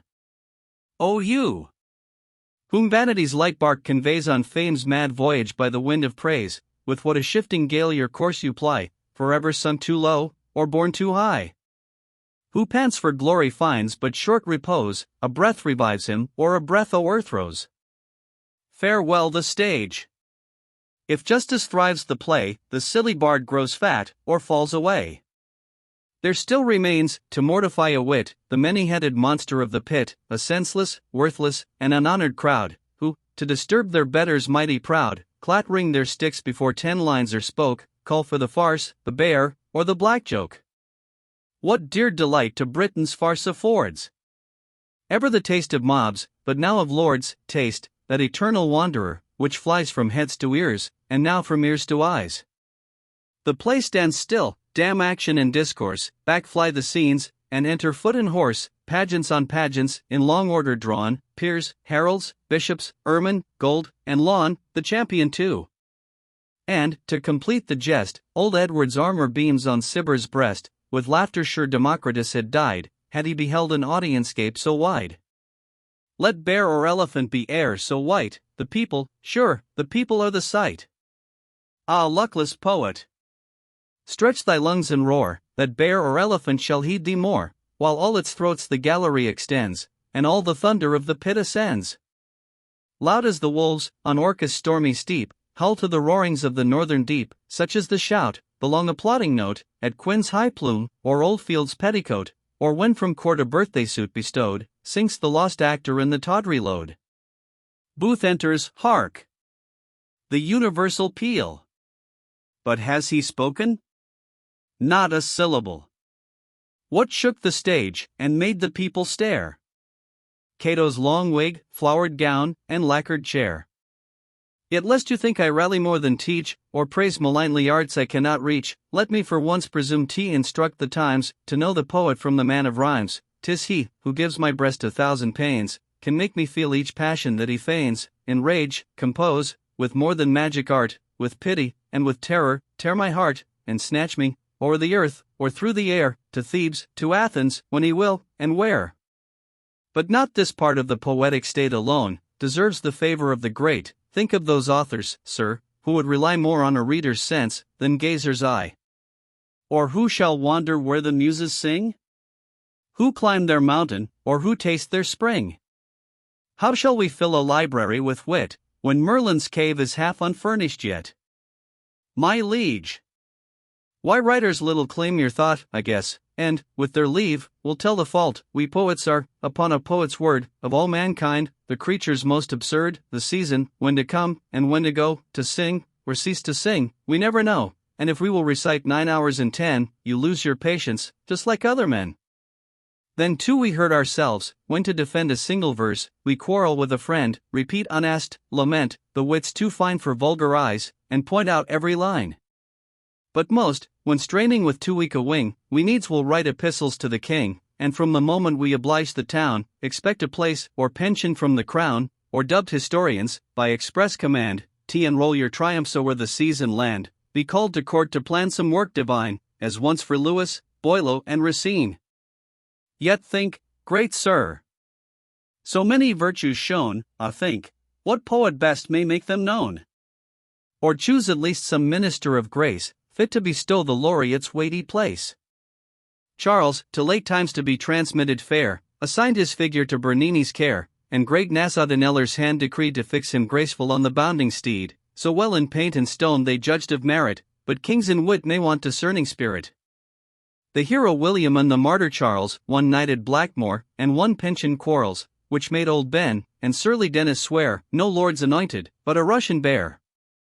Not with such majesty, such bold relief, the forms august, of king, or conquering chief, e'er swelled on marble, as in verse have shined, in polished verse, the manners and the mind. Oh! Could I mount on the Meonian wing, your arms, your actions, your repose to sing? What seas you traversed, and what fields you fought? Your country's peace, how oft, how dearly bought? How barbarous rage subsided at your word, and nations wondered while they dropped the sword. How, when you nodded, o'er the land and deep, peace stole her wing, and wrapped the world in sleep, till earth's extremes your mediation own, and Asia's tyrants tremble at your throne. But verse, alas! Your majesty disdains, and I'm not used to panegyric strains. The zeal of fools offends at any time, but most of all, the zeal of fools in rhyme. Besides, a fate attends on all I write, that when I aim at praise, they say I bite. A vile encomium doubly ridicules, there's nothing blackens like the ink of fools. If true, a woeful likeness, and if lies, praise undeserved is scandal and disguise. Well may he blush, who gives it, or receives, and when I flatter, let my dirty leaves, like journals, odes, and such forgotten things as Euston, Phillips, Settle, Writ of Kings, Clothes Spice, Line Trunks, or Fluttering in a Row, befringe the rails of Bedlam and Soho. The second epistle of the second book of Horace. Ludentus specium davit, iti torquebator. Hor, v.124. Dear Colonel, Cobhams, and your country's friend. You love a verse, take such as I can send. A Frenchman comes, presents you with his boy, bows, and begins, This lad, sir, is of Blois, observe his shape how clean. His locks how curled. My only son, I'd have him see the world, his French is pure, his voice too you shall hear. Sir, he's your slave for £20 a year. Mere wax as yet, you fashion him with ease, your barber, cook, upholsterer, what you please, a perfect genius at an opera song, to say too much might do my honor wrong. Take him with all his virtues, on my word, his whole ambition was to serve a lord, but, sir, to you, with what would I not part? Though faith, I fear 'twill break his mother's heart. Once, and but once, I caught him in a lie, and then, unwhipped, he had the grace to cry, The fault he is I fairly shall reveal, could you o'erlook but that, it is to steal? If, after this, you took the graceless lad, could you complain, my friend, he proved so bad? Faith, in such case, if you should prosecute, I think Sir Godfrey should decide the suit, who sent the thief that stole the cash away, and punished him that put it in his way. Consider then, and judge me in this light, I told you when I went, I could not write, you said the same, and are you discontent with laws to which you gave your own assent? Nay worse, to ask for verse at such a time. D'ye think me good for nothing but to rhyme? In Anna's wars, a soldier poor and old had dearly earned a little purse of gold, tired with a tedious march, one luckless night, he slept, poor dog, and lost it to a doit. This put the man in such a desperate mind, between revenge, and grief, and hunger joined, against the foe, himself, and all mankind, he leaped the trenches, scaled a castle wall, tore down a standard, took the fort and all. Prodigious well, his great commander cried, gave him much praise and some reward beside. Next pleased his excellence a town to batter, its name I know not, and it's no great matter. Go on, my friend, he cried, see yonder walls, advance and conquer. Go where glory calls. More honors, more rewards attend the brave. Don't you remember what reply he gave? D'ye think me, noble general, such a sot? Let him take castles who has ne'er a groat. Bred up at home, full early I begun to read in Greek the wrath of Peleus' son. Besides, my father taught me from a lad, the better art to know the good from bad, and little sure imported to remove, to hunt for truth in Maudlin's learned grove. But naughtier points we knew not half so well, deprived us soon of our paternal cell, and certain laws, by sufferers thought unjust, denied all posts of profit or of trust, hopes after hopes of pious papists failed, while mighty William's thundering arm prevailed, for right hereditary taxed and fined, he stuck to poverty with peace of mind, and me, the muses helped to undergo it, convict a papist he, and I a poet. But, thanks to Homer, since I live and thrive, indebted to no prince or peer alive, sure I should want the care of 10 Munros, if I would scribble rather than repose. Years following years, steal something every day, at last they steal us from ourselves away, in one our frolics, one amusements end, in one a mistress drops, in one a friend, this subtle thief of life, this paltry time, what will it leave me, if it snatch my rhyme? If every wheel of that unwearied mill, that turned 10,000 verses, now stands still? But after all, what would you have me do? When out of 20 I can please not 2, when this heroics only deigns to praise, sharp satire that, and that Pindaric lays? One likes the pheasant's wing, and one the leg, the vulgar boil, the learned roast an egg, hard task. To hit the palate of such guests, when Oldfield loves what Dartineuf detests. But grant I may relapse, for want of grace, again to rhyme, can London be the place? Who there his muse, or self, or soul attends, in crowds, and courts, law, business, feasts, and friends? My counsel sends to execute a deed, a poet begs me I will hear him read, in Palace Yard at 9 you'll find me there, at 10 for certain, sir, in Bloomsbury Square, before the Lords at 12 my cause comes on, there's a rehearsal, sir, exact at 1 to, oh, but a wit can study in the streets, and raise his mind above the mob he meets. Not quite so well, however, as one ought, a hackney coach may chance to spoil a thought, and then a nodding beam or pig of lead, God knows, may hurt the very ablest head. Have you not seen, at Guildhall's narrow pass, 2 aldermen disputed with an ass? And peers give way, exalted as they are, even to their own SRVants in a car? Go, lofty poet! And in such a crowd, sing thy sonorous verse, but not aloud. Alas! To grottos and to groves we run, to ease and silence, every muse's son, Blackmore himself, for any grand effort, would drink and doze at Tooting or Earl's Court. How shall I rhyme in this eternal roar? How match the bards whom none e'er matched before? The man, who, stretched in Isis' calm retreat, to books and study gives 7 years complete, see. Strewed with learned dust, his nightcap on, he walks, an object new beneath the sun. The boys flock round him, and the people stare, so stiff, so mute. Some statue you would swear, stepped from its pedestal to take the air. And here, while town, and court, and city roars, with mobs, and duns, and soldiers at their doors, shall I, in London, act this idle part? Composing songs for fools to get by heart? The Temple late 2 brother sergeants saw, who deemed each other oracles of law, with equal talents these congenial souls, one lolled th exchequer, and one stummed the rolls, each had a gravity would make you split, and shook his head at Murray as a wit. 'Twas, sir, your lot and sir, your eloquence, yours, Cooper's manner, and yours, Talbot's sense. Thus we dispose of all poetic merit, yours Milton's genius, and mine Homer's spirit. Call Tybalt Shakespeare, and he'll swear the 9, dear Cibber. Never matched one ode of thine. Lord! How we strut through Merlin's cave, to see no poets there, but Stephen, you, and me. Walk with respect behind, while we at ease weave laurel crowns, and take what names we please. My dear Tibullus, if that will not do, let me be Horace, and be Ovid you, or, I'm content, allow me Dryden strains, and you shall rise up Otway for your pains. Much do I suffer, much, to keep in peace this jealous, waspish, wronghead, rhyming race, and much must flatter, if the whim should bite to court applause by printing what I write, but let the fit pass o'er, I'm wise enough, to stop my ears to their confounded stuff. In vain bad rhymers all mankind reject, they treat themselves with most profound respect, 'tis to small purpose that you hold your tongue, each praised within, is happy all day long, but how severely with themselves proceed the men, who write such verse as we can read.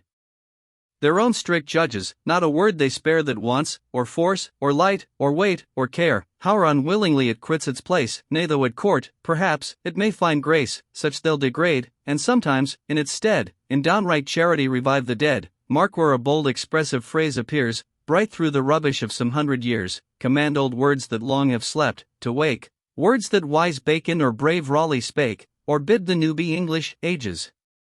Hence, for use will farther what's begat by sense, pour the full tide of eloquence along, serenely pure, and yet divinely strong, rich with the treasures of each foreign tongue, prune the luxuriant, the uncouth refine, but show no mercy to an empty line, then polish all, with so much life and ease, you think 'tis nature, and an act to please, but ease in writing flows from art, not chance, as those move easiest who have learned to dance. If such the plague and pains to write by rule, better, say I, be pleased and play the fool, call, if you will, bad rhyming a disease, it gives men happiness, or leaves them ease. There lived in Primo Georgii, they record, a worthy member, no small fool, a lord, who, though the house was up, delighted sate, heard, noted, answered, as in full debate, in all but this, a man of sober life, fond of his friend, and civil to his wife, not quite a madman, though a pasty fell, and much too wise to walk into a well. Him, the damned doctors and his friends immured, they bled, they cupped, they purged, in short, they cured. Whereat the gentleman began to stare, my friends, he cried, plague take you for your care. That from a patriot of distinguished note, have bled and purged me to a simple vote. Well, on the whole, plain prose must be my fate, wisdom, curse on it, will come soon or late. There is a time when poets will grow dull, I'll e'en leave verses to the boys at school, to rules of poetry no more confined, I learn to smooth and harmonize my mind, teach every thought within its bounds to roll, and keep the equal measure of the soul. Soon as I enter at my country door my mind resumes the thread it dropped before, thoughts, which at Hyde Park Corner I forgot, meet and rejoin me, in the pensive grot. There all alone, and compliments apart, I ask these sober questions of my heart. If, when the more you drink, the more you crave, you tell the doctor, when the more you have, the more you want, why not with equal ease confess as well your folly, as disease? The heart resolves this matter in a thrice, men only feel the smart but not the vice. When golden angels cease to cure the evil, you give all royal witchcraft to the devil. When servile chaplains cry, that birth and place endure appear with honor, truth, and grace, look in that breast, most dirty D.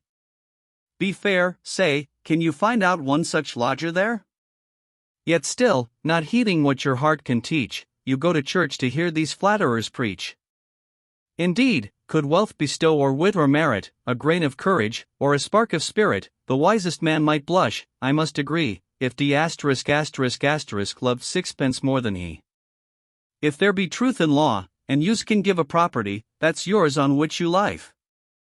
Delightful Abb's court, if its fields afford their fruits to you, confesses you its lord, all worldly's hens, nay partridge, sold to town, his venison too, a guinea makes your own, he bought it thousands, what with better wit you purchase as you want, and bit by bit, now, or long since, what difference will be found?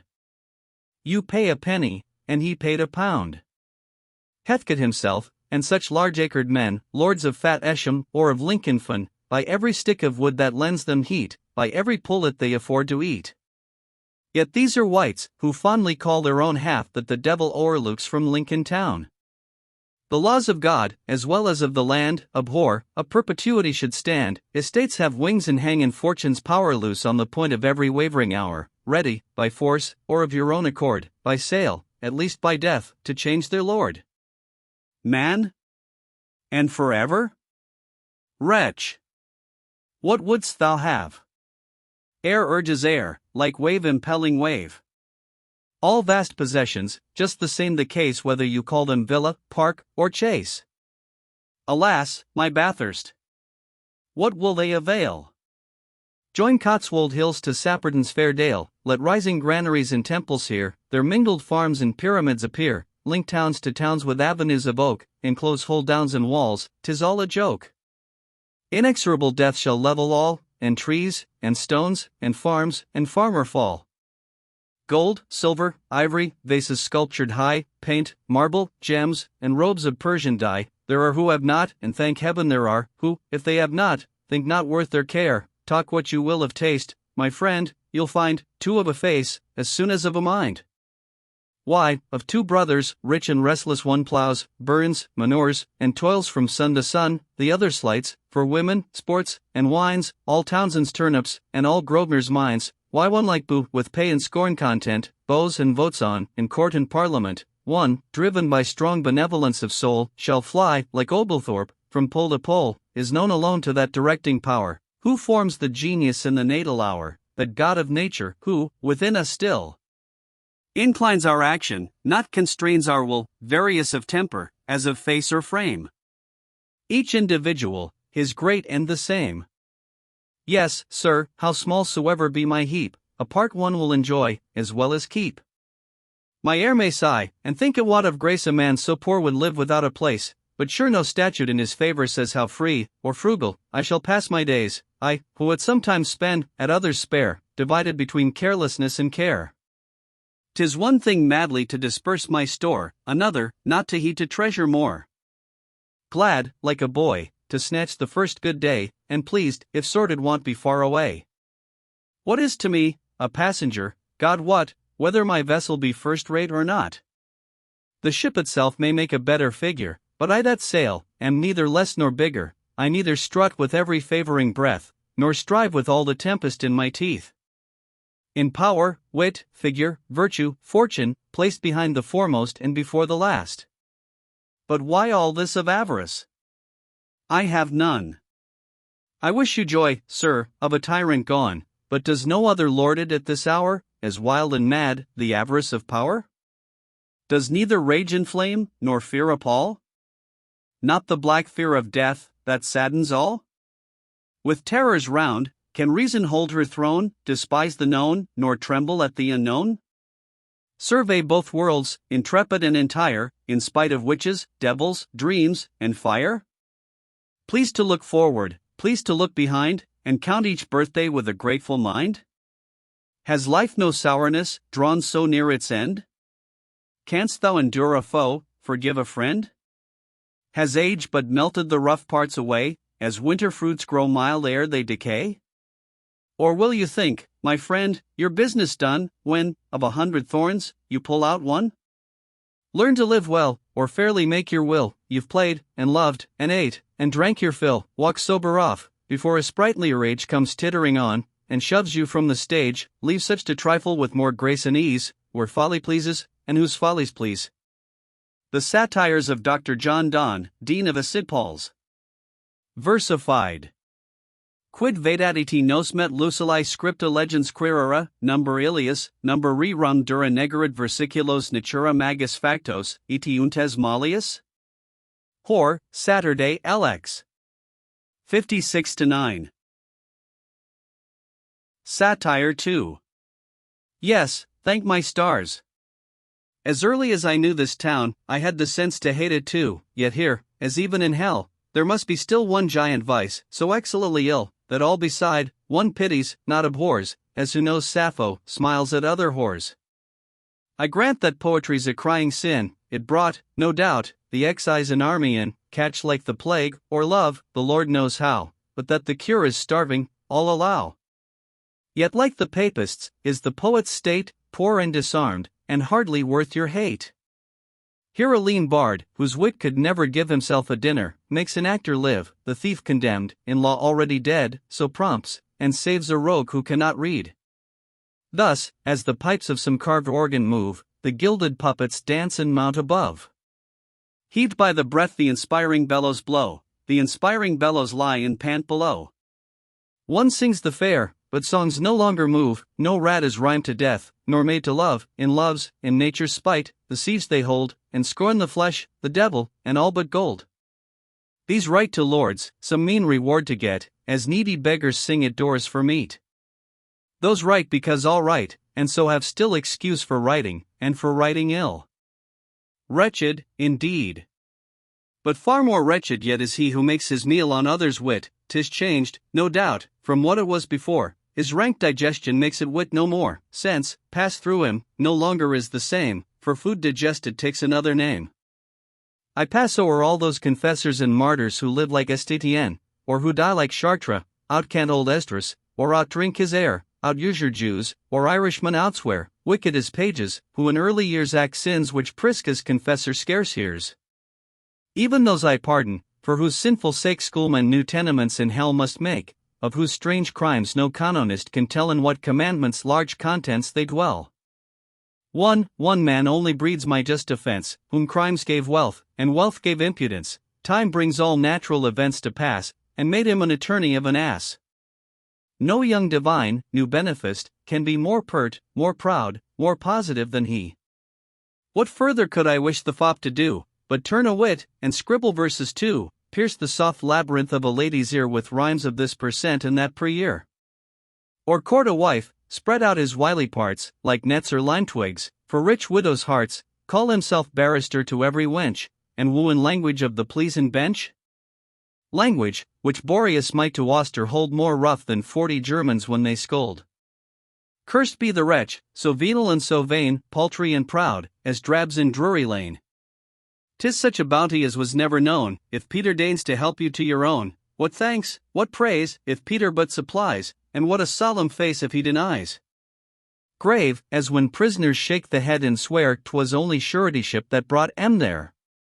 His office keeps your parchment fates entire, he starves with cold to save them from the fire. For you he walks the streets through rain or dust, for not in chariots Peter puts his trust. For you he sweats and labors at the laws, takes God to witness he affects your cause, and lies to every lord and everything, like a king's favorite or like a king. These are the talents that adorn them all, from wicked waters even to godly asterisk, not more of simony beneath black gowns, nor more of bastardy in heirs to crowns. In shillings and in pence at first they deal, and steal so little, few perceive they steal, till, like the sea, they compass all the land, from Scots to White, from Mount to Dover strand, and when rank widows purchase luscious knights, or when a duke to Jansen punts at White's, or city air and mortgage melts away, Satan himself feels far less joy than they. Piecemeal they win this acre first, then that, glean on, and gather up the whole estate. Then strongly fencing ill-got wealth by law, indentures, covenants, articles thy draw, large as the fields themselves, and larger far than civil codes, with all their glosses, are, so vast, our new divines, we must confess, are fathers of the church for writing less. But let them write for you, each rogue impairs the deeds, and dexterously omits, ses errors. No commentator can more slyly pass o'er a learned, unintelligible place, or, in quotation, shrewd divines leave out those words, that would against them clear the doubt. So Luther thought the Paternoster long, when doomed to say his beads and even song, but having cast his cowl, and left those laws, adds to Christ's prayer, the power and glory clause. The lands are bought, but where are to be found those ancient woods, that shaded all the ground? We see no new-built palaces aspire, no kitchens emulate the Vestal fire. Where are those troops of poor, that thronged of yore the good old landlord's hospitable door? Well, I could wish, that still in lordly domes some beasts were killed, though not whole hecatombs, that both extremes were banished from their walls, Carthusian fasts, and fulsome bacchanals, and all mankind might that just mean observe, in which none e'er could surfeit, none could starve. These is good works, 'tis true, we all allow, but oh! These works are not in fashion now, like rich old wardrobes, things extremely rare, extremely fine, but what no man will wear. Thus much I've said, I trust, without offence, let no court sycophant pervert my sense, nor sly informer watch these words to draw within the reach of treason, or the law. Satire 4. Well, if it be my time to quit the stage, adieu to all the follies of the age. I die in charity with fool and knave, secure of peace at least beyond the grave. I've had my purgatory here betimes, and paid for all my satires, all my rhymes. The poet's hell, its tortures, fiends, and flames, to this were trifles, toys, and empty names. With foolish pride my heart was never fired, nor the vain itch to admire, or be admired. I hoped for no commission from his grace, I bought no benefice, I begged no place, had no new verses, nor new suit to show. It went to court, the devil would have it so. But, as the fool that in reforming days would go to mass in jest, as Story says, could not but think, to pay his fine was odd, since 'twas no formed design of serving God, so was I punished, as if full as proud as prone to ill, as negligent of good, as deep in debt, without a thought to pay, as vain, as idle, and as false, as they, who live at court, for going once that way. Scarce was I entered, when, behold, there came a thing which Adam had been posed to name, Noah had refused it lodging in his ark, where all the race of reptiles might embark, a verier monster, that on Afric's shore the sun e'er got, or slimy Nilu's bore, or Sloan, or Woodward's wondrous shelves contain, nay, all that lying travellers can feign. The watch would hardly let him pass at noon, at night, would swear him dropped out of the moon. One whom the mob, when next we find or make a popish plot, shall for a Jesuit take, and the wise justice starting from his chair cry, by your priesthood tell me what you are?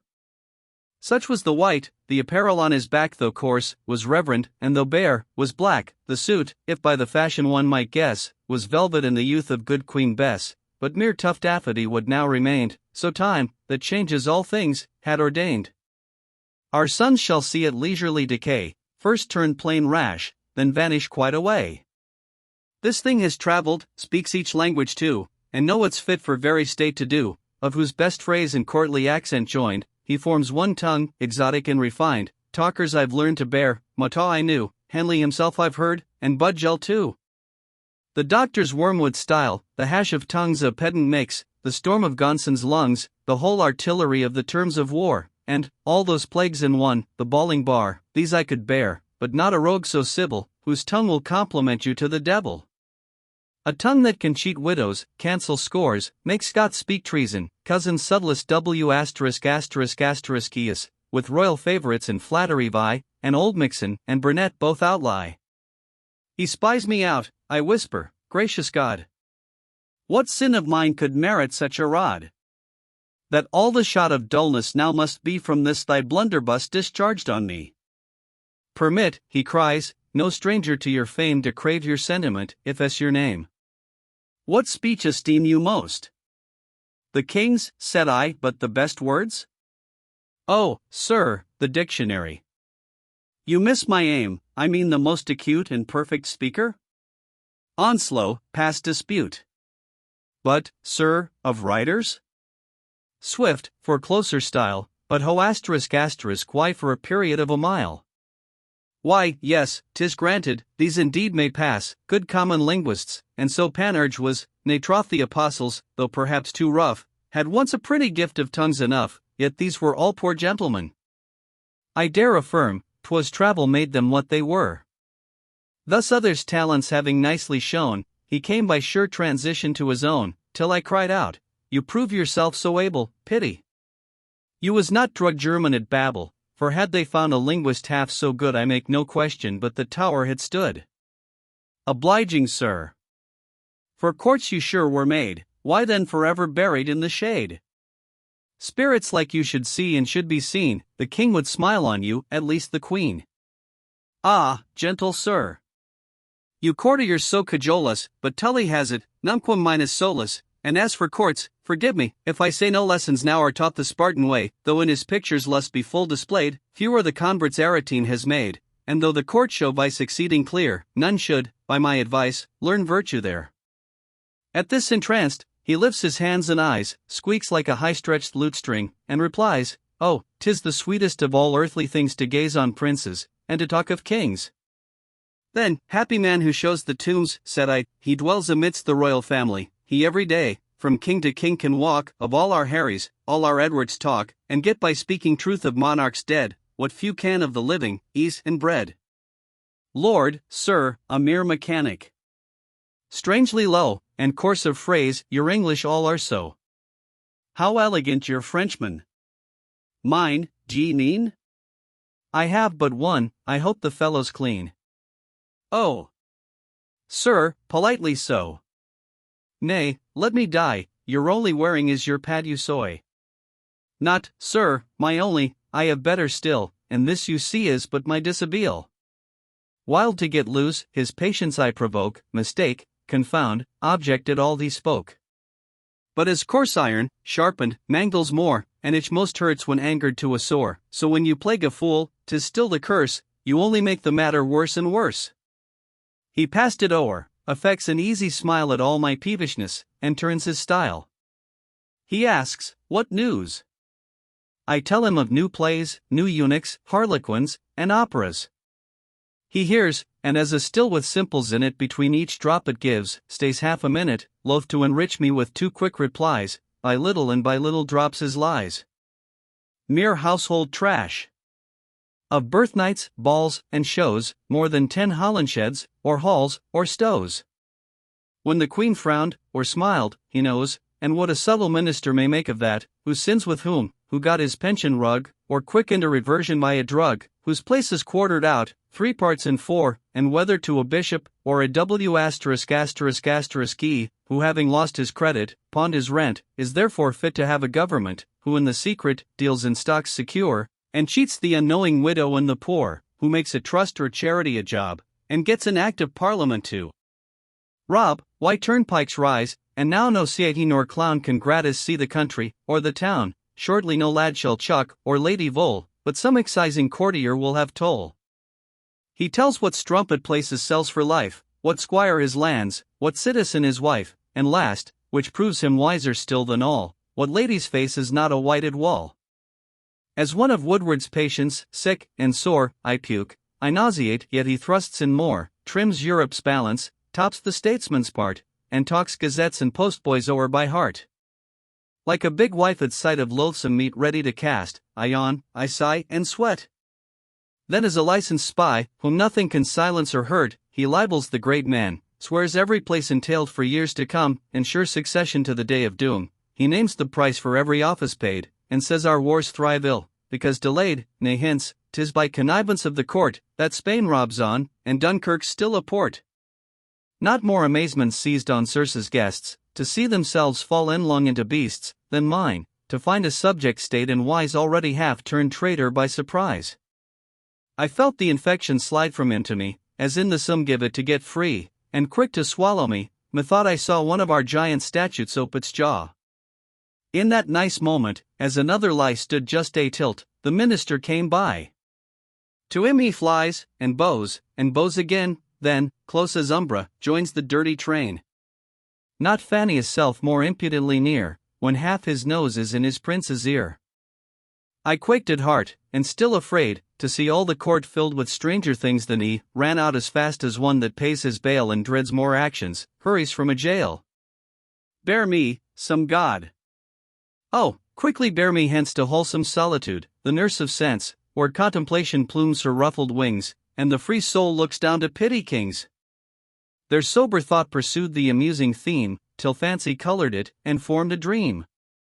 A vision hermits can to hell transport, and forced even me to see the damned at court. Not Dante dreaming all the infernal state, beheld such scenes of envy, sin, and hate. Base fear becomes the guilty, not the free, suits tyrants, plunderers, but suits not me. Shall I, the terror of this sinful town, care, if a liveried lord or smile or frown? Who cannot flatter, and detest who can, tremble before a noble serving man? Oh, my fair mistress, truth! Shall I quit thee for huffing, braggart, puffed nobility? Thou, who since yesterday hast rolled o'er all the busy, idle blockheads of the ball, hast thou, O son, beheld an emptier fort than such who swell this bladder of a court? Now plague on those who show a court in wax. It ought to bring all courtiers on their backs, such painted puppets. Such a varnished race of hollow gewgaws, only dress and face. Such waxen noses, stately staring things, no wonder some folks bow, and think them kings. See, where the British youth, engage no more at figs, at whites, with felons, or a bore, pay their last duty to the court and come all fresh and fragrant, to the drawing-room, in hues as gay, and odors as divine, as the fair fields they sold to look so fine. That's velvet for a king, the flatterer swears 'tis true, for 10 days hence 'twill be King Lear's. Our court may justly to our stage give rules, that helps it both to foolscoats and to fools. And why not players strut in courtiers' clothes? For these are actors too, as well as those, once reach all states, they beg but better drayest, and all is splendid poverty at best. Painted for sight, and essenced for the smell, like frigates fraught with spice and cochineal, sailin' the ladies, how each piratize so weak a vessel, and so rich a prize. Top-gallant he, and she in all her trim, he boarding her, she striking sail to him, dear Countess. You have charms all hearts to hit. And sweet Sir Fopling. You have so much wit. Such wits and beauties are not praised for naught, for both the beauty and the wit are bought. 'Twould burst even Heraclitus with the spleen to see those antics, fopling and courtin'. The present seems, with things so richly odd, the Mosque of Mahound, or some queer pagad. See them survey their limbs by Durer's rules, of all bovine the best proportioned fools. Adjust their clothes, and to confession draw those venial sins, an atom or a straw, but oh! What terrors must distract the soul convicted of that mortal crime, a hole, or should 1 pound of powder less bespread those monkey tails that wag behind their head. Thus finished, and corrected to a hair, they march, to prate their hour before the fair. So first to preach a white-gloved chaplain goes, with band of lily, and with cheek of rose, sweeter than Sharon, in immaculate trim, neatness itself impertinent in him. Let but the ladies smile, and they are blessed, prodigious. How the things protest, peace, fools, or Gonson will for papist seize you, if once he catch you at your Jesu. Jesu. Nature made every fop to plague his brother, just as one beauty mortifies another. But here's the captain that will plague them both, whose air cries arm. Whose very look's an oath, the captain's honest, sirs, and that's enough, though his soul's bullet, and his body buff. He spits forright, his haughty chest before, like battering rams, beats open every door, and with a face as red, and as awry, as Herod's hangdogs in old tapestry, scarecrow to boys, the breeding woman's curse, has yet a strange ambition to look worse, confounds the civil, keeps the rude in awe, jests like a licensed fool, commands like law. Fright, I quit the room, but leave it so as men from jails to execution go, for hung with deadly sins I see the wall, and lined with giants deadlier than them all, each man an ask apart, of strength to toss for quoits, both Temple Bar and Charing Cross. Scared at the grisly forms, I sweat, I fly, and shake all o'er, like a discovered spy. Courts are too much for wits so weak as mine, charge them with heaven's artillery, bold divine. From such alone the great rebukes endure whose satires sacred, and whose rage secure, 'tis mine to wash a few light stains, but there's to deluge sin, and drown a court in tears. However, what's now apocrypha, my wit, in time to come, may pass for holy writ. Epilogue to the Satires. In 2 dialogues. Written in Xvexvi. Dialogue I father not twice a 12-month you appear in print, and when it comes, the court see nothing in't. You grow correct, that once with rapture writ, and are, besides, too moral for a wit. Decay of parts, alas!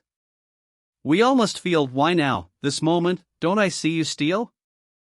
'Tis all from Horace long before ye said, Tories called him Whig, and Whigs at Tory, and taught his Romans, in much better metre, to laugh at fools who put their trust in Peter. But Horace, sir, was delicate, was nice, as Bubo observes, he lashed no sort of vice. Horace would say, Sir Billy served the crown, Blunt could do business, Hgins knew the town, in Sappho touched the failings of the sex, in Reverend Bishop's note some small neglects, and own, the Spaniard did a waggish thing, who cropped our ears, and sent them to the king.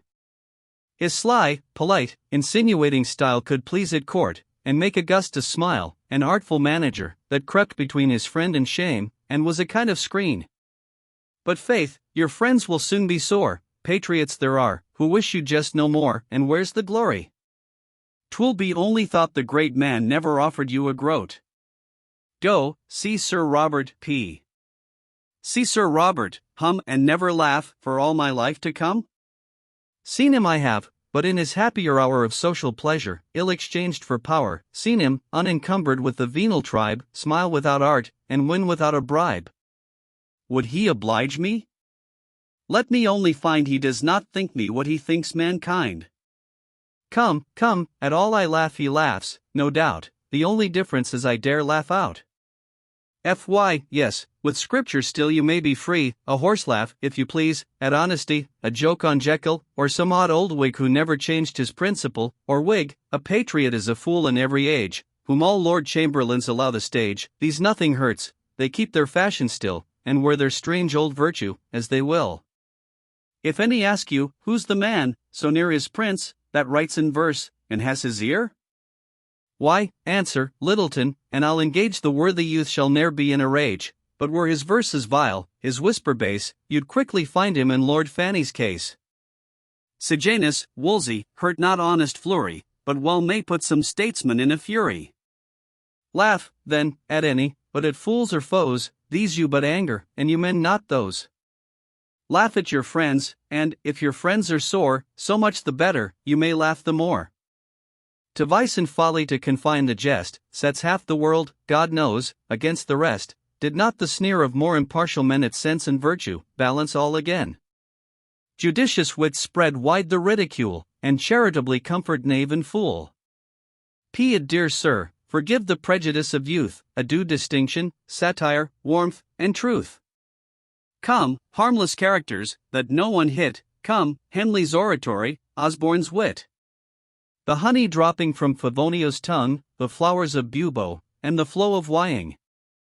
The gracious dew of pulpit eloquence, and all the well-whipped cream of courtly sense, that first was HVY's, FS next, and then the SDE's, and then HVY's once again.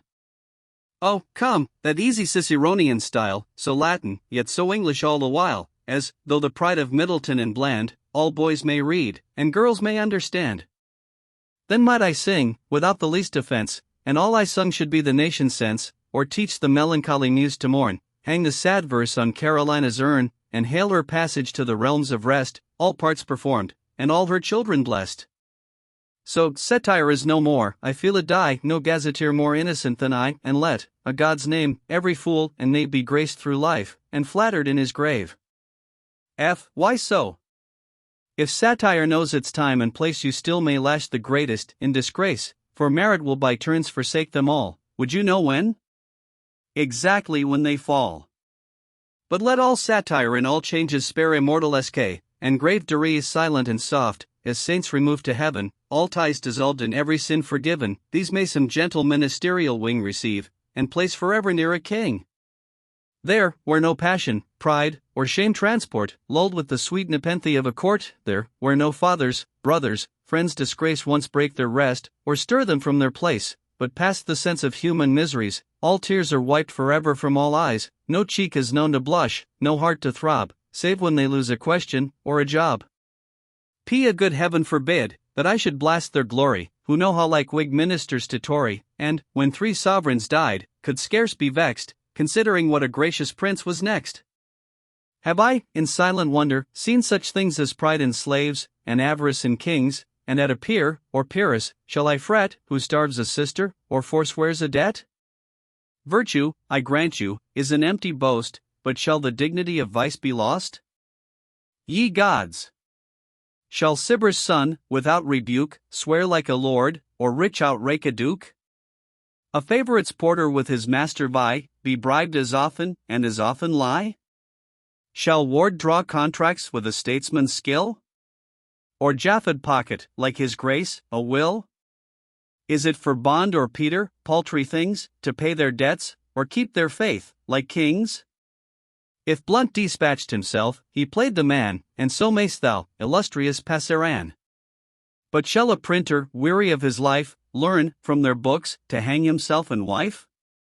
This, my friend, I cannot, must not bear. Vice thus abused, demands a nation's care. This calls the church to deprecate our sin, and hurls the thunder of the laws on gin. Let modest Foster, if he will, excel 10 metropolitans in preaching well, a simple Quaker, or a Quaker's wife, outdo Landaff in doctrine, yea in life. Let humble Allen, with an awkward shame, do good by stealth, and blush to find it fame. Virtue may choose the high or low degree, 'tis just alike to virtue, and to me, dwell in a monk, or light upon a king, she's still the same, beloved, contented thing. Vice is undone, if she forgets her birth, and stoops from angels to the dregs of earth, but 'tis the fall degrades her to a W*****E, let greatness own her, and she's mean no more, her birth, her beauty, crowds and courts confess, chaste matrons praise her, and grave bishops bless, in golden chains the willing world she draws, and hers the gospel is, and hers the laws, mounts the tribunal, lifts her scarlet head, and sees pale virtue carted in her stead. Lo! At the wheels of her triumphal car old England's genius, rough with many a scar, dragged in the dust. His arms hang idly round, his flag inverted trails along the ground. Our youth, all liveried o'er with foreign gold, before her dance, behind her crawl the old. See thronging millions to the pagan run, and offer country, parent, wife, or son, hear her black trumpet through the land proclaim that not to be corrupted is the shame. In soldier, churchman, patriot, man in power, 'tis avarice all, ambition is no more. See, all our nobles begging to be slaves. See, all our fools aspiring to be knaves. The wit of cheats, the courage of a W*****E, are what 10,000 envy and adore. All look up, with reverential awe, at crimes that scape, or triumph o'er the law, while truth, worth, wisdom, daily they decry. Nothing is sacred now but villainy. Yet may this verse, if such a verse remain, show there was one who held it in disdain. Dialogue 2. Father, 'tis all a libel. Paxton, sir, will say. P. Not yet, my friend. Tomorrow faith it may, and for that very cause I print today. How should I fret to mangle every line, in reverence to the sins of 39? Vice with such giant strides comes on amain, invention strives to be before in vain, feign what I will, and painted air so strong, some rising genius sins up to my song. Yet none but you by name the guilty lash, even Guthrie saves half Newgate by a dash. Spare, then, the person, and expose the vice. P. How, sir? Not damn the sharper, but the dice? Come on, then, satire. General, unconfined, spread thy broad wing, and souse on all the kind. Ye statesmen, priests, of one religion all. Ye tradesmen vile, in army, court, or hall, ye reverend atheists. F. Scandal. Name them. Who? P. Why, that's the thing you bid me not to do. Who starved a sister, who forswore a debt, I never named, the town's inquiring yet. The poisoning dame. F. You mean P. I don't. F. You do. PSC, now I keep the secret, and not you. The bribing statesman. F. Hold, too high you go. P. The bribed elector. F. There you stoop too low. P. I fain would please you, if I knew with what. Tell me, which knave is lawful game, which not? Must great offenders, once escape the crown, like royal hearts, be never more run down?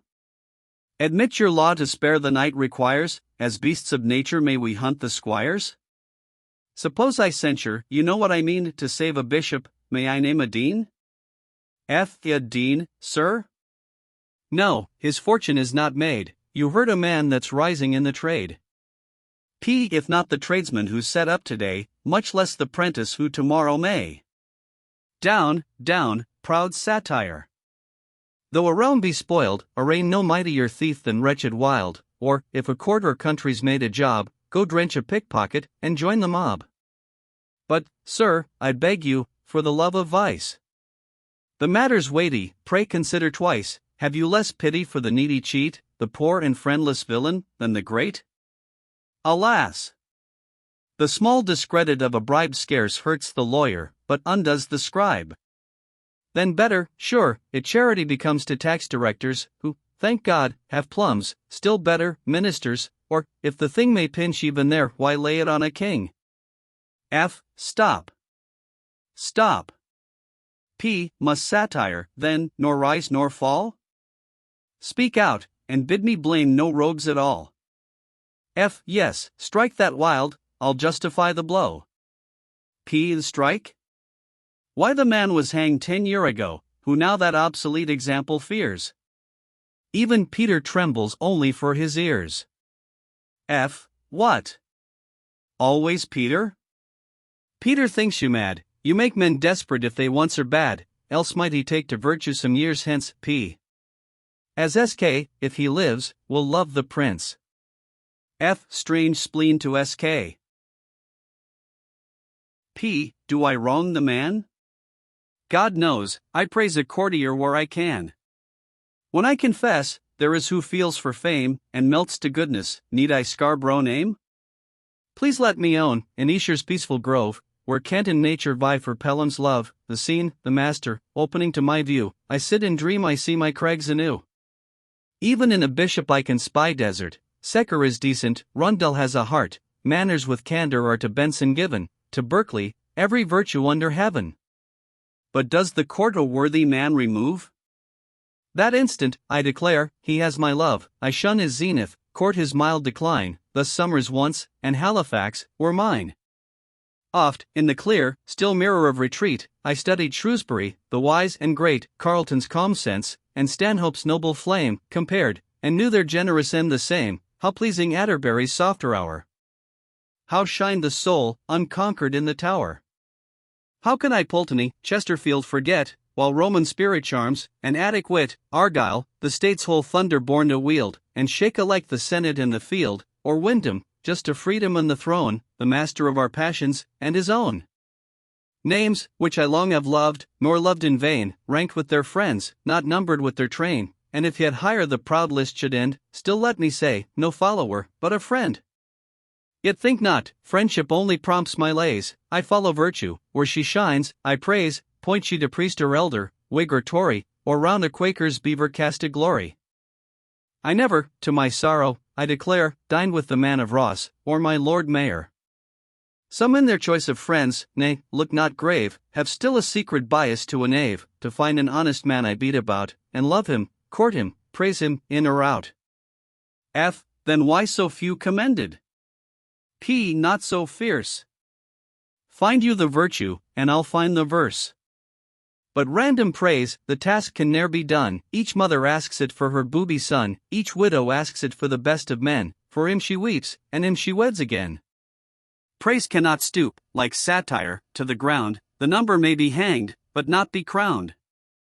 Enough for half the greatest of these days to scape my censure, not expect my praise. And they not rich? What more can they pretend? Dare they to hope a poet for their friend? What Richelieu wanted, Louis scarce could gain, and what young Ammon wished, but wished in vain. No power the muses' friendship can command, no power when virtue claims it, can withstand. To Cato, Virgil paid one honest line, "Oh, let my country's friends illumine mine." What are you thinking? Faith, the thought's no sin. I think your friends are out, and would be in. If merely to come in, sir, they go out, the way they take is strangely roundabout. They too may be corrupted, you'll allow? I only call those knaves who are so now. Is that too little? Come, then, I'll comply. Spirit of Arnold, aid me while I lie. Cobham's a coward, Polwarth is a slave, and Liddellton a dark, designing knave. St. John has ever been a wealthy fool, but let me add, Sir Robert's mighty dull, has never made a friend in private life, and was, besides, a tyrant to his wife. But pray, when others praise him, do I blame? Call Verres, Wolsey, any odious name? Why rail they, then, if but a wreath of mine? Oh, I'll accomplish St. John. Deck thy shrine? What? Shall each spur-galled hackney of the day, when Paxton gives him double pots and pay, or each new pension sycophant, pretend to break my windows, if I treat a friend? Then wisely plead, to me they meant no hurt, but 'twas my guest at whom they threw the dirt? Sure, if I spare the minister, no rules of honor bind me, not to maul his tools. Some, if they cannot cut, it may be said his saws are toothless, and his hatchets lead.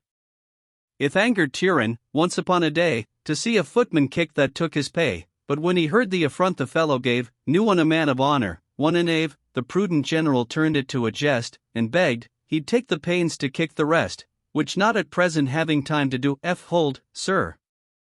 For God's sake, where's the affront to you? Against your worship when had SK writ? Or PGE poured forth the torrent of his wit?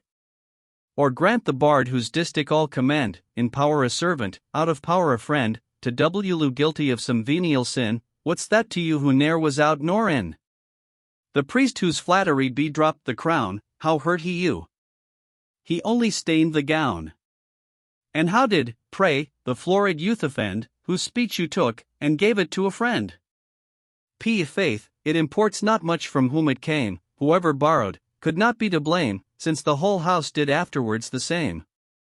Let courtly wits to wits afford supply, as hog to hog in huts of Westphaly, if one, through nature's bounty, or his lord's, as what the frugal, dirty soil affords, from him the next receives it, thick or thin, as pure a mess almost as it came in, the blessed benefit, not there confined, drops to the third, who nuzzles close behind, from tail to mouth, they feed and they carouse, the last full fairly gives it to the house.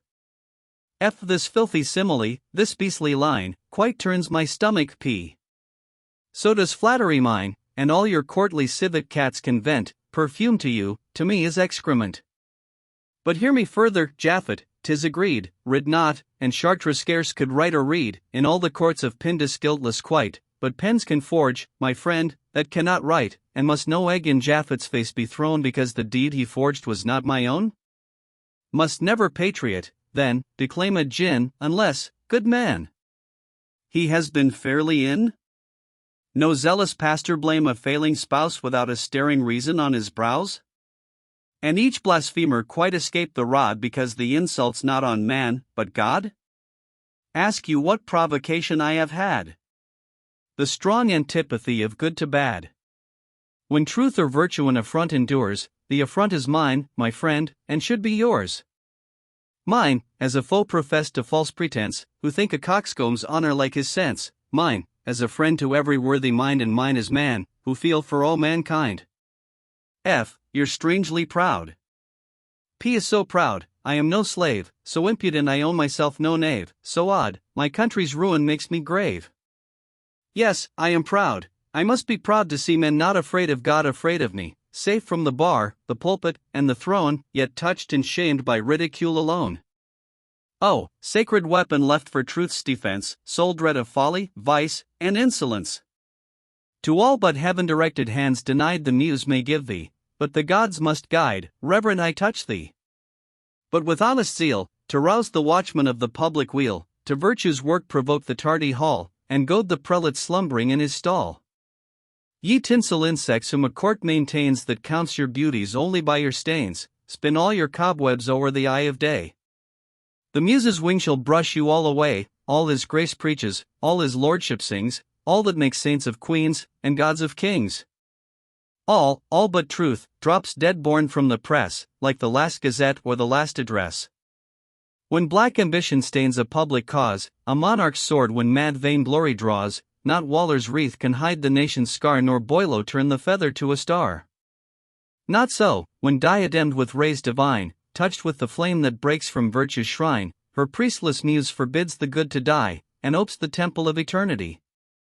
Their other trophies deck the truly brave, than such as Anstis casts into the grave, far other stars than asterisk and asterisk asterisk square, and may descend to Mortington from stair, such as on Hoth's unsullied mitre shine, or beam, good Digby, from a heart like thine. Let envy howl, while heaven's whole chorus sings, and bark at honor not conferred by kings. Let flattery sickening see the incense rise sweet to the world, and grateful to the skies. Truth guards the poet, sanctifies the line, and makes immortal, verses mean as mine.